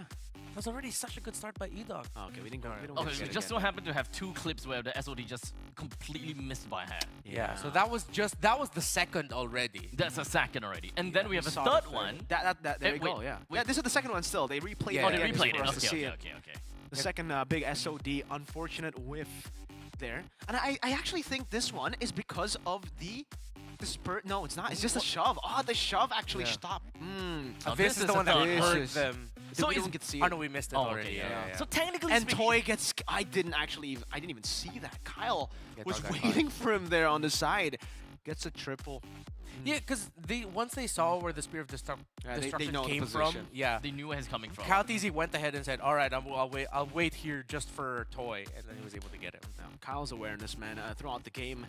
Even in that moment, just deciding to wait instead of helping Marco, the trust that they have for each other, with each other, was phenomenal. You definitely got to see it. It hurts to see 3 back-to-back SOD misses that didn't really quite allow Moscow to join in the battles. So close. So close. It's tough to see, but hey, we gotta move on from that chapter. Unfortunately for RQ, Hoshi didn't get a single point, but it's okay. Is it really okay though? Maybe we're just gonna do some math in a tad bit later. But most importantly, with a 2-0 victory coming from the side of Team Falcons, let's reel someone in. I believe that we do have Master Ogun that will be joining in with us here onto the interview. Ogun! Master Hello, Ogun. hello. Master, hello po, Master. Hi. Hi. Hello, hello. Hello, guys. Okay, so let's get this out of the window. You guys didn't really actually go on a vacation, did you? Yeah, we went on a vacation, especially on Fuse wedding. I think we had a vacation. Wait, Liar. So, how long have you guys been grinding or back to practicing again? Because it looks like you guys didn't take a rest. Yeah. You guys are still so good. I think for the last 2 months we've been practicing. Okay, And so it's we're just waiting for this moment that we can, play again in international. So we're just really excited to play again. Okay. And do we have any questions when it comes down to the game? I think for me, it was just for you, Ogwin. How does it feel going up against this new RQ Hoshi? Right, you haven't been able to meet RQ Hoshi in the past, and unfortunately now, I don't know, fortunately or unfortunately, it's up against a new version of RQ Hoshi compared to the last time you faced them. What do you think about their performance today? I think their performance today, I think it's good, but their lineup is not that much solid, and I think we just capitalize it okay. And especially on the Tigreal side, they already have too much setup, but there are no solid follow-up. So I think we just capitalize it, and and we won the game. Yeah, we did get to see that. Like, without the Moskov and the Hayabusa, the follow-up won't be enough. I gotta ask you this, because here on Stream A, we've always been so fiercely debating about Badang. As a roamer, how do you feel about Badang roam? I think it's really good because I have a special another hero to play in tournaments, and I think it's really good because it is like a utility type of roam. But we've had like really bad failures so far. I mean, the success rate, win rate on Badang for Rome is, well, I think 1 digit right now, percentage-wise. Probably. Yeah, it's not good. So, yeah, why do you think our roamers are struggling to make Badang work in the international stage? I just think they just didn't know the power spec of Badang for now. Okay. And I'm just waiting to let my coach play Badang for me. Okay. Okay, let's go for something a little bit lighthearted because they did mention that they went on a vacation, or rather had a vacation from one another, or training for 3 months, right? So during that vacation, do you guys have got anything interesting, or what do you guys personally do during that vacation to kind of get yourself out of MLBB? We've played plenty of 5v5 games like I know exactly. Okay. Bonding yeah, activity. Valorant, yeah. Okay. And like more on 5v5 games and actually horror games. Oh, Horror game. Cool. And Roblox, yeah. Okay. Recommendation on horror games then? Wait, listen. Wait, Ogwin, can you do the Roblox smile then? What? Wait, what Yeah, man. That's pretty on point.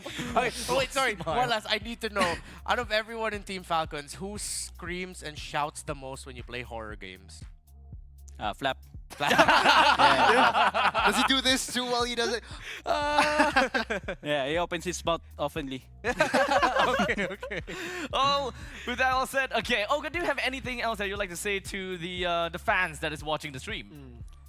From the fans that watching the stream, thank you so much for supporting us, and keep supporting us until the end. Thank you so much. Thank All you, right. Ogwin. Thank you so much, Master Ogren. Thank you, guys. Ooh, okay. Why am I- Horror games, 5v5 bonding activities. Yeah, why am I not surprised that it's Flap? Flap is an animated guy. Yeah, we he's can very he's very He animated. he does seem pretty animated. Now, okay, so here's something I really want to know though. How is the other stream doing? Ooh. Oh, yo, Aurora. Okay. Yo, Okay, okay. okay. I did not expect that 1-1. We were yesterday. We were like, Yo. yeah, B stream is 2-0 stream, but It's stream A now. A side. Aurora, damn, Aurora. I mean, Aurora, their icon is an A, so it kind of makes sense that they are the A, you know. True. 0-2 against Falcons. 0-2 against RQ Hoshi. Yeah. And now they're 1-1 against Onyx. What kind of diagram does that kind of make? Like Aurora losing 0-2, and then we've got that. How about Stream C though? Are they done with their games actually? And I know that Stream C is definitely a 9 games all the way through for the entirety of the day, right? So it is. Yep. Okay. Another one. Actually, it wasn't Liquid SRG weren't 3 games. yeah, it was a Unfortunately, it was sweep. 2-0. So Oh right, yeah.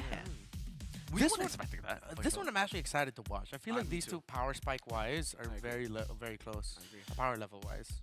Falcon Esports and Evolve Holy. The groups are just getting tougher and tougher at this point. I think Group A is probably the one that is a little bit more not that interesting. Onyx Except and Liquid are safe. I mean, yeah, okay, so at least they won 3 series, like back to back, so that's total 9 points. They're completely safe. So now the question is if whether SRG and Bigatron Alpha, how are they gonna fare against one another? Come on, you don't want to We're say. waiting come for you to say on. something. Yeah, we're waiting for you to say something, dude. Best team in the world. Best team in the world. Okay. Yeah. All right, yeah, that- we can leave it at that. I That guess. is exactly what we were Best waiting team of all for. time. Yeah, at least he's consistent. Yes, he's very consistent. See why I'm wearing red? Well, I'm redder than red you as are, well. honestly. I'm Yeah. more Bigatron than you right now. Are they the best team in the world? Well, I feel completely neglected. No comment.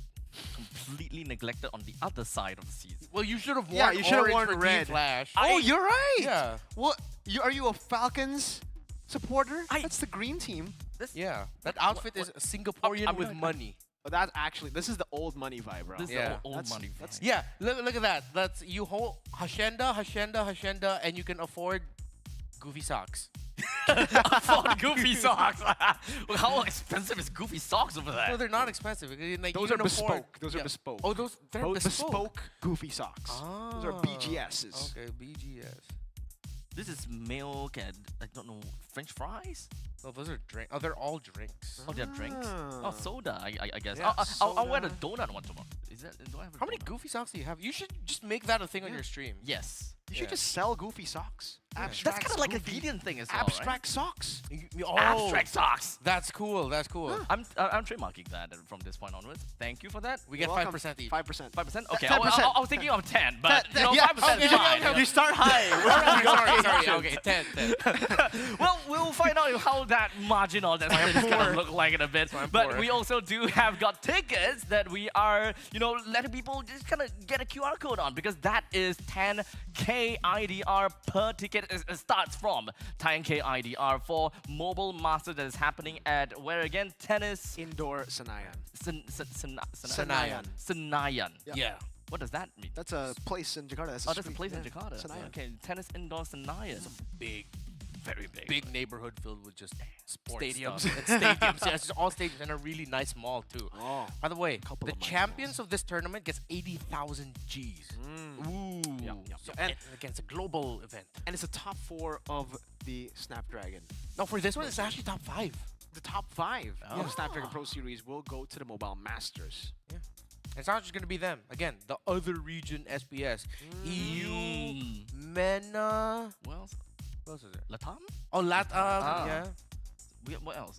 We have one for China also. China. Yeah, We have one for China. yeah they have a Oh. qualifier event coming up. Yeah. Yeah. Oh, so it's literally everywhere then at this point in time. Yeah. So you guys need to be part of this. Make sure you guys scan the QR code so you can be part of it together with everyone else in the world. So what are you waiting for? Scan the QR code. Make sure you guys be part of it. Now, of course, since the end and the the ultimatum of second series is already dawning upon us, or rather it's already done, we are gonna be looking at how the third series is gonna look like, and that is gonna be see you soon going up against Team Liquid Indonesia. This is going to be the second last game for See You Soon played today, and this is where we find out if See You Soon is still gonna be okay or not. So ladies and gentlemen, we'll be back with you in a short tad little bit, as we're gonna go off for a short little break, and we will see you soon.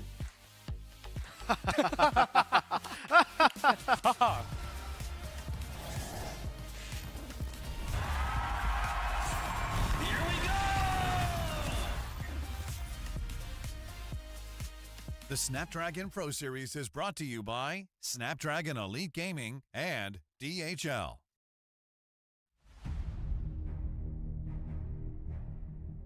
The journey to greatness starts here. From the 11th to 13th of April, the race reaches its peak at the Tennis Indoor Senayan.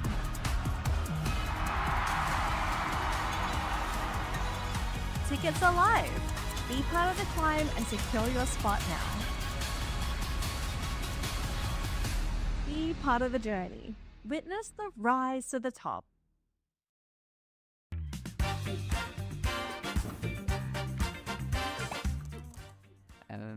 You so much for always supporting me. I always see your comment. From Fishkin. Really thanks for always supporting me. Iron Seeking ngeri idola MM.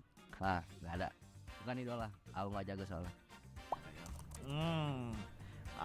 Tadi toh, kasi para sa amin kasi positivity is everything. So, lahat ng napagdadaanan namin, matalo man kami or manalo, nandun pa rin yung happiness namin kasi na-experience namin yung tournament. And yan, looking forward kami sa mga next tournament namin kasi alam namin babawi kami.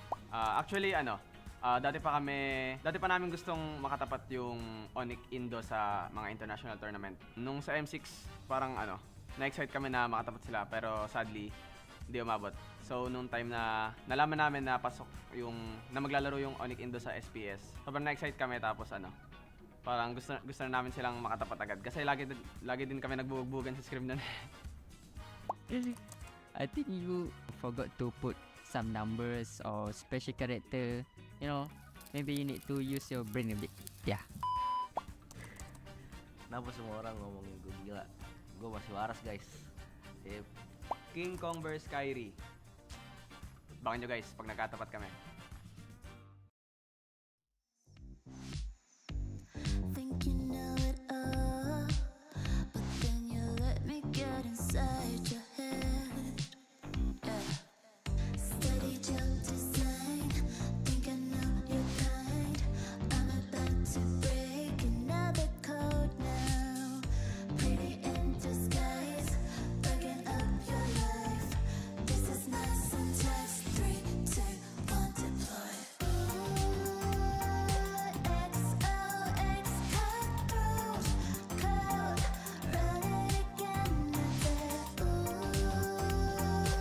XOX cutthroat code, run it again. Steady jump design, think I know your kind.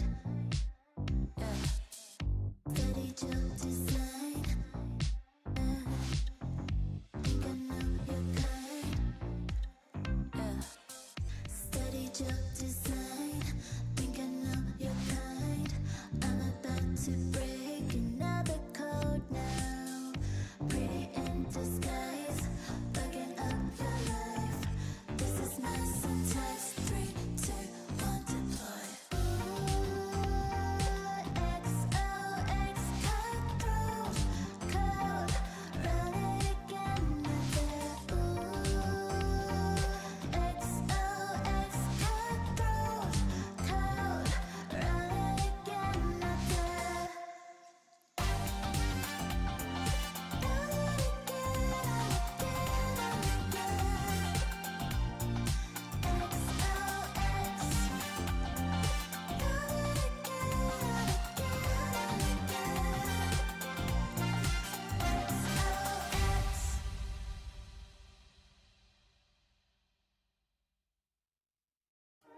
You waited all night for me to come back.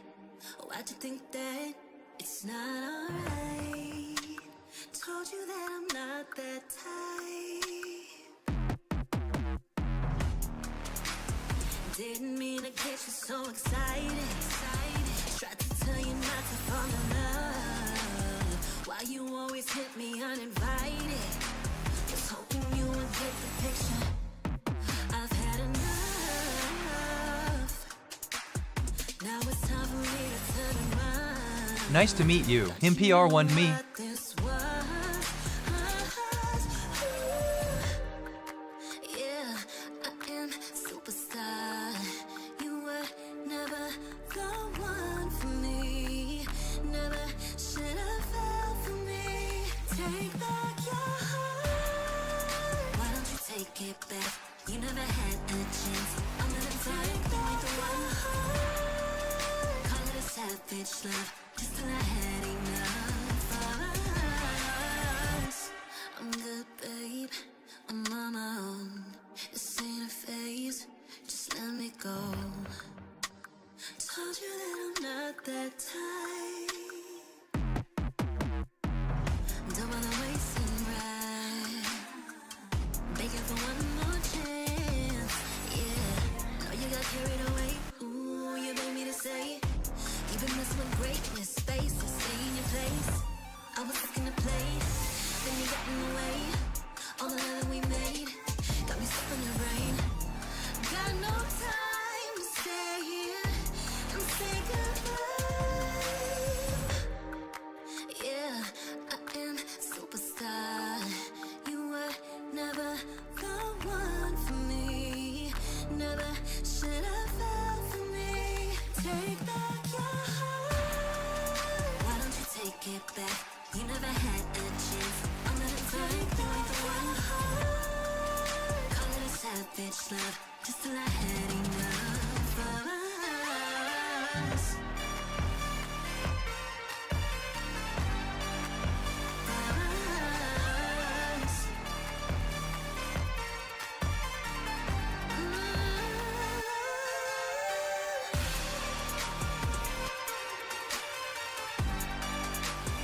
Take back your heart.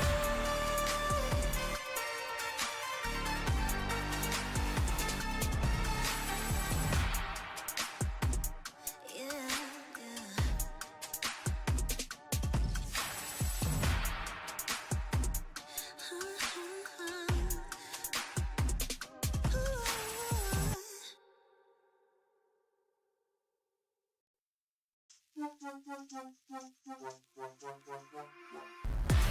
Give it more, give it more, give it more right now, right now. Give it more, give it more, give it way more. Yeah, we give it all that we got. Measuring what's in our pockets, then we give it a lot. Cause we've been hustling for years, now we up at the top. And no, it's still not enough, so we ain't gonna stop. Cause that's full throttle, zoom, zoom, hop, skip, jump. Gotta eat it up, but the goal is lunch. I'm the big dude, so I never duck, duck. Just keep our head up and yeah, we going up, up, but don't call it good luck, luck. Earning what we got, cause all we do is give it more. Yeah, we going up, up, but don't call it good luck, luck. Earning what we got, cause all we do is give it more. Give it more, give it more, give it more right now, right now. Give it more. Give it more, give it more, give it way more, way more. Give it more. Give it all, we got, we give it all, we give it more. Oh yeah, give it more. Give it all you got. Now they know about our dedication. Not just hard work, it's also patience. Chipped away at it and ignored the hate. And now we big time status and it's us for the taking. We eat, dream about it every time we sleep. Making moves, just look at my feet. Yeah, we bring the heat. We make every situation sweet. Now all we need is yeah, we going up, up, but don't call it good luck, luck. Earning what we got, cause all we do is give it more. Yeah, we going up, up, but don't call it good luck, luck. Earning what we got, cause all we do is give it more. Give it more, give it more, give it more right now, right now. Give it more. Give it more, give it more, give it way more, way more. Give it more. Give it all, we got, we give it all, we got. Give it more. Oh yeah, give it more. Give it all you got. Give it more, give it more, give it more right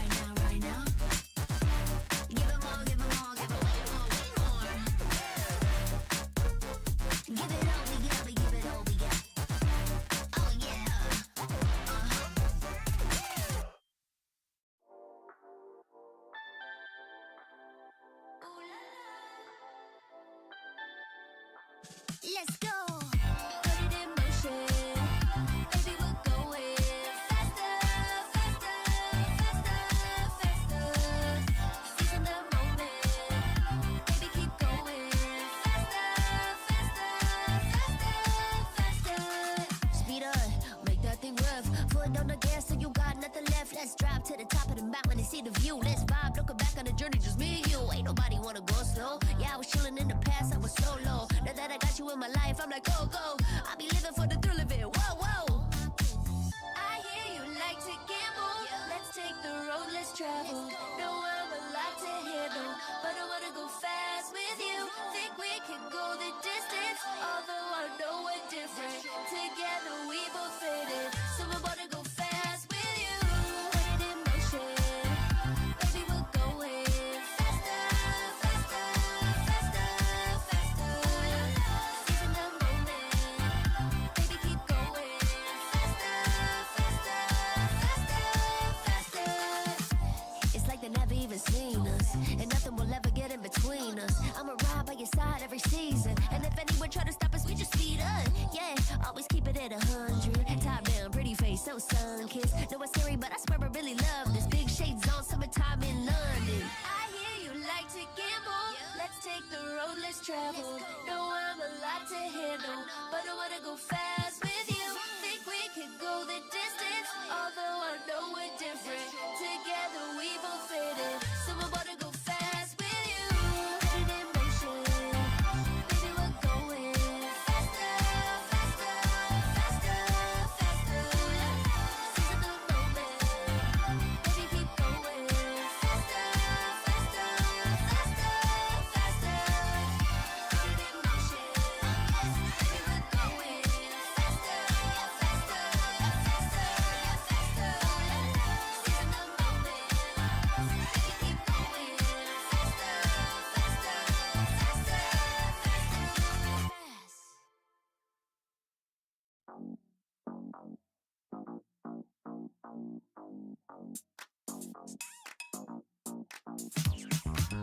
Cutie, dressed up and I'm glistening. I'm the gift, don't wrap me like it's Christmas. Want some yours, you'll know what you've been missing. Feeling like we should get into mischief. Listen, you've been looking like you're down on your luck. Need a girl like me to come through, lift you up. Hold me in your hand, I like when you touch me. Keep me around or you might get lucky.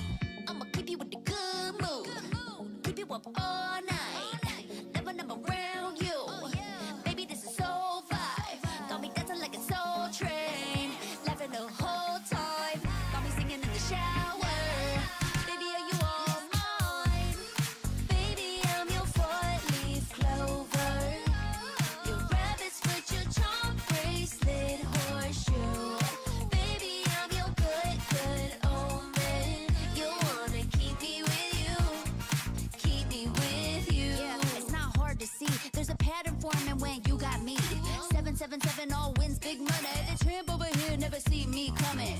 I was in your back pocket the whole time. A quiet power, a silent gold mine, a big old confidence boost. You never delude. Just know that you'll be winning cause I'm with you in the building. I'ma keep you with the good mood. Keep you up all night. Never, never around you. Baby, this is so vibe. Got me dancing like a soul train. Laughing the whole time. Got me singing in the shower. Baby, are you all mine? Baby, I'm your four-leaf clover. Your rabbit's foot, your charm bracelet.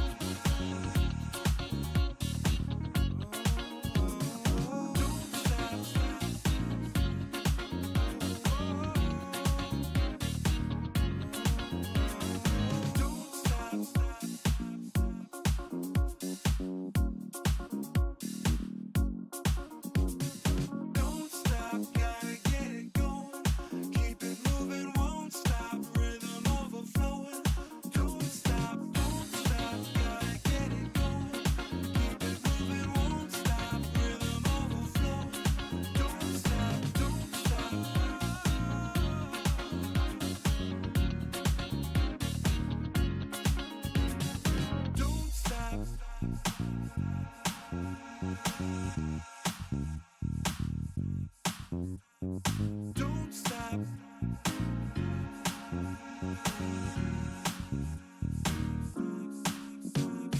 Don't stop, gotta get it going. Keep it moving, won't stop. Rhythm overflowing. Don't stop, gotta get it going. Keep it moving, won't stop. Rhythm overflowing. Don't stop, don't stop.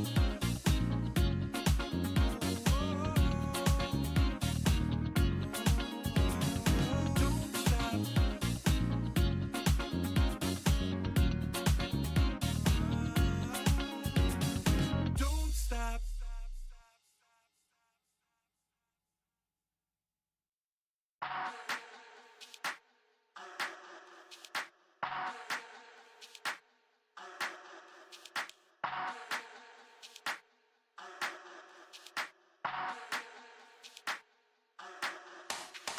Let's get waved, let's get lit, let's get high, let's come have it. Let's get burst, let's get mash, let's buy a bottle and splash that cash. Guess what? It's time for action. You're feeling fine, main attraction. Pure vibes, not satisfaction. Feel the baseline, chemical reaction.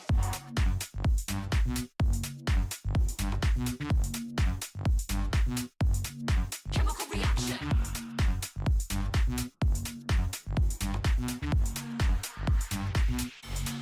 Chemical reaction.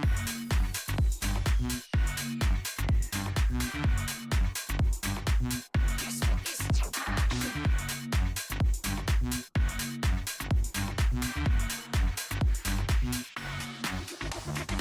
come, let's have it. Bad boy rhythm. Come, let's have it. Bad girl style. Okay, all eyes on you. Come, let's have it. It's time to get wild. Come, let's have it. Bad boy rhythm. Come, let's have it. Bad girl style. Okay, all eyes on you. Come, let's have it. It's time to get wild.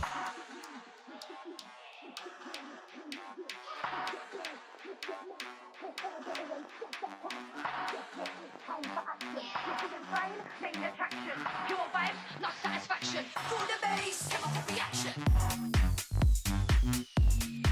You're feeling fine. Chemical reaction.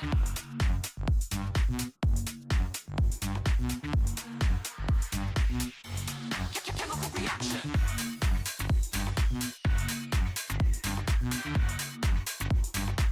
Guess what? It's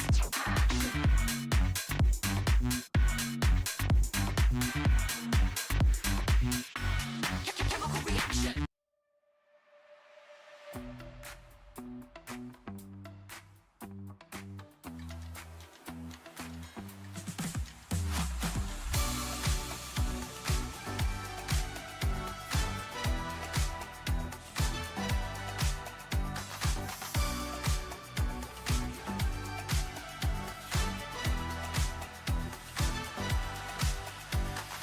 Walking through the bar, all eyes on me.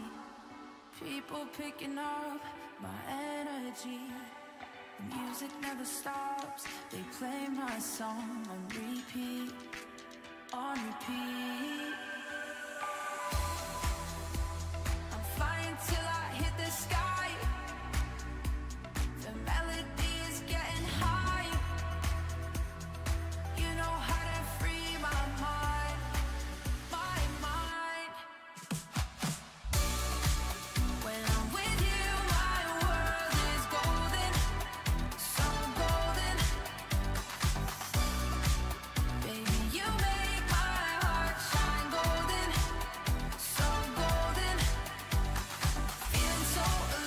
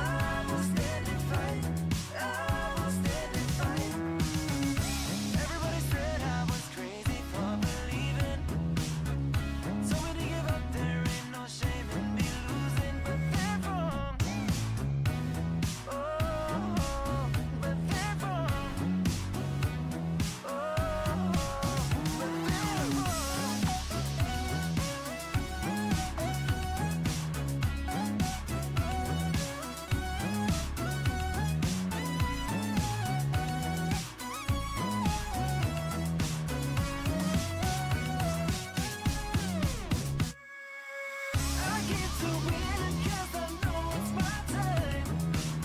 Give it too much now, but I ain't going back. So give me the green light. Give me the green light. 'Cause I'll stand and fight. So give me the green light. The green light. I will stand and fight. I will stand and fight. I will stand and fight. I will stand and fight. I will stand and fight. I will stand and fight. I will stand and fight. I will stand and fight.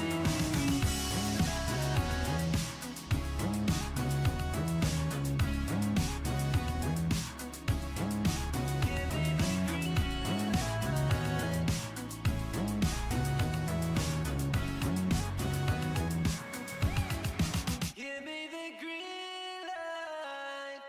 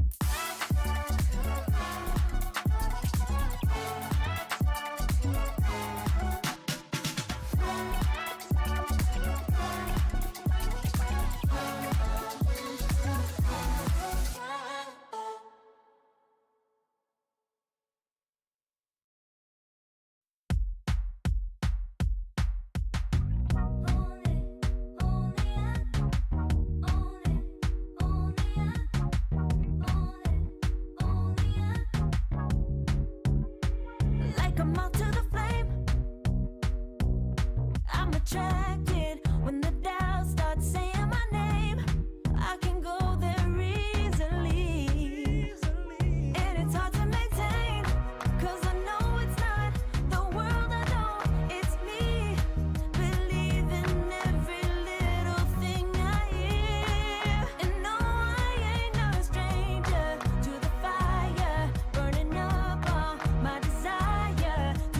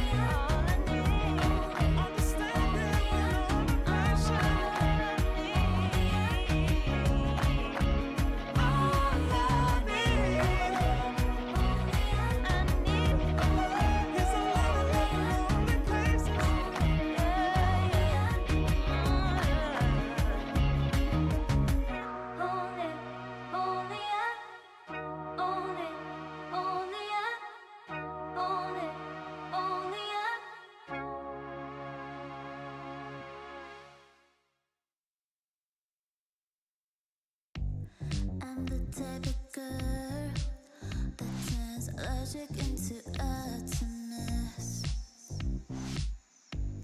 Think you know it all, but then you let me get inside your head. Steady jump design, think I know your kind. I'm about to break another code now.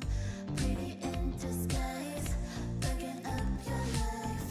This is not syntax. 3, 2, 1, deploy. XOX code, run it again.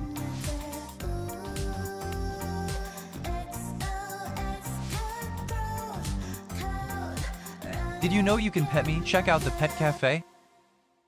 Steady jump design, think I know your kind.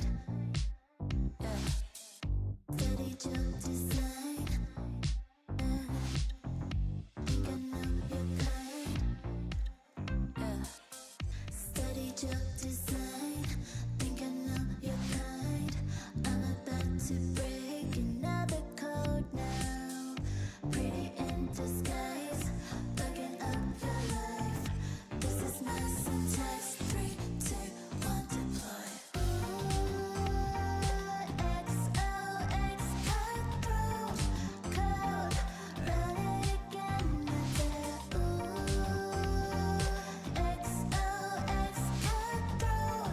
code, run it again.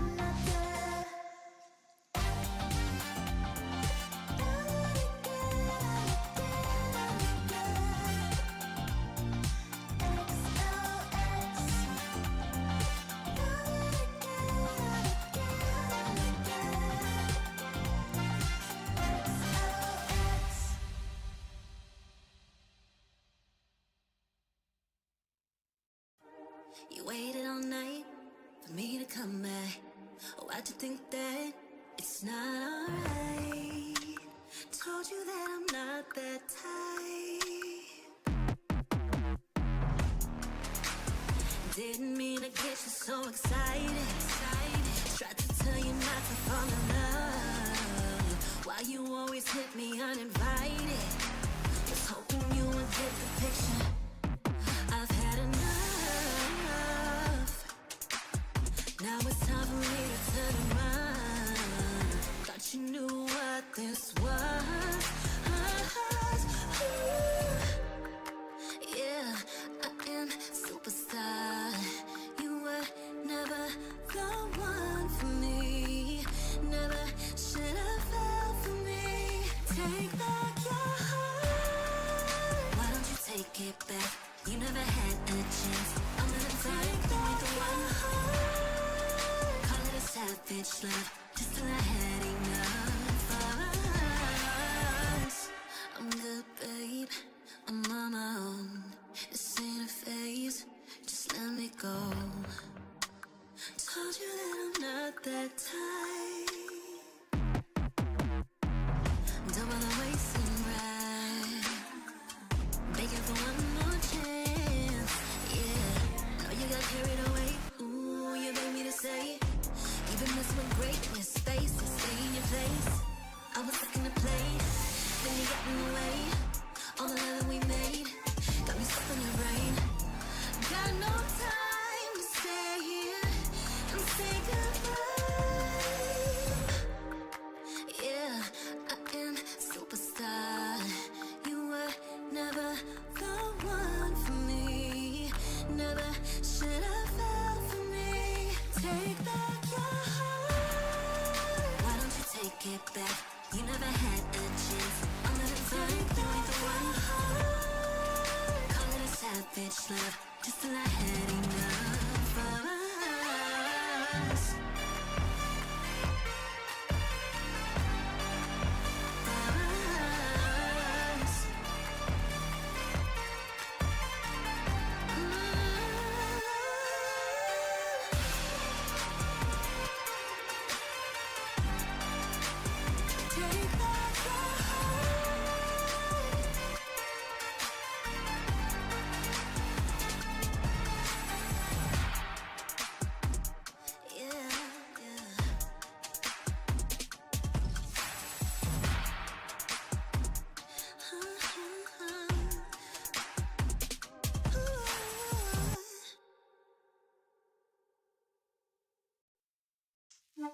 Give it more, give it more, give it more right now, right now. Give it more, give it more, give it way more, way more. Yeah, we give it all that we got. Measuring what's in our pockets, then we give it a lot. Cause we've been hustling for years, now we up at the top. And no, it's still not enough, so we ain't gonna stop. Cause that's full throttle, zoom, zoom, hop, skip, jump. Gotta eat it up, but the goal is lunch. I'm the big goose, so I never duck, duck. Just keep my head up and yeah, we going up, up, but don't call it good luck, luck. Earning what we got, cause all we do is give it more. Yeah, we going up, up, but don't call it good luck, luck. Earning what we got, cause all we do is give it more. Give it more, give it more, give it more right now, right now. Give it more, give it more, give it more, give it way more, way more. Give it more. Give it all we got, we give it all we got. Give it more. Oh yeah. Give it more. Give it all you got. Now they know about our dedication. Not just hard work, it's also patience. Chipped away at it and ignored the hate. And now we big Tom status and it's us for the taking. We eat, dream about it every time we sleep. Making moves, just look at my feet. Yeah, we bring the heat. We make every situation sweet. Now all we need is yeah, we going up, up, but don't call it good luck, luck. Earning what we got, cause all we do is give it more. Yeah, we going up, up, but don't call it good luck, luck. Earning what we got, cause all we do is give it more. Give it more, give it more, give it more right now, right now. Give it more. Give it more, give it more, give it way more, way more. Give it more. Give it all we got, we give it all we got. Give it more. Oh yeah. Give it more. Give it all you got. Give it more, give it more, give it more right now, right now. Give it more, give it more, give it way more, way more. Give it all we got, we give it all we got. Oh yeah.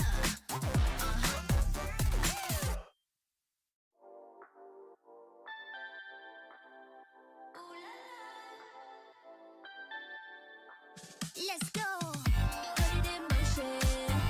Baby, we're going faster, faster, faster, faster. Seizing the moment. Baby, keep going faster, faster, faster, faster. Speed up, make that thing rough. Foot on the gas till you got nothing left. Let's drive to the top of the mountain and see the view. Let's vibe, looking back on the journey, just me and you. Ain't nobody wanna go slow. Yeah, I was chilling in the past, I was solo. Now that I got you in my life, I'm like, go, go. I be living for the thrill of it. Whoa, whoa. I hear you like to gamble. Let's take the road, let's travel. Know I'm a lot to handle, but I wanna go fast with you. Think we can go the distance, although I know we're different. Together we both fit it, so I wanna go fast with you. Put it in motion, baby, we're going faster, faster, faster, faster. Seizing the moment, baby, keep going faster, faster. It's like they never even seen us, and nothing will ever get in between us. I'ma ride by your side every season, and if anyone try to stop us, we just speed up. Yeah, always keep it at 100. Top down, pretty face, so sun-kissed. Know it's scary, but I swear I really love this. Big shades on, summertime in London. I hear you like to gamble. Let's take the road, let's travel. Know I'm a lot to handle, but I wanna go fast with you. Think we can go the distance, although I know we're different. Together we both fit it, so I wanna go fast with you. Put it in motion, baby, we're going faster, faster, faster, faster. Seizing the moment, baby, keep going faster, faster, faster, faster. Put it in motion, baby, we're going faster, faster, faster, faster. Tim aku tuh sebenarnya tim yang sedikit unik ya, karena isi playernya tuh emang orang-orang random aja gitu. Jadi kayak semua perbedaan dan keunikan kita jadi satu. Kayaknya memori yang paling diinget tuh ketika kita final MPL sih. Di situ tuh bener-bener kayak semuanya tuh kecampur lah, sedih, senang, apapun itu. Kayak kita lagi turnamen, lagi final, tapi ada yang beda pemikiran, berantem dan lain-lain, ego semua lagi naik. Tapi di satu sisi kita masih ingat kalau kita tuh mau juara, dan caranya tuh nggak kayak gitu. Jadi kayak kita turunin ego kita dan ya boom, juara. Team Liquid ID, I think they still new team. They just formed on the MPL season 14 on MPL ID, but they already won the MPL and got the second place on the M6 on the last M6. Don't forget about Widdy. He's a very smart player for a roamer. He can create a space for the team or initiate the team fights. That's why I think Team Liquid ID's gonna be a strong contender on the SPS Challenge Final. Buat semua fans Team Liquid sama fans-fans dari Indonesia, makasih kalian udah support kita di turnamen kali ini sama di semua turnamen yang akan datang lah. Kita terus dukung kita di ESL kali ini sama tim-tim Indonesia lainnya juga ya.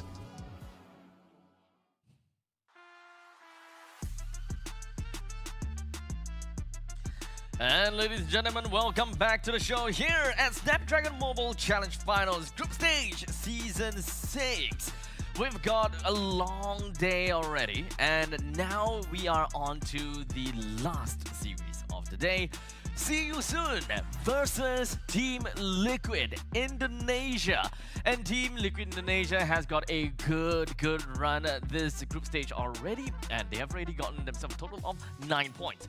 Well within the safety net to get themselves over to the playoffs, while on the other hand, for See You Soon, they haven't gotten a single point to their name, and yeah, I don't think that much could be done here. I think for See You Soon, unfortunately, the group stage is over for them, right? I think also for Team Liquid ID, technically the group stage is also over for them. I think they've already won enough matches to get them through to the knockout stage, and for See You Soon, this is more of like, you know, we're gonna get more experience here by playing against Team Liquid ID. For Team Liquid ID, obviously they want to keep the stellar record right now. If they get this, then it's, I think even if they don't get this, it's already kind of confirmed because this group is just so top heavy. Yeah. The bottom side have lost every single game, every single match. Bigatron won against See You Soon, so that will be like I think something to talk about later on. See You Soon losing against everybody. It means BTR and SRG will be competing for the final spot later. Exactly. That is gonna be the tough one. Although we gotta have to say, you know, SRG, they look good. They definitely look good, but losing to TLID is definitely something that kind of have, you know, shaken mentality? No, shaken. Well, something shaken. It's an unfortunate repeat of history because that's exactly what happened during M6 as well. There was a lot of hope from us Malaysian fans that, okay, there would be some growth here, we'd figure out how to deal with Team Liquid somewhat, but they still elude us. And because of that, they look so comfortable, even though like things are a bit shaky here and there. This is a team that somehow figures out how to get under your skin no matter what. So yeah, I think we've already highlighted, right? They represent the polar opposites of Group A right now. One team who has won, clean swept all of their games, and one team who has been swept in all of their games. This is the first time they're actually going to be meeting each other at all in the international stage, so that's going to be interesting to see. I mean, fair to say, since Team Liquid Indonesia, they are, as you have mentioned, quite a rookie team. But despite the fact that they are still, you know, young bloods, they have went far and beyond already. In fact, they are probably the one team that has the most impressive performance within a shortest span of time. Definitely. I think they've broken all expectations. Every single one of our expectations were broken in M6. Even me in MPL Indonesia, it was broken. We got a video earlier from Aaron Shiki and Kolius. And yeah, man, the fact that they joined MPL Indonesia in Season 14, it was in the middle too. After Team Liquid lost their first 2 matches. These rookies came on board together with Yehezkiel, who was placed into the MDL for some reason. Goes back up, starts winning, win streaking all the way to getting the title. Where they are right now. Yeah, they did lose against RQ in the upper bracket finals, but that's it. Sometimes a fresh perspective and a new bit of drive really makes that difference, right? This is a squad that was given a rare and unexpected opportunity and have since converted it into a path of miracles. The cavalry is on the screen once again. Aaron, Fabian, Yehezkiel, Widdy, and Aaron Shiki have gone from a rookie to household names in the shortest span that any team has achieved in the history of MLBB. We have seen them many times to okay, I wouldn't say many times, but we have seen them quite a bit already throughout the entirety of the group stages thus far, with all of these games already won already, and 9 points. In fact, if they want to go for a perfect run, I think that it is not too impossible. No. Oh, a perfect run implies that they have to go perfect also against the other perfect run team currently. I don't even know if it's possible to beat that team at this point. We all know who it is. Bigatron Alpha. Of course. Now, I'm Onyx PH. Like, that team, dude, at this point, like, it's kind of already drilled into our minds that they will win the group stages. It's drilled to most people's minds that they will win the whole thing. The moment that we see Onyx PH, I think we all have the idea, or rather, we changed the name entirely to saying champions. It's just quite simple, just based on the fact that they, I think Gods is probably the most apt name I gotta have to give it to them. It's a lofty title, but one that does feel deserved somewhat. History has already repeated between TLID and SRG. Will history repeat again when TLID encounters Onyx? But that story will not be happening now because their current opponents are See You Soon. Ninjas, Ryzen, Asira, Brantizi, and Nomad have been having a very difficult time here in the Challenge Finals. They just came off of a defeat against Bigatron earlier today and are now up against an even stronger team. Honestly, after the very first game that we saw today between See You Soon and Bigatron Alpha, which of course Mercook very conveniently did not cast. Best in the world. Best in the world.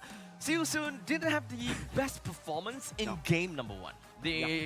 Brantizi was drafted a Cho, and the only thing that Brantizi was looking out for was hands down just Granger. He went all deep in, no matter what it is. Even if he got caught, he still did not stop. At least that unwavering persistence is something that I absolutely respected, but things have got to change.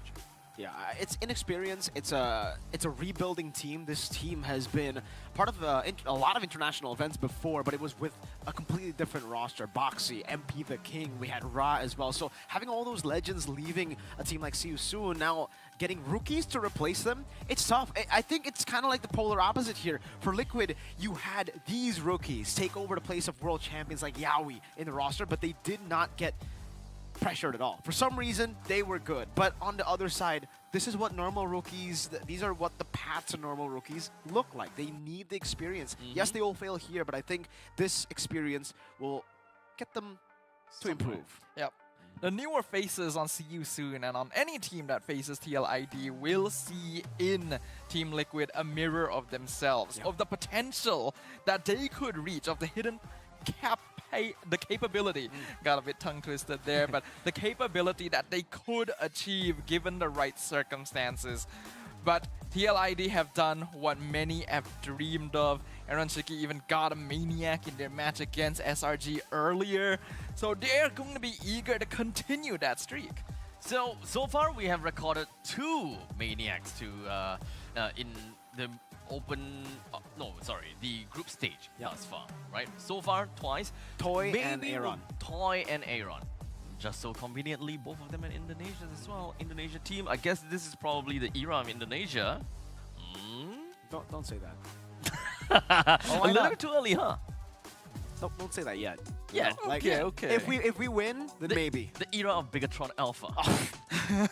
We are living in that. Already living in that. 100%. Undefeated. Let's take a look at the detailed team statistics for our team Liquid Indonesia. So far, when it comes down to the heroes, there's nothing exactly too out of the ordinary, I would say. But we did mention before, when it comes down to looking at Hilda, Aran is one of those players that really love to pilot that Hilda. No, I'd definitely say he's the best Hilda in the world right Best now. Hilda in the world. When it comes to just Hilda in the XP, I think no one plays the Hilda like Aran. No one plays the Hilda like Team Liquid ID. I don't think it's just because of Aran's power on the hero, but it's also the team's understanding of how to play with the Hilda. How they get pressure on the map to open up space for the Hilda to then invade, put in pressure to the jungle. I think we'll see a lot of that, especially considering for See You Soon, we've seen them try to play assassins. Up against Hilda, that's a no-go. So, gotta ban it out from Aran. Yeah, I think Team Liquid ID, you can tell, is a team that approaches the game in a very unique way, their own way, and they will force other teams to respond to it. Their win rate is high, their first blood and tower rate is consistent, but it's very interesting that they have a 0% first tower rate that we saw earlier as well, right? So that early game is already a little bit different than the way you would normally approach it. So far, when it comes down to the most banned by the opponents, we are seeing Hilda and Granger that it has surfaced up. So it's understandable when it comes down to both Granger and Hilda. As such, Team Liquid Indonesia, so far when it comes down to most pick, we've got Joy and Suyo, 3 of each. And not to forget Bruno, Gatokacha, as well as Jawhead for 2. So whenever you don't have the Granger, you kind of default over to Bruno. And when you don't have the Hilda, you default over to Gatokacha, which could be a trend that we would want to keep our eye on. I think the Lo Yi is something that, interestingly, has been underrated for TLID. Like, we haven't really seen the Lo Yi. Yeah. They have gone and left the Lo Yi open, I think, most of their games and picked up the Varia to counter it. So I would love to see Team Liquid bring that back. Yazkiel is a phenomenal Lo Yi player. He's turned games many times before just on the Lo Yi. And he's created, I think, just so much impact on a pick like that. And I think for Seosun, the meta has been different to them. For them, they've gone for Lucas a lot more than any other team, except maybe Flash, right? That's also a Lucas, Flash, Lucas team. I mean, Hades absolutely loves the Lucas, and so far, I mean, he's one of those players that just does whatever he wants, right? Build damage and kind of just kind of make things kind of crazy. So the two teams who have been picking Lucas have been the two teams with 0 wins. Yeah. So are we saying Lucas is just the problem right now? Is this character the problem? It's not a good showing for him. Is Lucas bad? I think like depending on who you ask, he could be bad in some ways. Oh, what? I don't get it. It's okay, you don't have to. Onto something. I'm trying to catch on something. He's staring right into my soul. He's expecting you to get it. Yeah. I totally get it. Right. That is not. I don't think you got it. I totally do. I mean, what are you talking about? I mean, like Lucas is like great. No, Lucas is not great. Wait, Liquid are great. Lucas is great or not? Tell me now. Liquid are great. Tell me now. It's Alpha. No? So Lucas is not great at all. I mean, look at how Seosun and Team is doing. I mean, completely. We'll just kind of move that part. Yeah. We do have a caster's prediction. 2-0 all across the board in favor for Team Liquid Indonesia. I think we don't really have to expand too much on it. I mean, we're looking at runner-ups for M6. That's number 1. And Seosun, well, they're having problems. Let's just put it that way. Yeah, it's a very unfortunate situation for Seosun right now. I think considering their track record thus far, it's already pretty much a given that we're going to be seeing them go soon as well. So it's up to them to make the remaining time they have here at SPS matter as much as possible. And if they can put up a strong showing against a team like Team Liquid ID, then it would be a huge boost to their morale. But as we jump into the drafting phase, we already see kind of a different opener than we're used to, with the Jawhead first pick and then the Eve Suyo response. Yeah, quite interesting for Team Liquid ID. I think usually, especially for Liquid ID, for Aaron Shiki, getting the Suyo and the Harith would be the normal route to go for. So now, to see you soon, the question is, are you going to try to get a physical damage dealer in the jungle still to capitalize on the Jawhead, his physical Nice to meet you. shred Him with PR1 a me. physical damage gold laner? Or are you going to leave the Harith open for Liquid ID so they can build on Suyo, Eve, and Harith? Yeah, there's actually a good number of heroes still available at this point that you have to be a little bit wary of.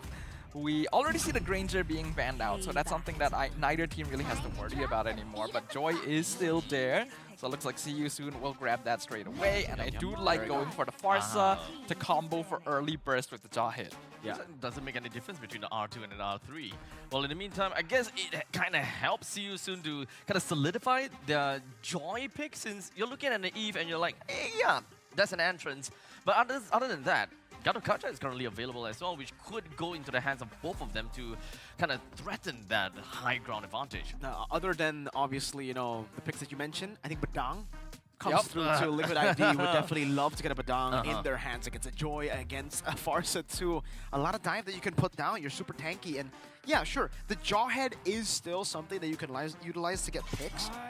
But Team Liquid ID are just gonna ban out the physical damage threats. Right now, they're gonna ban out the Moskov. They're gonna be trying their best to put See You Soon's gold lane Nomad in a bad spot in the gold lane, because Moskov is one of the picks that actually does okay against the Harith. And if you don't have physical damage to capitalize on the Jawhead's physical defense shred, I'm not sure what the Jawhead is going to be for. Yeah, pick off, but you're burst damage from magic.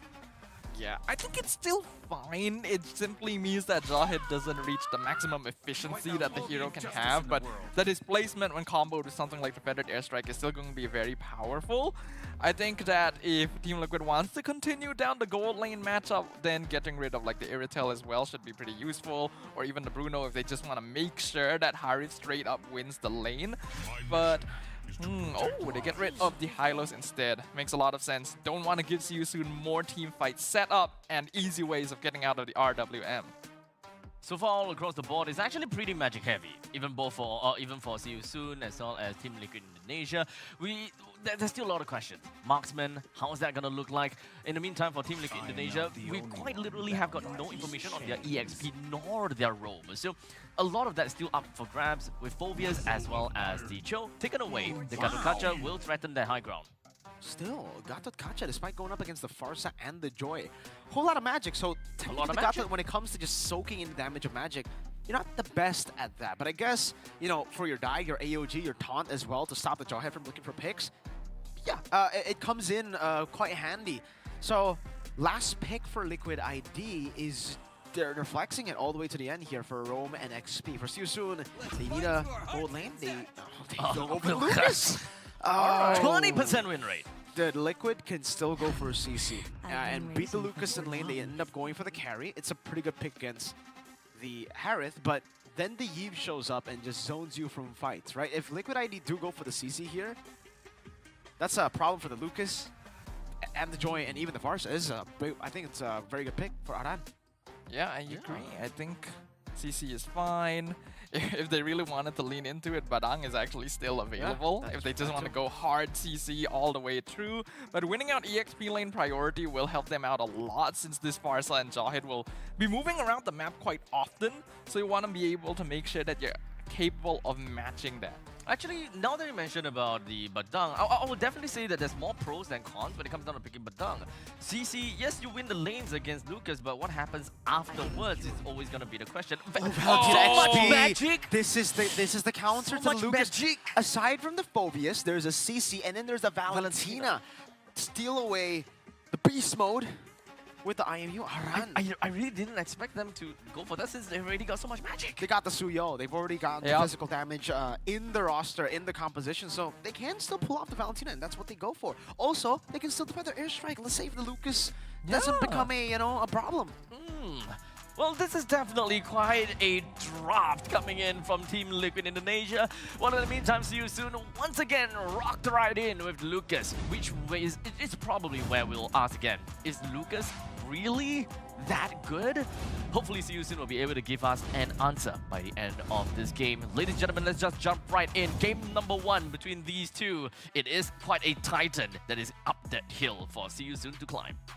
Yep, this is a venerable David versus Goliath situation, with teams representing the polar opposites of Group A going head-to-head. Team Liquid ID eager to continue their unstoppable win streak, and See You Soon still looking to make their mark on the SPS stage. Let's see if they can do it. Let's see if See You Soon can try to, break the odds, break the system by beating Team Liquid ID. Taking a look at the player emblems here, Lucas still can cause a blast to get that lane prio, knows that against the Valentina, maybe it's best to just go and clear the wave. Nomad actually losing out in this matchup against Aaron Shiki up top. And you can see Aaron has gone for quite a greedy build. The Bargain Hunter and the Inspire. He knows he's going to win this lane. He's 100% knows he's winning the lane, right? carry isn't even in contention when you're thinking about gold laners that put up a fight against the Harif. So Aaron Shiki is just going to continue taking that advantage as far as possible. And note, the better the magic Daphne... Oh, hold on. That is not a good positioning that they were looking for here. First blood already going over to Ryzen, and a really nice and early rotation coming in from See You Soon, specifically to help make sure that Nomad doesn't have too much trouble in this gold lane. That's the problem, though, when you're too confident in the laning phase and you're too confident against your laner, right? It's a 1v1 for the most part, but then there are many instances, especially in pro play, where jungle comes around, smacks you in the face, and humbles you real quick. Aaron will have to take that death, and now we'll have to reset. Maybe play it a little bit slowly in the lane. Just wait for the item power spikes, and then maybe after level 4, then look for the fights. But Aran here, it's the Brave Smite emblem for Aran, just trying to get more sustainability. And again, I think it's just to capitalize on the fact that you can steal the ult, and in the fights, you can just constantly be a threat by sustain. Yeah, I agree as well. He even went for the common emblem, so he is intending on staying in lane for as much as possible and to just generally be a consistent nuisance within the team fight itself. We can see a bit of a duel here. Witty taking a lot of damage, gets thrown back. RWM comes out, feathered airstrike as well. Witty healing a massive amount through his passive, as now two beasts will be facing off. We see the shockwave come in, but Flicker is forced out from Nijas instead to get away from Aran. A winning team fight, it seems, for Liquid ID. They definitely are the ones to get the better trade-off. More of the Yusun members are low. They had to recall, but Fabian isn't really blitzing it right now. Aran trying to zone them away from this turtle. It should be free. And yes, it is. Fabian secures the first neutral objective of the game. No, he did not, but it was close actually. So Ryzen was actually forced to use the retry there, and instantly in the top lane, Akira going to be forced to wings by wings. Blade Surge misses, but not the snipe. Though Fabian gonna get thrown back into tower instead. AOG not gonna be able to save him up. Witty with a nice taunt, keeps him in the Void Crystal, gives the kill over to Hezkiel, but ends up losing his life as well. TLID just continue this gameplay of theirs, their playstyle of fighting, and fighting. It's so weird to look at Liquid ID sometimes, you know?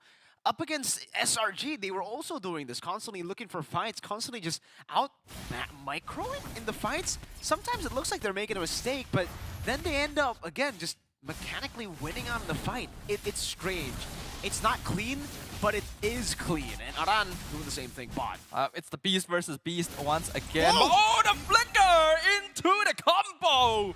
Coming in from Aran, telling him, I am a better beast than you are. Oh my god. If you guys are wondering, you know, how the Valentina counters the Lucas, there you have it. Once you go beast mode, you're actually a stronger beast than Mr. Lucas man. You don't need to do anything. You pop the ult instantly. You get all the benefits of the beast. There are no, literally nothing you have to do. And Welcome, Joneskim 543. So tanky with the Brave Smite. Ryzen diving in. Ryzen goes for the electronic beats, gets the burst on Aran, but gets knocked up with the Blade Surge. Witty is here, but doesn't taunt him long enough. So Ryzen will be able to escape with that pickoff.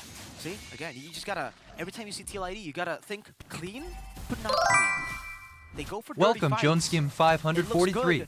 And then they overextend sometimes, but sometimes the overextension works. Aaron up top. Aaron gonna be dived by 3 members. Is able to purify out. Zaman Force comes in, but Feathered Airstrike secures the kill. Even going over to Nomad, so a successful dive up top.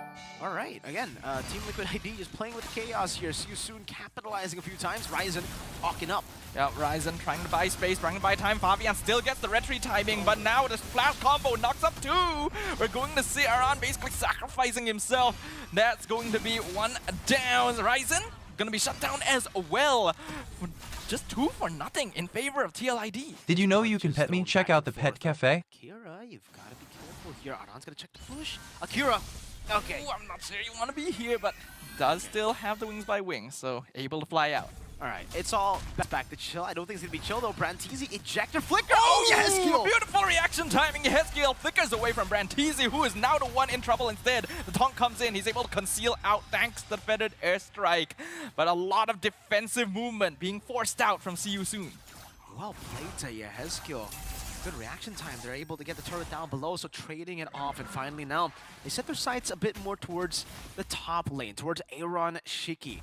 Sending the Gato Kacha up top. Gold leaderboard says that the carry Nomad has been able to do really, really good in this lane. 1-0 and 3 due to all the ganks, and also stellar farming, just waiting for Aaron to shove in the wave, constantly picking it up. And this carry will be a threat as we get into the late game. Corrosion Sight and the Golden Staff in the 6-minute mark. He's farming really, really quick. Yeah, getting quite close to completing that Trinity already. So that early gank was very valuable. Blade Surge does find Nijas in the brush. Not quite able to finish him off, but a good amount of damage forcing him to recall home. This is now a chance for TLID to do something. Yeah. He's done in the fight just like that.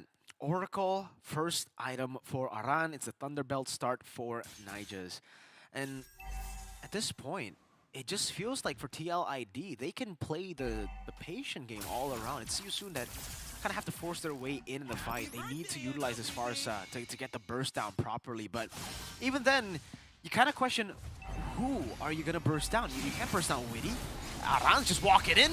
That's a lot of damage from Aran actually, getting the pushback, and Brantizi blows up instantly. Feathered Airstrike not going to be able to stop Team Liquid this time, and with a numbers disadvantage, this is going to be a free turtle. Yeah, again, right? There's really no one you can target for the Farsa. I guess you can go for Aaron Shiki, but you pop the Feathered Airstrike and you're vulnerable. This is Aran going in. Blade Surge connects with Asura, and they will pick him off. Aran now very deep in. AOG comes in, cuts off the back, and he's still alive, healing off the Brave Smite. That's going to be the Joy-Con. Double kill for Aran, as the rest of Team Liquid is just running down. See you soon, Aaron Chike with the flicker in the back line. Killing spree for his kill. And see you soon is wiped off the map.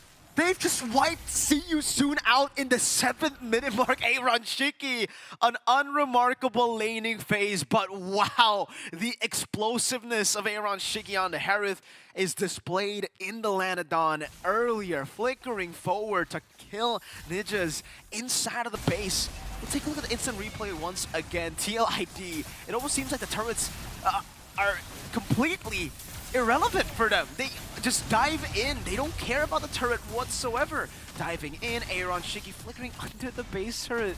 They still have tier 2s to deal with, yet they don't care. They know they are better. They know they can win in the team fights, and they'll just take the advantage wherever they can.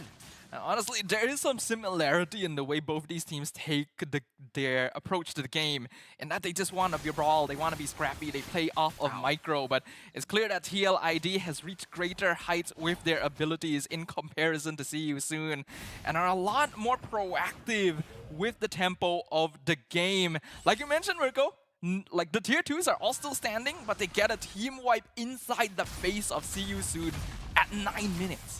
And that's exactly what I've been saying about their playstyle being very dirty, but also clean at the same time, right? Because in the early game, it looked like it was an equal game. It looked like both teams were just scrapping, were just slugging each other out. And then all of a sudden, 1 kill leads to 2.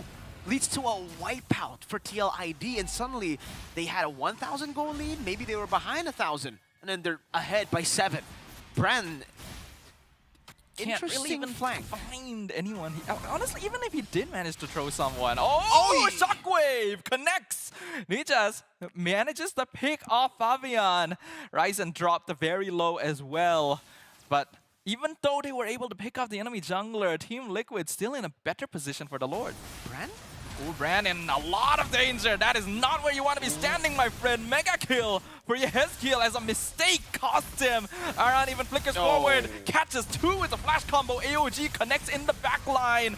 And See You Soon, they just cannot continue. I don't know. Brantizi, these openings have been questionable. I'm not too sure. You know, the flank attempt with no one being around, playing the conceal in, and then walking into the bush, or not walking into the bush, but that, you know, space between the bush, it's just, I don't know, TLID already kind of, I think they were in the bush for quite a while. They were already rotating down below towards the Lord. It just seems like a very naive rotation from See You Soon, and now Fabian, despite dying earlier, there's no capitalization by See You Soon. They instead are the ones to pick up the Lord like nothing of it even happened. Yeah, unfortunately, I don't mean to be rude with the Brantizi here, but you needed to watch his Cho gameplay at the start of the day, Mirko. It was not good. You can tell that there is some uncomfortableness from this roam player from See You Soon. and it's making it difficult for them to actually gather information on the map. Team Liquid just always seem to be one step ahead. The feathered airstrike even a bit slow to stop them from taking the tier 2, and by now, you can just see how tanky the members of TLID are. Aran didn't even blink after being hit by that ultimate. Really well played though for Ryzen there, able to clear out the Lord up top and stopping any chance of Liquid ID to take the base turret down in the 11th minute mark. So let's take a look at the damage leaderboard. Again, it is Aran who leads the pack with the Valentina XP. Always just dealing more damage than the real Lucas. This fake Lucas is a big problem. If anyone was wondering why Valentina was the Lucas counter, this is the best example. Feathered airstrike comes out, cancelled instantly by the flash combo. Ejector throws Aran back, doesn't matter. He will finally go down, but it took so many resources, and bottom inhib is already gone. Meanwhile, Witty, tanking a lot of damage, actually does die to one last hit. That gives a double kill over to Nomad. Super dirty take of the bottom side base turret. They lost 2 members, but in the end, I would still say it's worth it as long as Yehezkiel doesn't die. Ryzen chasing down the Eve, but Yehezkiel still gonna be able to flicker back to safety in the tier 1. Yeah, so technically still worth it, because yeah, you would take the base turret over 2 frontliners, but definitely not the cleanest take here. Conceal from Brantizi. They want to look for something here. Do they find it is my question. Aaron Shiki dashes back to the base, to the turret. Yeah, for a moment I thought that Brand might actually try to commit on that, but I'm glad he made the decision not to. That's not a comfortable position for the rest of CU soon, but Team Liquid now going to be looking to respond once again, unleash the beast stolen by Aran. This is going to be a consistent problem for them in the team fight. And what makes it hard to play the Lucas against the Valentina is also the fact that, you know, usually if you play mid lane or say Faramis against the Valentina, you can always just position yourself super far out. Brantizi. Brantizi caught in the box. Zaman Force comes out, but Aaron actually gets stunned by Achira. So see you soon. Takes no casualties here, but the damage is really ramping up. Yeah, but still, that's a flicker, right? No more surprises from Brantizi as the Lord is going to spawn in 20 seconds. But back to my point, if you play a mid lane or say like a Faramis against the Valentina, you can always just hide in the back to not give the ultimate. But when you're a frontliner like Lucas, you're always in front. You always need to kind of make space for your team, and that allows Aran to always be able to steal your ultimate. So there's no way to dodge that IMU. Yeah, it's literally impossible to stop Aran from taking that away. So you always have to take fights with the intention of dealing with it somehow. And Seouzun are already nearly 6,000 gold behind. They just don't have the burst needed to be able to take out this Valentina at any point. And with the Athena shield that he's got, the Winter Crown, and the Oracle, that's actually still really impressive that Ryzen did that much damage with just one skill too. He has a Wishing Lantern and a Holy Crystal Starlium. No Divine Glaive yet, so the fact that he just pierced through a lot of the magical defense from the side of Team Liquid ID is quite impressive. And let's see what Team Liquid ID can do against the Joy. As long as I think Ryzen saves his abilities, saves his resources to come in very late in the fight, TLID might actually still have some problems to deal with against him. Harrod needs to time. Aaron Shiki, it's all about timing his Zaman Force to punish Ryzen's dive. Yeah, but the thing is, see you soon needs to try and prolong the fight long enough for Ryzen to actually... Yehezkiel almost picked off, but the Winter Crown just in time to survive the feathered airstrike. Good initiative from Achira, but it's not enough as the top inhib instantly falls. Lord pushing down bottom. Mid inhibitor, easy target for Liquid as well. The base is now naked. RWM comes out. Brantizi bursted in an instant. Ninja tries to jump in, but it's jumping into a sea of red, and he is gone. Ryzen actually punishes Yehezkiel, gets one, but it's a double triple for Aaron Shiki. He will finally fall, but the damage is done. The minions are in the base, and the crystal is exposed. Game 1, going to Team Liquid ID. Team Liquid, so far they have been unstoppable, and of course when it comes down to see you soon, even when it comes down to making Team Liquid ID play the scrappy game, Team Liquid ID still knows exactly how they can even still play this kind of fights. This is kind of like the magic of See You Soon. They make the opponents play the weirdest ways and make the opponents come down to their level. At least for Team Liquid Indonesia, all of these early brawls, early ganks, it still worked out well for them. Yeah, you can definitely see the faces of frustration there from the See You Soon members. Can't help but, you know, feel bad for them here as they go still winless in the group stage. Not a single game won just yet. 15 minutes, they were able to survive for quite a long time against Team Liquid ID, but I think a lot of times, again, it's Liquid overextending, and then finally they decide it's time to jump in. There was a valiant attempt from Siu Soon to try to capitalize on Yehezkiel's overextension. But again, for TLID, whenever they do that, whenever they walk forward, there's always something on the other side of the map being done. And at the time, it was the Enhanced Lord taking the turret for free. Yeah, I think TLID actually represents the ideal final form of Siu Soon's playstyle. Both of these teams love scrapping. They like splitting fights apart. They like dragging the game into their own style of play. But TLID is a lot more proactive at it. They're a lot more confident, and their micro abilities are clearly among the best in the world. So Siu Soon is just not really able to compare to that when you add on even more, such as the Valentina direct counter pick to the Lucas and performing even better than Nijas could possibly hope to do. TLID just has a very easy path to victory. Well, unfortunately for the side of Siu Soon, one thing that they haven't been doing too much is their signature 4-1 split. They have always been playing with their jungle just splitting on the opposite side of the lane, while the other four just went for scrappy fights on the other side of the map. I don't remember seeing too much of that throughout the entirety of yesterday and today, but it's more of the fact that Siu Soon has mostly been trying to adapt to the opponents and trying to respond in kind. I don't know, man. It just feels tough here for Siu Soon. They still stick to the Lucas too. We were just talking about it. You know, it's been picked up a lot of times by Siu Soon. It's been picked up a lot of times by Team Flash, and it hasn't really had the impact of like getting wins. Yes, you have a few moments, maybe not in this game. You've had a few moments in the previous games where you deal damage, you utilize the CC and the sustain. But is it time to call it quits on this on Lucas, man? I think that calls for retirement for For Lucas. Lucas. Yeah. Okay, honestly, looking at Lucas, we haven't really seen Lucas pay any dividends so far, even when people ban CC or Valentina. And in this very specific game, CC and Valentina wasn't banned at all, and yet they still picked up the Lucas, which kind of makes us think, you know, if Lucas is still not winning despite those two being banned, the main counters being banned, how is that going to make a difference when the both of them is still available too? It's a good question to ask. That's why so many teams will specifically get rid of these two heroes if they want to play Lucas in the EXP lane. We've seen from yesterday that you can get by without banning them necessarily if you put like Lucas in the jungle, for example. Then he can just farm to his heart's content and become some kind of burst monster. But Lucas plays a very, very niche and specific role in the meta of being the in-between of tanky utility EXP laners and straight-up burst EXP laners. He's very good at buying attention and actually healing by doing damage.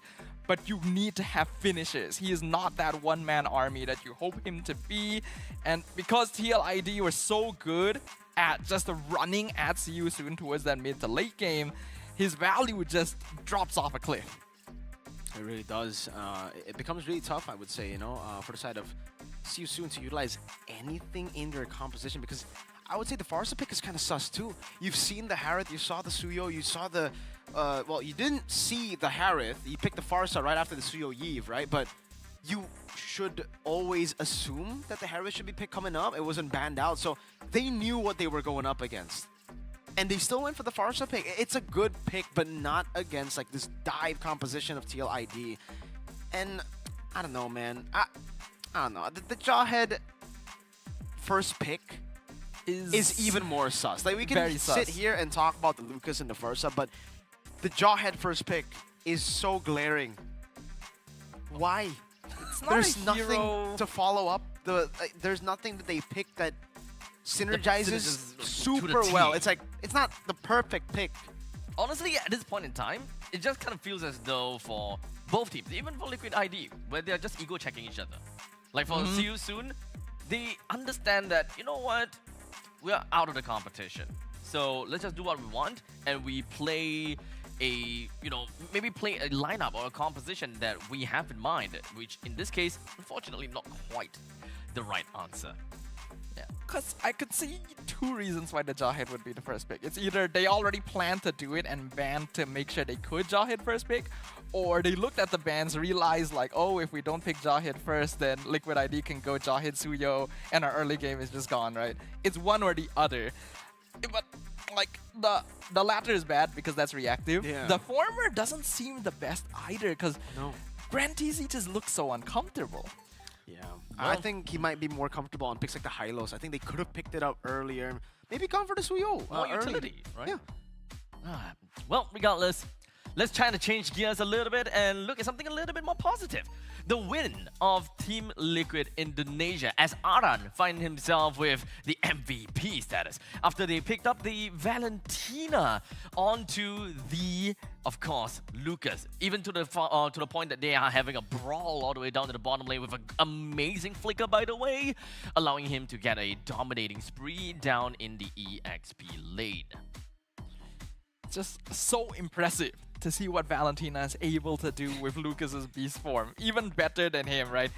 She doesn't have better than the original. Yeah, she doesn't have to meet the condition of having full energy. She can build like cooldown reduction instead of having to go for like tanky items to actually survive. You could see how much healing she was getting off of the Brave Smite and the Common Emblem.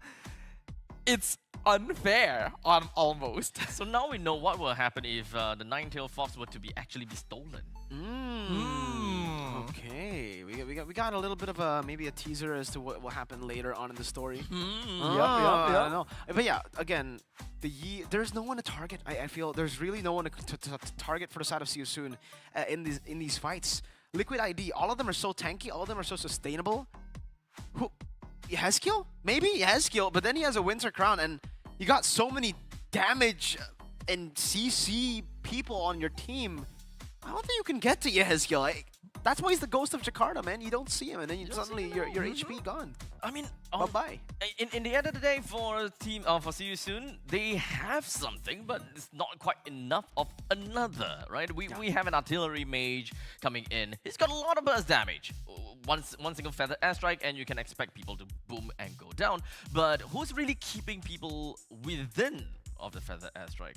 I will say that you can probably force eject to someone, toss them back in to the feather airstrike. That's great, but that's kind of the same concept as pulling people, or rather tossing people right back into the RWM, which is different because once you walk out of RWM, you get immobilized. That is the utility. Yeah. But for Fasa, it's different. You just want damage, and at this point in time, it's just damage really enough. I really don't know. I would feel like it was, because I actually like the Jawhead Farsa combo. It almost guarantees a one-shot kill on anyone when they're both level 4. But we didn't see that activeness for See You Soon. TLID was playing faster, so it was already hard for them to do so, but I don't really see the initiative coming in, and the positioning of Brand TZ continues to confuddle me. Yeah, I don't know. I think if you really want to go for the instant kill on the Jawhead, I still think the Aurora is the better better hero to go for if you really want to just go pick, kill, right? Over the Farsa, because the Farsa is like, all right, you pick, there's no like instant CC to stop the guy from moving. You get ejected, the guy flickers out, he goes tough boots and doesn't get CC for that long, flickers out. Yeah. But for Aurora, it's like, okay, boom, boom, pick. Yep, a lot of staggers when it comes down to crowd control. But hold on a second. Before we jump off and, go into a break, because we will have one in a short bit, I want to bring attention over to this side of the screen. As you can see, we do have a QR code down in the bottom here on the lower third. Make sure you guys take your phone out, scan the QR code, and if you can't scan the QR code now, at least take a snap of a picture, because this is the QR code to take a look at the page where it brings you over to the ticket sales for the Mobile Masters, the Snapdragon Mobile Masters, where we have quite a bit of a competition for every single one of you guys, which I believe that you all want to be part of. We have people all over the world that will be coming into the Mobile Masters to compete for that one crown and that one trophy. So scan the QR code, find out a little bit more. But in the meantime, we're going to go off for a short break. See You Soon, as well as Liquid Indonesia. They need some break as well. And hopefully by then, See You Soon, they'll give us a better fight.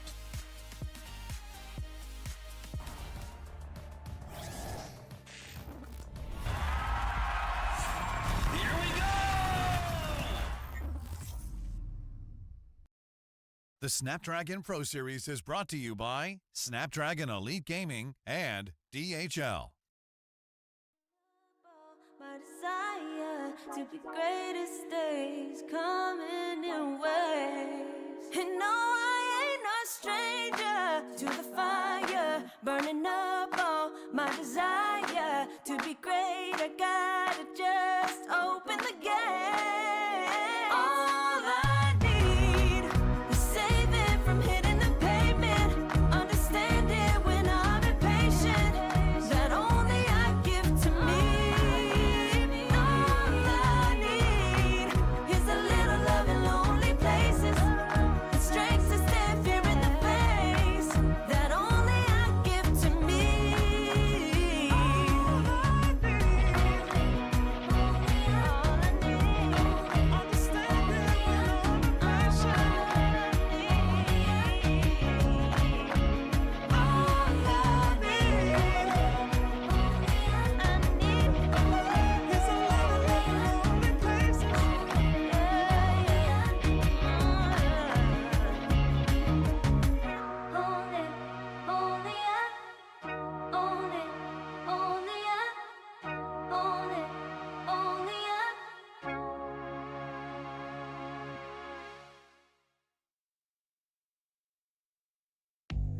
I'm the type of girl that turns logic into Artemis. Think you know it all, but then you let me get inside your head. Yeah. Study joke design, think I know your kind. I'm about to break another.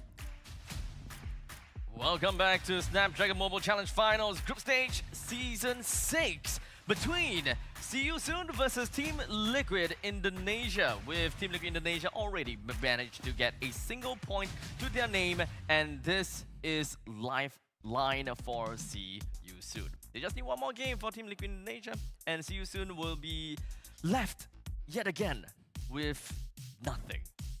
Not even scraps. Not even scraps.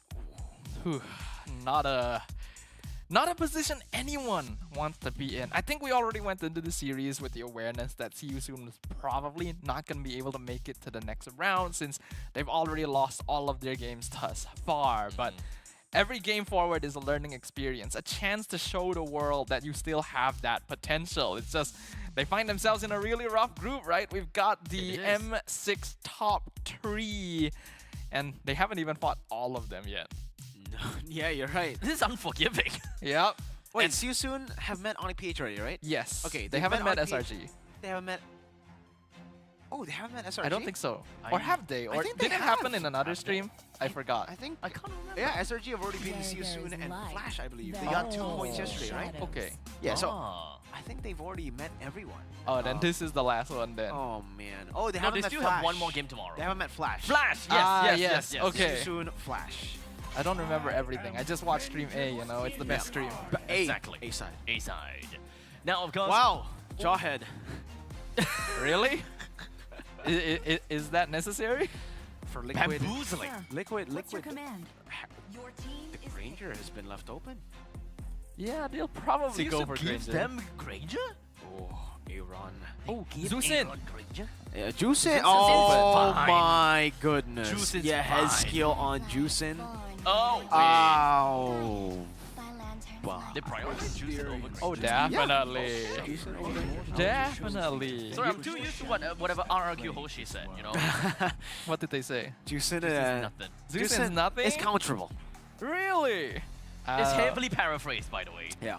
I mean, Counterable, yes, counterable. she is counterable. The problem is, she just doesn't let you move around the map. You know, you are always going to be wondering where that lantern flare is. Check You're out gonna the get Panda chased Pet out, Cafe to even play if you with dash me. away, Faith. you have to use battle spells. Look at him. What is this? A snake maneuver? Is he a snake? Very hypnotizing. We need a flute at this point. My mission is to I have no idea how to make the sound of the flute. Oh, whoa. That's actually not bad. Wait, I thought that was like a. I thought that was a. You know, the birthday Like yeah. What is it called? What is it called? I have no idea. What was it called? Dude, that actually does sound like Party the pop? No, no. Party pop. What? That one goes pop. Pop. It's supposed to go pop, yeah. Party flute. Fabian is enjoying himself. He's really enjoying. He picked up joy. Maybe that's why. Oh, Branteezy on the signature. Oh. Well, what do you mean? Oh no. You mean oh no for Liquid, right? I mean, oh no for Okay, Liquid. okay, I mean, yeah. oh man, it's gonna be so tough. I mean, the fact that they have they have a Suyo and a Green, just so much burst capability on single targets, they're gonna have a tough time whenever Branteezy finds someone with a kick. yeah, I mean, if Branteezy is able to kick the high-lows away, that like the high-lows, if it is the roam position, will usually be quite far up. You can kick it away, Suyo does a lot of burst, then you can take it out. That is in an ideal world. Cho is one of the roamers that can actually somewhat escape a Zusin, so I understand Soon going for it. And I really do hope that Branteezy puts our concerns about his Cho gameplay to rest. You know, I'm pretty surprised we didn't get to see the Yeve there. After seeing the Juice in so early, you really usually want to pick up the counter instantly in the first phase because obviously it's gonna be banned out. I wonder, no, they're actually just gonna ban out the Yeve and be happy with it. They don't ban the Sicilian, they instead ban the Gatot Kacha. Yeah, actually Sicilian sounds good for See You Soon, considering the fact that you always have problems clearing the wave in the middle lane and you don't want to lose that priority. Yeah. But with Juicing on the opposite side, you are kind of given that opportunity to play the Sicilian a bit, and you are still gonna be fine. But they do have to deal with a Joy potentially though, so that's a bit scary. In a similar position earlier today, See You Soon went for the safe pick, right? I think they went for the Zask in the end, which is okay, but alright. I do think Sicilian will give them a little bit more as long as it's played correctly. Okay, so Liquid ID now, they go for Phoveus together with the Hylos and the Juicin. There's going to be a lot of knockups with the Juicin and the Phoveus. There's also a lot of dashes from the other side. Liquid ID, last pick is going to be the gold lane up against this... Man, they can go Moskov. Oh no, it's banned out already. What do they want to go for? No Moskov from Iritho? Bruno, okay. Bruno. Yeah, the Aaron Shiki Okay. Bruno. Safe enough. Still has some pretty solid lane Oh, prio. finally they go Badang. Ooh. Rome or XP? I think XP, right? I think it is XP. Come on, I think Aran it is is a Badang XP. player, man. Yeah. Come on. Don't Please go. tell me it's Lucas again. They left the EXP for See You Soon last. And this time they don't have the Valentina, so... I mean, Glue's fine here, right? Glue is okay, but I... pretty good. Is it okay? I feel like... Just anything but Lucas. You're a Lucas. You hater. got something against Lucas What- now. What do you have against Lucas, sir? Hey, it's all about track record and statistics. Okay. It's not doing well. At this point in time, I'd probably much rather to have a Badang in the role than seeing a Lucas altogether. Okay. Oh, they go Phoveus. Okay. Okay. Phoveus does win lane against Badang in EXP. Why though? What do you mean why? No, I'm just why of all EXP, why Phoveus? What kind of area do they want to win for themselves, or how long? Why do they want to extend team fights per se? I mean, it is Do you just a want to winning win the lane? It's a winning lane against Badang, right, early on. Then it's a good counter to the Joy. That's about it. That's about it. Well, I'm not too sure how things is gonna be like for this, possibly the final game for See You Soon, as they have got 3 games that unfortunately have not gotten a single point. Let's just hope for See You Soon that they will be able to get at least 1 point away from Team Liquid Indonesia. And if they can't, unfortunately, that's their lifeline. It is time once again to return to the land of Dawn for game number 2. The Young Cavalry currently 1 game up against their opponents. Will this finally be a chance for the Cambodian representative to show the world what they've got? Or will we be saying to see you soon? Ooh. Let's take a look at it, man. 2 Brave Smites on the board for Team Liquid ID. A whole lot of sustain, and yes, it is Aran on the Badang XP. Inspired tenacity, and also this port emblem here, trying to get the cooldown as fast as possible. Good clear, too, straight away up top. Rotating very early on, actually just occupying that bush. And this is the reason the Juicin is always so good in the early game, man. You just put so much pressure, and with the Brave Smite, even if you get poked by Sicilian, you're like, all right, let me just put my lantern on you, get my HP back.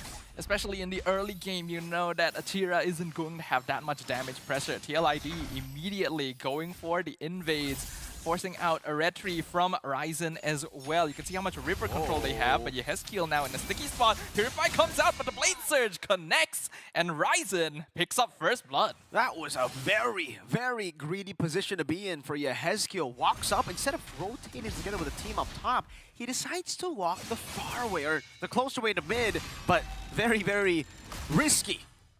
Ends up paying for it. Aran as well, overextending after noticing. What? Ooh, what? Aaron Shiki at level 3, winning the 1v1 in lane against Nomad. That shouldn't happen. No, the Bruno should not be. Wow. Nomad used Flicker too. You can see it on cooldown. I would love to see what happened there in a replay or something, because wow. I wonder how he did that. Did he just trade? Because Nomad should be able to farm up from quite a far range away from the Bruno. All right, TLID Turtle, Witty, holding his position, level 4 for See You Soon already. Ooh, Brantizi with the flicker, doesn't get the kick though. Yehezkiel ults away, and now it is a full-out brawl. Brantizi taking a lot of damage, able to dash back. Witty going to be the first one down, but they'll trade roamers for now. Blade Surge connects with Aran, forces out the fist crack just to survive, and both teams will disengage. Okay, becomes See You Soon equalizing on the board here, finding the kill earlier. It was a great engage from Brantizi. Unfortunately, he didn't get the kick, but still, it was all good. Aran now going up. Yehezkiel too. Free turtle, it seems, for Ryzen. See You Soon. They know they have the advantage a little bit in the early stages, and they're going to be making use of it. Nomad died again at some point. And it was a rotation to mid. He was trying to get the double lane after going bot and towards the top side of the map. I didn't even see that happen, actually. Yeah, I saw it barely. Brantizi gets the way of the dragon now. Purified out by Aaron Shiki. Achira was just not close enough to follow up on that. Oh, Brantizi able to dash away just in time, though, and set up for Ryzen with the Soul Sever. Picks up the Bruno. Good pick from See You Soon there. Good utilization of baiting out the Purify from the side of Brantizi. They baited enough time, and they actually burnt out enough resources for Azira to just come in, get the kill. And now it's Team Liquid ID's way back in the game. It's See You Soon who holds the lead in the early game, but a big problem would be Nomad right now. 0, 2, and 0. He needs to just play it chill. All he needs to do is farm up for the mid game. He only just finished Hunter's Strike, so you can tell that he's having a bit of difficulty keeping up in farm, but definitely a much better start for See You Soon compared to their previous performances. Brantizi actually doing a pretty okay job on this show so far after a less than stellar performance at the start of the day. So hopefully he's able to keep this up, because that vision and pickoff is very important for his team. Bren, G-Kundoed earlier, good poke from Ryzen. And really from See You Soon, I think the glimmer of hope for them is Ryzen. He's just so active around the map, always able to find a pick, a stun, punishing inside of Team Liquid ID.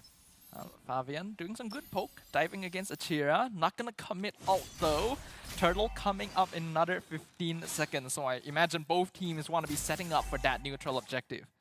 10 seconds for it. TLID down by 600 gold against See You Soon, so not the best position to be in, but you're still very confident that they can get this done even without that gold lead.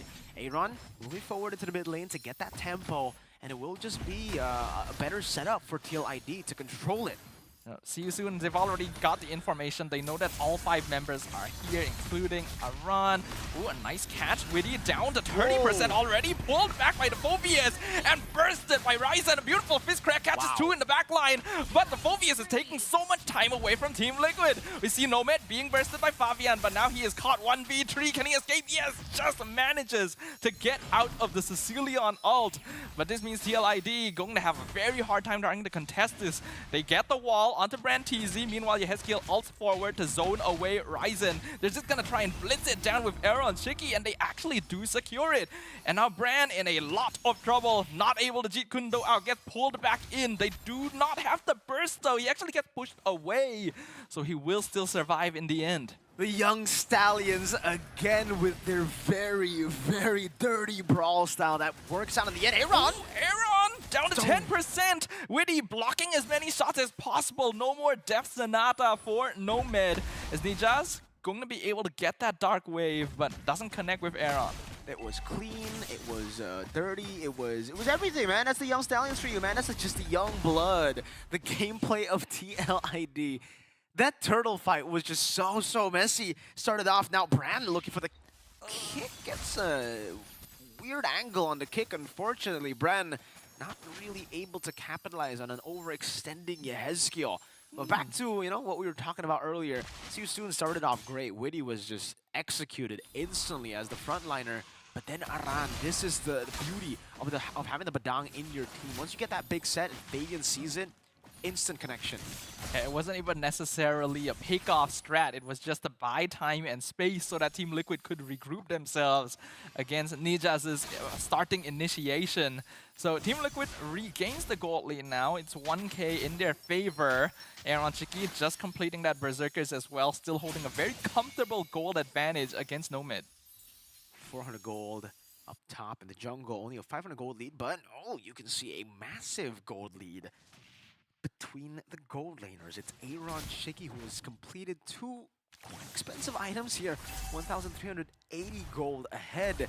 Still a Sky Piercer for Nomad. He's banking on the fact that he's going to win these team fights and he's going to be big. Because, oh, whoa, what happened? Ooh, they tried to catch Brantizi, but he's able to Shunpo out. Witty now taking a good amount of poke, has to back off himself with the Glorious Pathway. He just tries to continue initiation on Aaron Shiki, but he's able to dash away just fine while his Keel actually keeps him in position. Wait. Actually, ults forward, they're looking for the Phobius, and they will find it. Aaron gets the kill. Okay, see, flicker forward earlier too from Ninjas basically secures Team Liquid ID the pickoff. I don't think there was going to be enough burst anyways, right? It's still a scaling Sicilian. Now they're just gonna invade knowing Ninjas is down. Yeah, Brantizi will scout out Aran. Purple buff being worked on, but this is all 4 members of See You Soon just to try and defend 1 buff. Ryzen will be able to retreat in the end, but TLID just instantly transitioned to taking the bot tier 2 for free. Tier 2 for free, Aaron Shiki. He gets poked down by the Bat Impact, by the Rhapsody, but then he just sustains back up through the Haas Claws. And that's where the Bruno finds, you know, comfort in the game. Once you have the Haas Claws and the Berserker's Fury, those 2 items alone, it's already enough to get you comfortable, to get you to deal damage, to sustain back up once you get poked as well. And once he gets the Melfic Gun, now that's the big power spike that will really, as I said, just as right you say it. on time. Now that is going to be a problem for See You Soon. That range is definitely, especially for Ninjas, how's he gonna walk up? Concealed play, Witty gonna stun Brantizi. The fist crack lands on Nomad, but he just dashes out. Actually doesn't lock him down in time. But the electrifying beats finishes off Brantizi, and Nijaz is left alone in the front as well. So a mega kill goes to Fabian, as now he transitions over to the orange buff. Ryzen trying to take it, but he is going to have to commit that retreat just to secure it. 4,000 gold lead now. Fabian walking up. He's still trying to commit. Nomad almost dies just from 2 dashes. This Joy is getting farmed, and Aaron Shiki as well, getting a bit of action. This is gonna be basically the entire mid lane of towers gone. Full charge from TLID, just like in game number 1. Doesn't end up being a wipeout, but still, it's a declaration of, oh, Brantizi walks up. Purified though. Brantizi not able to get the kick again, and he gets kicked in the face with a football. Ninja's trying to engage, but the Glorious Pathway cutting off the rest of his team, which means he is there as well. Double kill, and now Fabian is in the back line. The Usurper turns them into nothing. That is going to be a team wipe for Team Liquid ID, and they're right in front of the base. The cooldown timers are long, but there are no minions, so See You Soon should survive for now. But that is devastating. The Young Stallions, once they see a mistake, they will charge. Heck, even with no mistake, they charge in. They don't care. They fight and fight up until they win the game. But earlier, See You Soon, Brantizi, GQ no flicker to Bruno.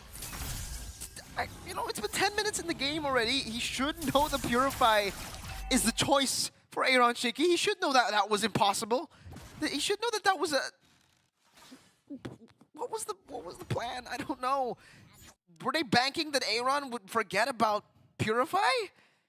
No, I think you have to realize that this is exactly why we were talking about Brantisi's show earlier today.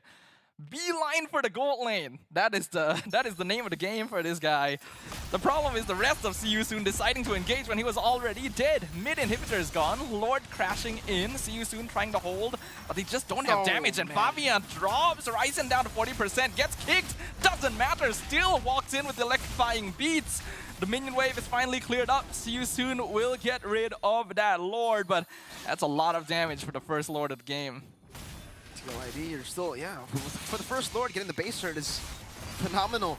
See You Soon are still scaling, so I guess the good side is... Oron in the back with the fist crack! See You Soon is gone for lunch! Team Liquid ID! When you least expect... Oh! Stop it! Aaron, Shiggy! They are already dead! Team Liquid ID takes no prisoners as they clean sweep See You Soon. Absolutely disgusting! What was that? At the end of the day, we all need to take a good old shower because that was disgusting. That was dirty. The fist crack is dirty. That range from the Bruno plus the crit. Let's talk about the crit. That's all very dirty. I was trying to say, let's take a look at the good side here. And then Aran's like, no, shut up. Shut up. Let's go to look on the good side. They're skilling. They just need to pull the game. Nope. Nope. Nope. Fist cracked. Oh. Crack them open like a coconut. Well, there you have it, folks. That is what happens when Aran gets the Badang. This was his signature pick back when he debuted in MPL Indonesia season. I believe it was season 11? Yeah, it was season 11, I think. Right as he debuted, he beat both Onyx and BTR, who were top of the leaderboard. Ooh, with a Badang. Well, the one up against Prime Onyx was the Badang. Oh, it was season 12 Onyx, actually, not season 11. That's still a good bit of history, though. Yeah. It all comes full circle, right? Badang back in the meta, meaning Aran is even scarier than ever. I just want to see Diablo now, Yeah. I miss Diablo. Me too. Where's Diablo when you need him? Missing out on the double Ds. But anyways, we don't have to talk about the double devils right now. Yeah, we don't have to talk about it. Well, Brantisi, do we need to talk about that at all? Let it die, bro. It's fine. It's okay. The game's over. Game's over. We've got a total of no turrets, no Lord that is given away to See You Soon, unfortunately, as Team Liquid Indonesia took control and had complete reigns over the game for the entirety of that 12 minutes. It is definitely very ruthless coming in from Team Liquid Indonesia, and unfortunately is just a rule from the kingdom right from the start. Yeah, the beginning, See You Soon was actually not doing too badly. Ryzen was able to pick up some nice cheeky kills here and there. Even though Nomad was losing lane, they were still able to pick off Aaron once.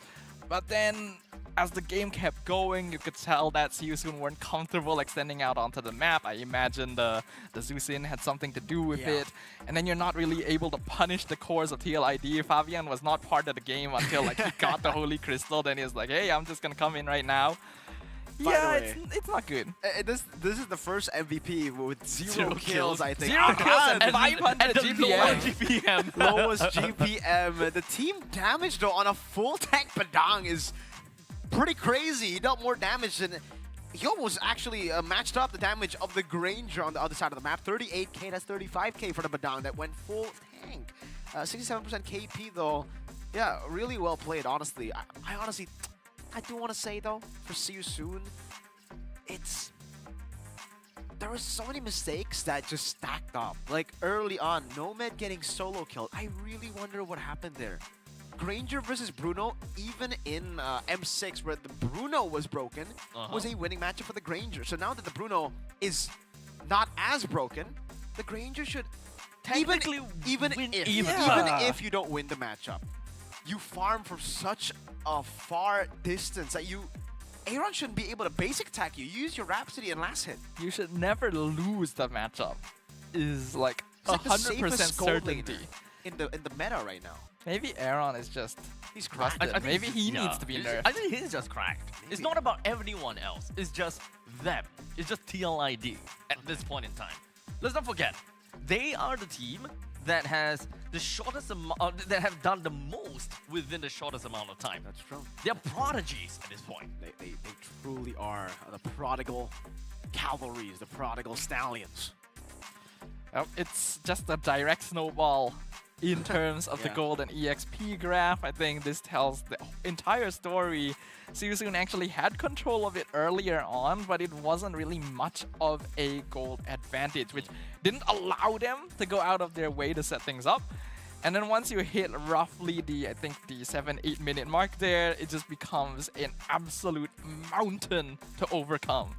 The moment that Team Liquid Indonesia managed to get that teeny little bit of advantage, they took it and they ran with it, quite literally up the hill and never looking back. You know what? I think I understand now what Liquid ID did. Okay, spill it. They ran the Jawhead. They first picked the Hylos. Well, they didn't first pick it, but they picked the Hylos. They basically forced Branteezy to go Cho. He's only played 3 heroes, I think, in this in Snapdragon Pro Series group stage. So they literally were like, you know what? I like your Cho. Yeah, I think so. Yeah, and the fact that they picked the Hylos when they are the cavalry, you know, it gives them that extra bit of motivation, you know? Yeah. This is quite literally the moral support that we talked about yesterday, right? They laid the carpet down for Aran to punch them in the face. Pretty much. That's a nicer way of saying laying the carpet down for Branteezy to come in over to Bruno. Let's just watch it again, shall we? I mean, this is a good pick. Yep. We've got a couple of pretty Game good picks all hungry. across the game, Yeah. right? Again, early game, Seosun was actually not Early doing game's too not badly. bad. Yeah. They were actually fighting pretty well. They were matching up okay. Branteezy, although he did manage to get the kicks he wanted, was actually opening up the map pretty alright. But Nomad dying twice in lane is not a good That's sign. a good escape though. Yeah, that was good. Then it continues on, right? This was the mistake. Oh, this was the big play from Aran and Fabian. I like how Fabian also just had so much trust for Aran. He was waiting in the bush. He was waiting there just like, all right, Aran, anytime now, anytime. Once you get that big set, which I know you're going to get, I'm going to jump in. And then this was the big mistake, I would say, for Seosun. Man, the Crimson Beacon. Overextending. Here, I mean, look at this. Look at the fight. Look at how at where messy it Aeronchik is. is. Look at where Aaron is. Look at where the team is. And Akira, Nomad, they were just so... Here. This was like, You go for the kick onto the Purify. Alright, you mess up. You die. Your team decides, we're going to fight them without you anyway. And we saw how that ended. Because, like, okay, they picked up the Cho up against the Joy. They're like, all right, the Cho will be the one to deal with the Joy.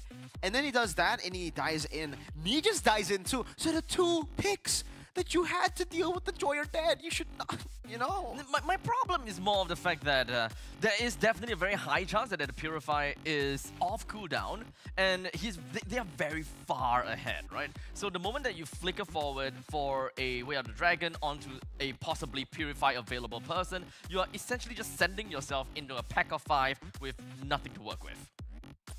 Yeah, pretty much. It is quite unfortunate, the fate that Seosun had to encounter here.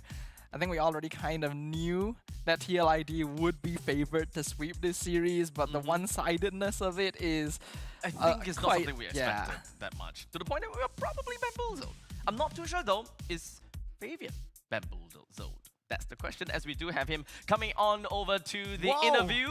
Fabian? Hello! Okay, it's Fabian. Hello. It's, you gotta say it like, Fabian. it's Fabian. Fabian. Especially when he does that face right there. You gotta, that's not Fabian. That's Fabian. Fabian. So how does it feel, Fabian, with a total of, not total, but completely undefeated so far? My feel right now is good because 2-0 all.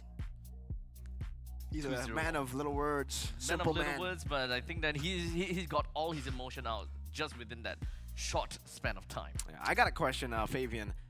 In game 2, was it a strategy from you guys banning the Jawhead, picking the Hylos, and leaving the Cho? Did you want Branteezy and Seosun to pick up the Cho? Were you trying to deny his heroes? Maybe the nice hero. So you were right. Because against SRG we ban Jawhead. So yeah. Oh. So they just really don't like Jawhead. Yeah. Honestly, that makes sense, right? That would probably explain the first pick Johan from See You Soon. They true. know. They know something. They knew. Well, in the meantime, let's probably look at something a little bit more, offbeat, right? And maybe we'll talk about... Okay, because they're in. Congratulations, by the way. You guys are definitely in and going over to the playoff. Congratulations. So... let's talk a little bit more about the team, when it comes down to Team Liquid Indonesia. Who is the one within the team that is, let's see. Okay, easiest one. Tilt's the easiest. What? Apa Bang Mirko itu apa? Siapa yang paling gampang? Siapa yang paling gampang? di Oh, grupnya? okay. I think the all enemy is pro lah. Nggak gampang semua. No one is easy, you said. No one is easy. Everybody is competitive. Okay. Why are you looking at me like that? I'm just glad that you are here with us. Because as that the actually isn't the question he asked. Yeah. Oh. Yeah, he What did you asked. say? He Who tilts asked. the most? Yeah, who in TLID tilts the most? Oh, siapa yang tilt? Siapa yang tilt? No lah. No, Nggak ada. No. Siapa yang paling Nggak ada. gampang tilt di TL? Nggak ada sih, nggak ada. Lies. Oh. I don't know. It's I true. can believe it, right? It's a They've been fact. clean sweeping all their games, It doesn't have to be today. It could be some other days. Maybe. Okay, you know what? I'm gonna ask you a question, Fabian.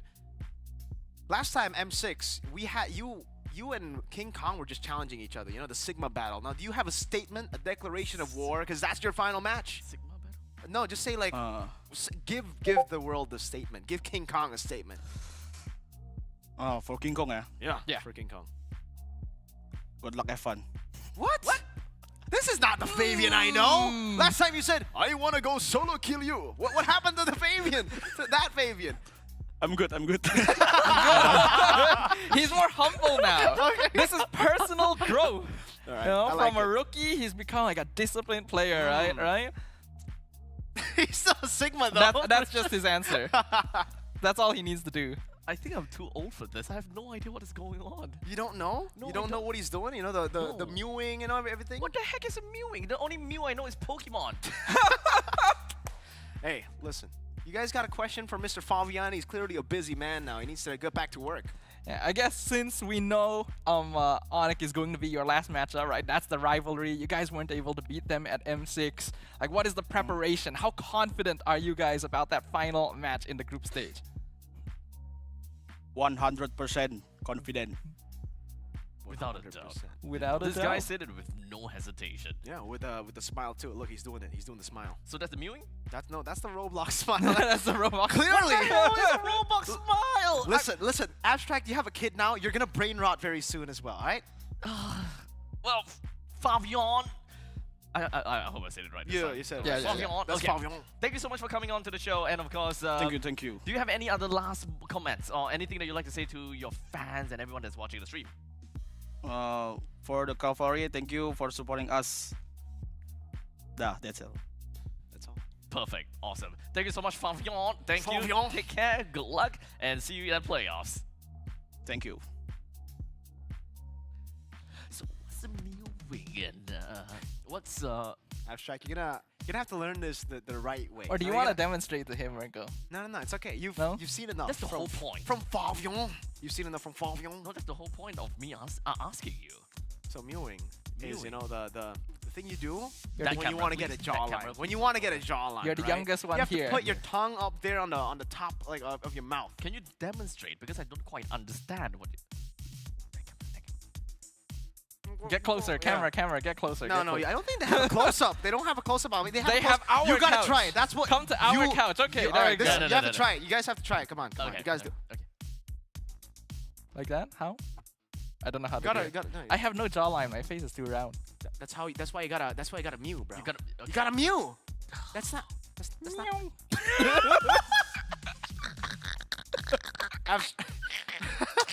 I think I broke him. Abstract. It's your turn. It's your turn. Okay, tell me, what do I have to do? You put your.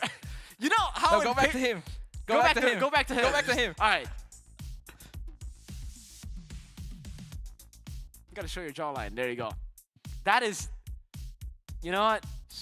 Since you guys are old, I'll say all right, sure. What is your mouth have to pucker up like that? I don't know either. Whoa! The best team in the world against the best team of all time. It's tied 1-1. That's the grand finals right there. Hey, Team Flash. You guys, you know that I trust. Yeah, you guys are the best team in the world, right? Exactly. Yeah. Best team, I'm the best, Bigatron best team of all time. Best team of all time, best team in the world. Yeah, 100%, you know? 100%. Right now, it's all about the best. Whoever wins or whoever loses, they're still the best. You want to do the other one, the Roblox smile? Nah, I'll pass. No, you have to. You have a child now. You gotta teach them the right ways. Teach them brain rot?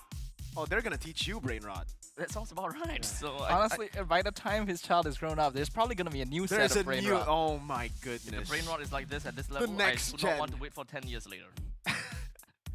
How bad is it gonna be? Let's not. Yeah. Oh! This. Oh, I thought for a second. I thought it was Onyx ID. No, that's Onyx PH. Yeah. Honestly, Onyx PH. Wait, so SRG lost two series. They pulled a of Bigatron 0-2. today. Ah, okay. that helps me understand a lot better this time. They pulled a Bigatron today. They lost to This is TL so and sad. Onyx PH. This is so sad. Wait, so that pretty much means that Bigatron has a chance. Well, they're 1-1. Well, I think it'll come down to the final match. It'll come down to SRG versus BTR anyways, unless Flash win against BTR. If Flash wins against BTR, SRG is safe. Yeah, BTR's got no chance. Abstract, I'm a Flash fan now. Flash fan. You're a Flash fan. Jinx Yeah. them. Don't you jinx them. You we get to worry, see don't the worry. standings. Guys, It's fine, it's hold on. fine. We got It's fine. The Singaporean is mad at the Malaysian because the Indonesian can take the Malaysian's slot in the groups. That's just politics, man.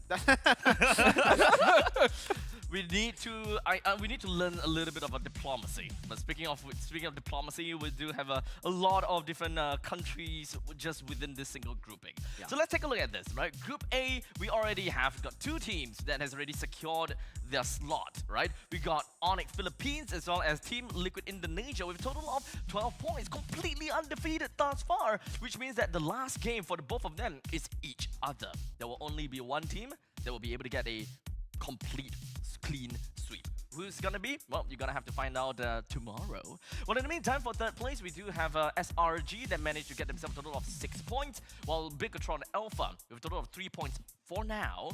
As Team Flash also still hanging in the balance, they managed to get one game away from Bigatron Alpha, so that's technically 1 point to their name at the very least. While See You Soon didn't get a single point nor series, and their final opponent tomorrow will be Team Flash. Yeah. So it comes down to this matchup here. If for SRG fans around the world, you guys are the biggest Flash fans right now. Yeah. For the Bigatron fans, which is this one guy. No, I can't accept any form of jinx at this point in time, right? Actually, you know what? Never mind. Yeah. You guys can support. I mean, we lose absolutely nothing at all. But in the meantime, Group B, let's talk about that, because we do have Team Falcons. Total of 7 points. It's a far cry to the top of the line when it comes down to Group A. It's like so much difference. It is so close. But yeah, Team Falcons, I don't think that they're done with all of their games yet today. I don't think they're done with today just yet, because there will be some teams that will only play a total of 3 series up to today, and there are some teams that will play up to 4 series up to today. So maybe we'll be able to see a little bit of difference.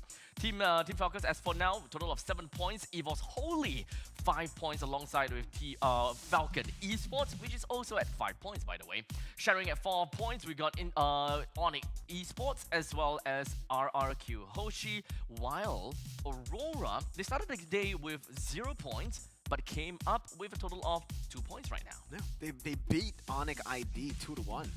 Damn! Yeah, that was impressive, actually. Considering that Aurora has been having a bit of difficulty finding that footing, that's going to be huge. Hopefully they can continue that streak, because being at the bottom of this group right now is not a comfortable place to be. No. I think, again, like, EVO's Holy continues to impress us. This is not an MPL team, and yet here they are, putting up a fight and being dominant against much more experienced players. Technically, though, like, yeah, they're technically not an MPL team, but this roster will be their MPL roster. Yep. They're going to be an MPL team. Will be. Will the MPL be. EVOs. in the meantime, I also do want to, kind of touch on Aurora for a little bit, because during the short amount of time that we had on Aurora yesterday, we did mention along the lines of we need to see a little bit more from Edward. His playmaking capabilities. We need to see more. So I'm rather confident to say that today they'll win, probably because they found out that, yeah, we need to send Edward out there. That, but also, I don't know. Based on the wins I've seen from Falcon and also from Araki Hoshi, a lot of the wins against Aurora come through the form of just pure drafts. Like when you win the draft really hard, you just you don't even need to out-execute the enemy team, and you ultimately win against Aurora. Now Onyx apparently, well, according to some critics online, have not had the best drafts. They've been very, egotistical about not banning some heroes here and there that ended up being, a loss, not banning Super Marcus Granger, etc. So maybe that came into the matchup against Aurora. That was what happened again. Perhaps we'll be able to find out a little bit more because, well, maybe we'll be able to cover some Aurora games tomorrow. Hopefully. Maybe. Yep. We'll take a look at the schedule later on, because for now, the most important thing is to check in with the other streams, because this is Stream A after all. Stream A best stream. A-side. A-side. Schedule come up. Okay, never mind. We got our schedule first. With Stream A tomorrow, we are actually going to be looking at See You Soon twice.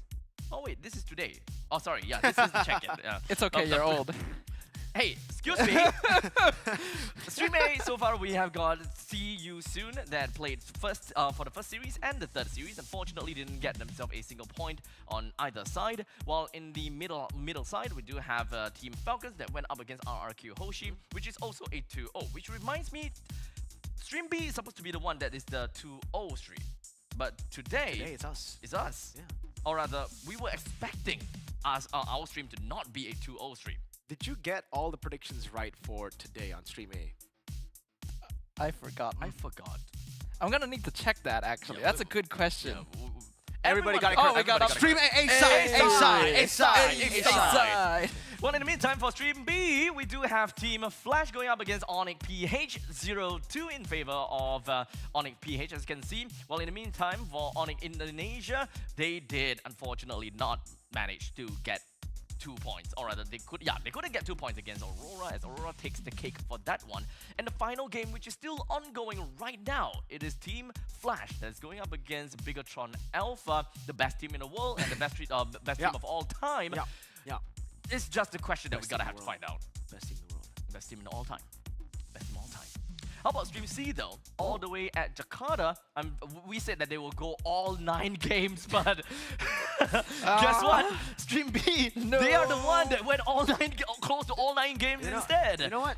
It's not a good time to be a red team right now. Like Bigatron, Falcon, Can we take this off SRG. Can we take this off the screen real quick? It's just not. I don't want to. I don't think you need. I don't want to. If you are a team owner that wants to join, the esports scene, yeah. maybe red is in the color, man. For think some Red's reason, always red has had not the best record here at Snapdragon. Yeah. I mean, blue definitely looks way better, right? I mean, it's a cool I mean, color. blue or yellow. Look on Yellow. PH. Yeah. This is kind of amazing. I mean, but you can't say yellow because SRG kind of has yellow there. Yeah, but they're the red giants. Red they're the red. Oh, speaking of which, does that mean that they are not wearing their red jerseys today? I don't think they even have a red jersey now. It's like their white Don't and they? black one, right? Actually, I haven't seen. And then they any got of it. the cool jacket now. I actually haven't been keeping up with the fashion. I should actually look at that. They have some pretty good designs. Yeah, you probably should. But hold on a second, let's take a look at the Whoa. schedule for tomorrow. Yeah. Onyx esports, the very first game tomorrow that is going up against EVOS. Holy Merkel, yeah, this guy is getting excited. While in the meantime, Onyx PH going up against Team Liquid Indonesia for the second game. And finally, Onyx esports going up against RRQ Hoshi for the last series of the group stage. All right, this is truly A-side, baby. We got the best match. Yeah. Onyx PH Liquid, are you kidding me? Let's go. Literally the M6 Grand Finals is happening on Stream A tomorrow, guys. Maybe our matches today weren't the best, but tomorrow, A-side, that's the way.